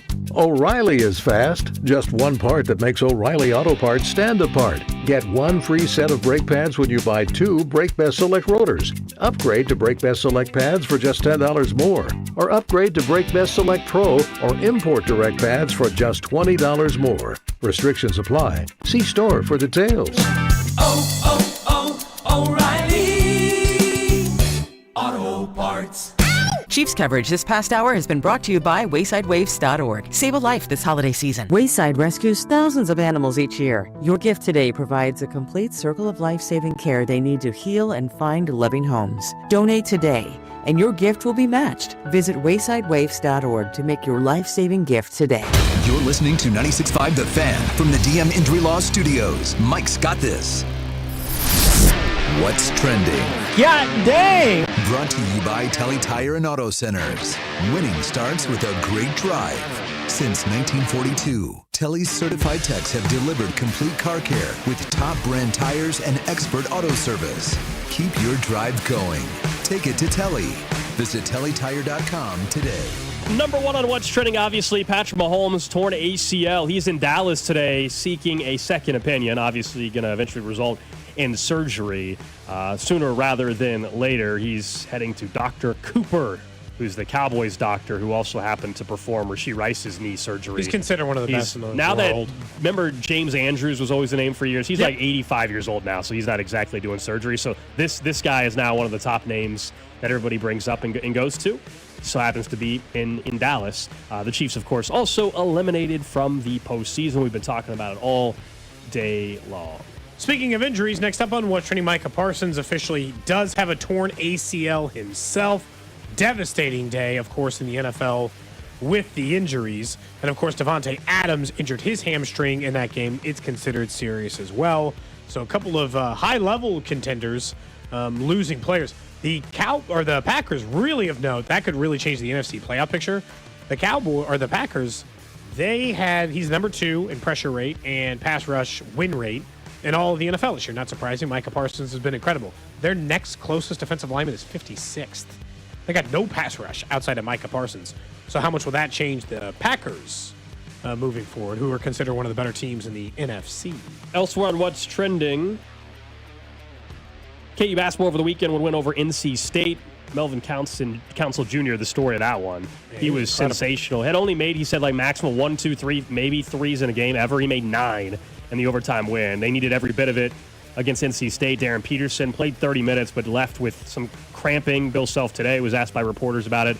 They're not even saying it's essentially the hamstring. It might be some calf cramps or quad cramps. It's kind of a bizarre thing. Look, they have 2 non-conference games. They don't have a conference game for 20 days or so. They should rest him until conference play, and it feels like this is going to be a recurring thing, but that's the best path. They don't need him for Towson tomorrow night or whatever it is. You can take that one off. K-State also beat Creighton 83-76. Yeah, that was a good win up there in Omaha. It was. And MU got a win over Bethune-Cookman by 22. Next up on What's Trending, a couple of big transfers heading our way in college football. DJ Lagway couldn't work out a way to stay at Florida, reportedly wanted to, but couldn't figure out a way with the coaching staff. He'll enter the transfer portal, and Dylan Raiola, Patrick Mahomes Jr., will have to enter, or not have to, will enter the transfer portal as well. Okay. Please don't go to Texas Tech. And Texas Tech, please don't go after him. That's sicko behavior by him if he goes to Texas Tech. Texas Tech shouldn't want him. Honestly, Missouri should be begging any of these quarterbacks in the portal to replace Bo Pribula instead and give themselves a real shot in the SEC. Dylan Raiola is not giving you a real shot in the SEC. More than Pribula? We actually got into this last week. You like Bo Pribula more than me. I watched him last year and I thought, I didn't think he was very good at all. I think Dylan Raiola was the exact same type of player. You're like, this guy is not a number 1 player in the country. Both underwhelming. Both, to me, struggle to push the ball down the field. We talked about that with you said he was Raiola. A check down master. I thought he was mainly check downs at Nebraska. I didn't see the big play stuff. I thought Bo Pribula... Way more touchdowns, more yards per game, less interceptions. Bo Pribula was very good the first month and a half of the season when he was asked to go and be the guy and go down the field. Maybe you argue they just didn't have the wide receivers this year in Columbia. That might be the case. Otherwise, I just was not impressed once things got real for him as a quarterback. Kansas and Missouri should be begging. Whose? Missouri's. Just on the face of it, 7-5, 8-4. Best. Maybe. They play Georgia and Texas. Both the locals should be in the portal. Among others. I mean, Kansas has no quarterback at all at the moment, right? Marshall. Yeah. I guess not of that Cole caliber. Ballard and Isaiah Marshall. Yep. That is what's trending. Someone says Raiola will be sensational if he gets a good offensive line. Come on. Well, we'll see.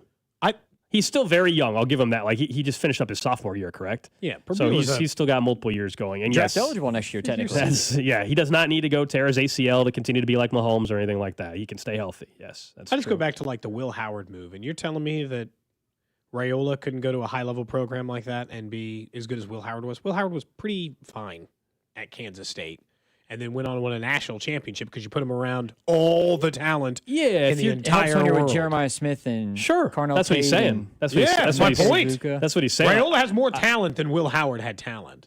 If they both had the same wide receivers and same line, I would choose Raiola over Bo Pribula next year. Same. That's all I'm gosh, saying. yes. All right. Are you a Pribula guy? Fifth-year seniors accomplished nothing? I'm not even like a big Bo Pribula guy. I just think he's better than Dylan Raiola. Can I ask, like, what is the basis of that thought process? Because I've watched them both play, and I don't know much. But Didn't Raiola hurt his ACL before the Mahomes injury? Here's the thing. Bo Pribula. Didn't he? Isn't he coming off an injury? He's a fifth-year senior in which he missed a season. I don't know if he got hurt or if he just missed a season for a year. He has now played in 34 college games and managed 20 passing touchdowns to 10 interceptions, and total in 34 college football games, 2,365 yards passing. Are we just like imagining a quarterback that played different than the one that I watched? I'm just saying, if I had to choose between the he two, ran too, but I would choose Dylan over Bo Pribula. By the way, Raiola, he broke his fibula, not ACL. Yeah, So he already had injury his was serious. nasty. He had his serious injury before Mahomes. he got ahead of it Yeah, this time. that's weird. They're at the synergy. I don't like it. If I was any big program, I would go after Sorsby in a heartbeat faster than Cincinnati's? Dylan Raiola. Yes. Okay, I haven't watched any Cincinnati. I can't even pretend to understand what Sorsby does. Sorsby's thrown for 350 at Cincinnati. I think he's the imagine him behind. I don't even understand why you like Pribula. You like guys who throw for 350. Pribula hasn't done that in 10 years. I mean, Raiola hasn't done that either. Are you sure? Yes, I can. He checks the ball I down, don't think Cody. so. He checks the ball down a lot. And I understand his offensive line's bad. Listen, Shador's offensive line was bad, and he was still hanging 300 yards on other teams. So I think we can. You're going to make me look up if he's thrown 300 yards. I don't want to do that. He threw for 293 against your squad, Wisconsin. He threw for 364 against Akron. He threw for 308 against Michigan. Hey, hang on. Hold on. I'm just telling you when he's thrown for 300 yards. Against the program in Akron that can't go better than 3-9 every season for the last 2 decades. I'm just pointing out how many times he's done it. That's all. Sure. Why the hell am I defending Dylan Raiola on this Let show? me go look at Bo Pribula stats against Central Arkansas from the beginning of the season then. I don't know. I think it's just different. If I was, Dude, he's thrown for KU, 2,300 if I yards was total. KU, I would throw any amount of money that I could if I wanted to get a quarterback at Brendan Sorsby. I would throw it at somebody. That's for sure. Other than Cole Ballard and Isaiah Marshall. I like Isaiah Marshall, though. I can't even pretend to know. Did you watch him play at all this year? Did he play this year, He, Gold? he played a little bit. They get a quarterbacks. I was serious, I don't know. The next 3 Gold's weeks. excited for KU football next year. The next 3 weeks, Gardner Minshew will be the starting quarterback of the Chiefs. The sentence we all thought we'd be saying when the season started. He's going to play. We already played some of what Andy had to say. We would like for some of the younger guys to play more. I don't know if that's going to happen. Brashard Smith, Jalen Royals, etc. But the next 3 games are actually really important for the next year if Mahomes has to miss time. Is Gardner Minshew your guy? Like seriously, if he looks good in this offense, what judgment can I make on these 3 games in which you got 2 backup tackles and I guess if he does look good, then it'd be even more impressive. Then he already knows the offense and everything. Then let him just be the backup next year, and if he has to make a spot start, go for it. It's way more important than ever before for them to have a backup quarterback that would be available if needed to win a game or 2 to start the season next year. There's a possibility that Mahomes maybe just not quite ready week 1, week 2 next year, and they need someone that can go and win a game. And Gardner Minshew, right now, for obvious reasons, would be the front runner for that. If he looks well, they could bring him back on another 1-year deal. I guess if he looks bad, though, should we judge him for it? Yes. It's going to be Essa Pole and Chu Godric. Circumstances are not going to be perfect. By no means. No, I mean like in football. In just life? Like in football. Yeah, things break down. Let's see how you handle it. The last time he started, he stunk. He was really bad. When he started in for the Raiders, he was awful. I mean, like really awful. So it's been a number of years since Gardner Minshew was any good. Here's the truth. I think there's probably 5 to 7 names that are better than Gardner Minshew today. And if they think Patrick Mahomes is going to miss any time, they should go for the best available backup quarterback who will agree to it. Kirk Cousins isn't going to agree to it. He's going to be the starter for the Jets.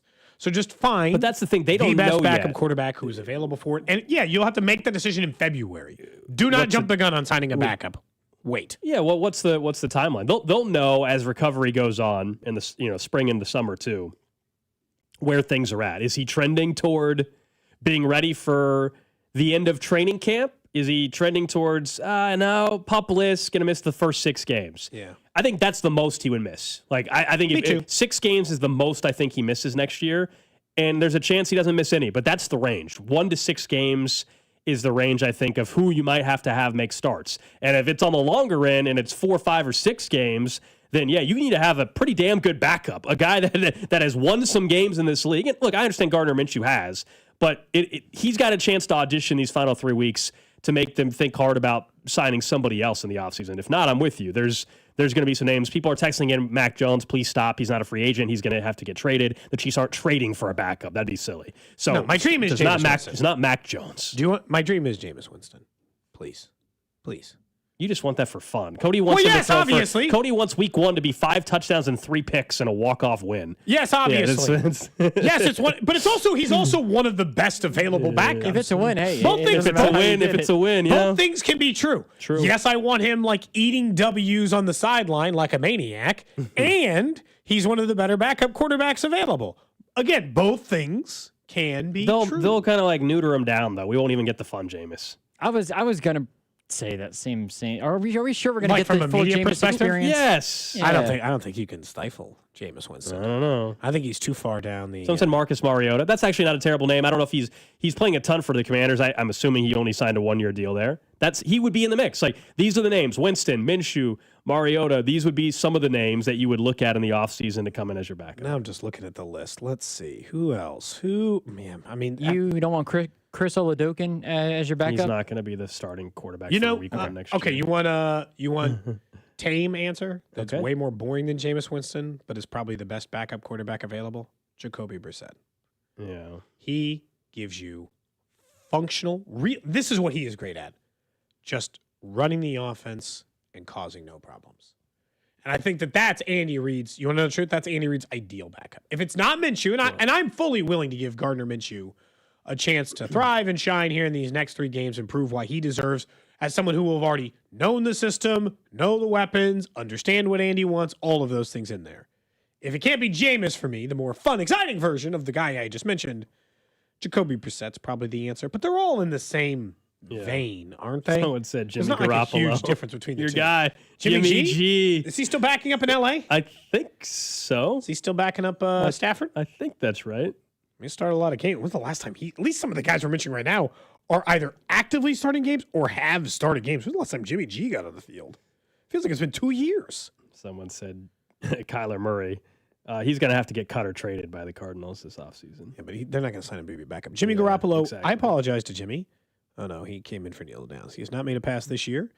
He played in a singular game in 2024, in which he threw for 334 yards and 2 touchdowns. So I guess who was that for? Was that the Rams? Someone said Davis Mills, the Texans backup. He made 1 start for the Rams and threw for 334 and 2 touchdowns, which is incredible. Wow. In its own right. So, Davis Mills actually. But he's 35. He'll be 35 at the beginning of next year, Jimmy G. Yeah. Davis Mills actually is kind of interesting. Smart quarterback that can just run your offense as a backup. Textline taking a shot. Yeah, he wouldn't be bad. Textline giving a shot at Drew now says, what about the best NFL backup? Jake Browning. Hey, give us a 7th-round pick and we'll send him your way. As I told you, they need to have him around just in case Joe Burrow doesn't like football in the offseason. That's what Joe Flacco's for. What about Drew Lock? Bring the local kid home. You think? Not if I need to start 5 games or something. No. What's that? In Seattle? He doesn't have a track. He hasn't won many games in the NFL. I need someone someone that has won plural games, as not just in actually double digits. How about that? 10 or more games. He's won 10 games in the NFL, hasn't he? Like in his career, or are you talking about like in a season? Someone texted in worse Kevin Cobb and Jeff Garcia. Just go back to Andy's old guys. He's won exactly 10 games in his NFL career. Let's go. All right, he qualifies barely. Good job, Drew. Yikes. Dude, he's only started. Why did I feel like he started way more games than that? He's only He started 13 for 13 1 year in Denver, but he went 4-9. But he's only started 41 games in his NFL career. Like Jameis and some of these other guys, and Brissett, all these other guys are mentioning, have started double some of this stuff. I mean, he was a second-round pick, not a first-round pick. You know what I mean? I know. Like, I just in my head he had started more. That's all. Yeah.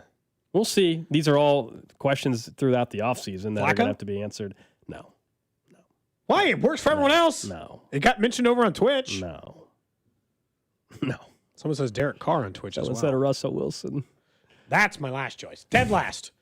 Below any of the other quarterbacks you could even think to mention. No, he's not. He's not. Russell Wilson is dead last. He's not last. Dead. He's higher on the list than you want to realize. I'd rather start Oladokin for 4 games next year. He's higher. He's higher on the list. This is not sarcastic. I'm dead serious. I don't want Russell Wilson and his toxic, team-killing, vibe-killing energy anywhere near the Chiefs.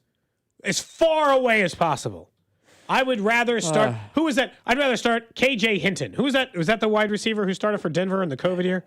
Hamler. Whatever. I don't care. KJ Hamler, I think. I don't, maybe it wasn't KJ Hinton. I thought was the name. You'd of the rather guy. take Drew Brees out of retirement. Somebody. I don't know. I'd rather start Trent Green at 55 years old. You know? That's who I'd rather start than Russell Wilson. Bring Phillip Rivers in here for 4 games before I start. You know how often Russell we'd Wilson. have to talk about the moon balls if Russell Wilson was here. So can we acknowledge we got a screaming A. Smith moment out of Gold to start the show? I have to go back and listen. I don't Screaming A. Smith? I don't know. I have to go back and listen. We both got angry a couple of times today. Someone said bring in Jason Bean. I don't. No. To start? I'd rather start Jason Bean than Russell Wilson. Stop. You are crazy. Stop. There is not a quarterback. Show a little respect. You can name that I would rather start or bring into this organization than Russell Wilson. This is the ultimate question for the 816. Would you rather lick a Las Vegas street than have Russell Wilson? Somebody texted him for the 816. If you were listening to Trash They'd Today, rather do that. you get that reference or trash phone for a week. I think the line will be drawn there. Correct, Cody? Yeah, maybe. They finally put a name on the one that I think about, which is Anthony Richardson. He was so bad.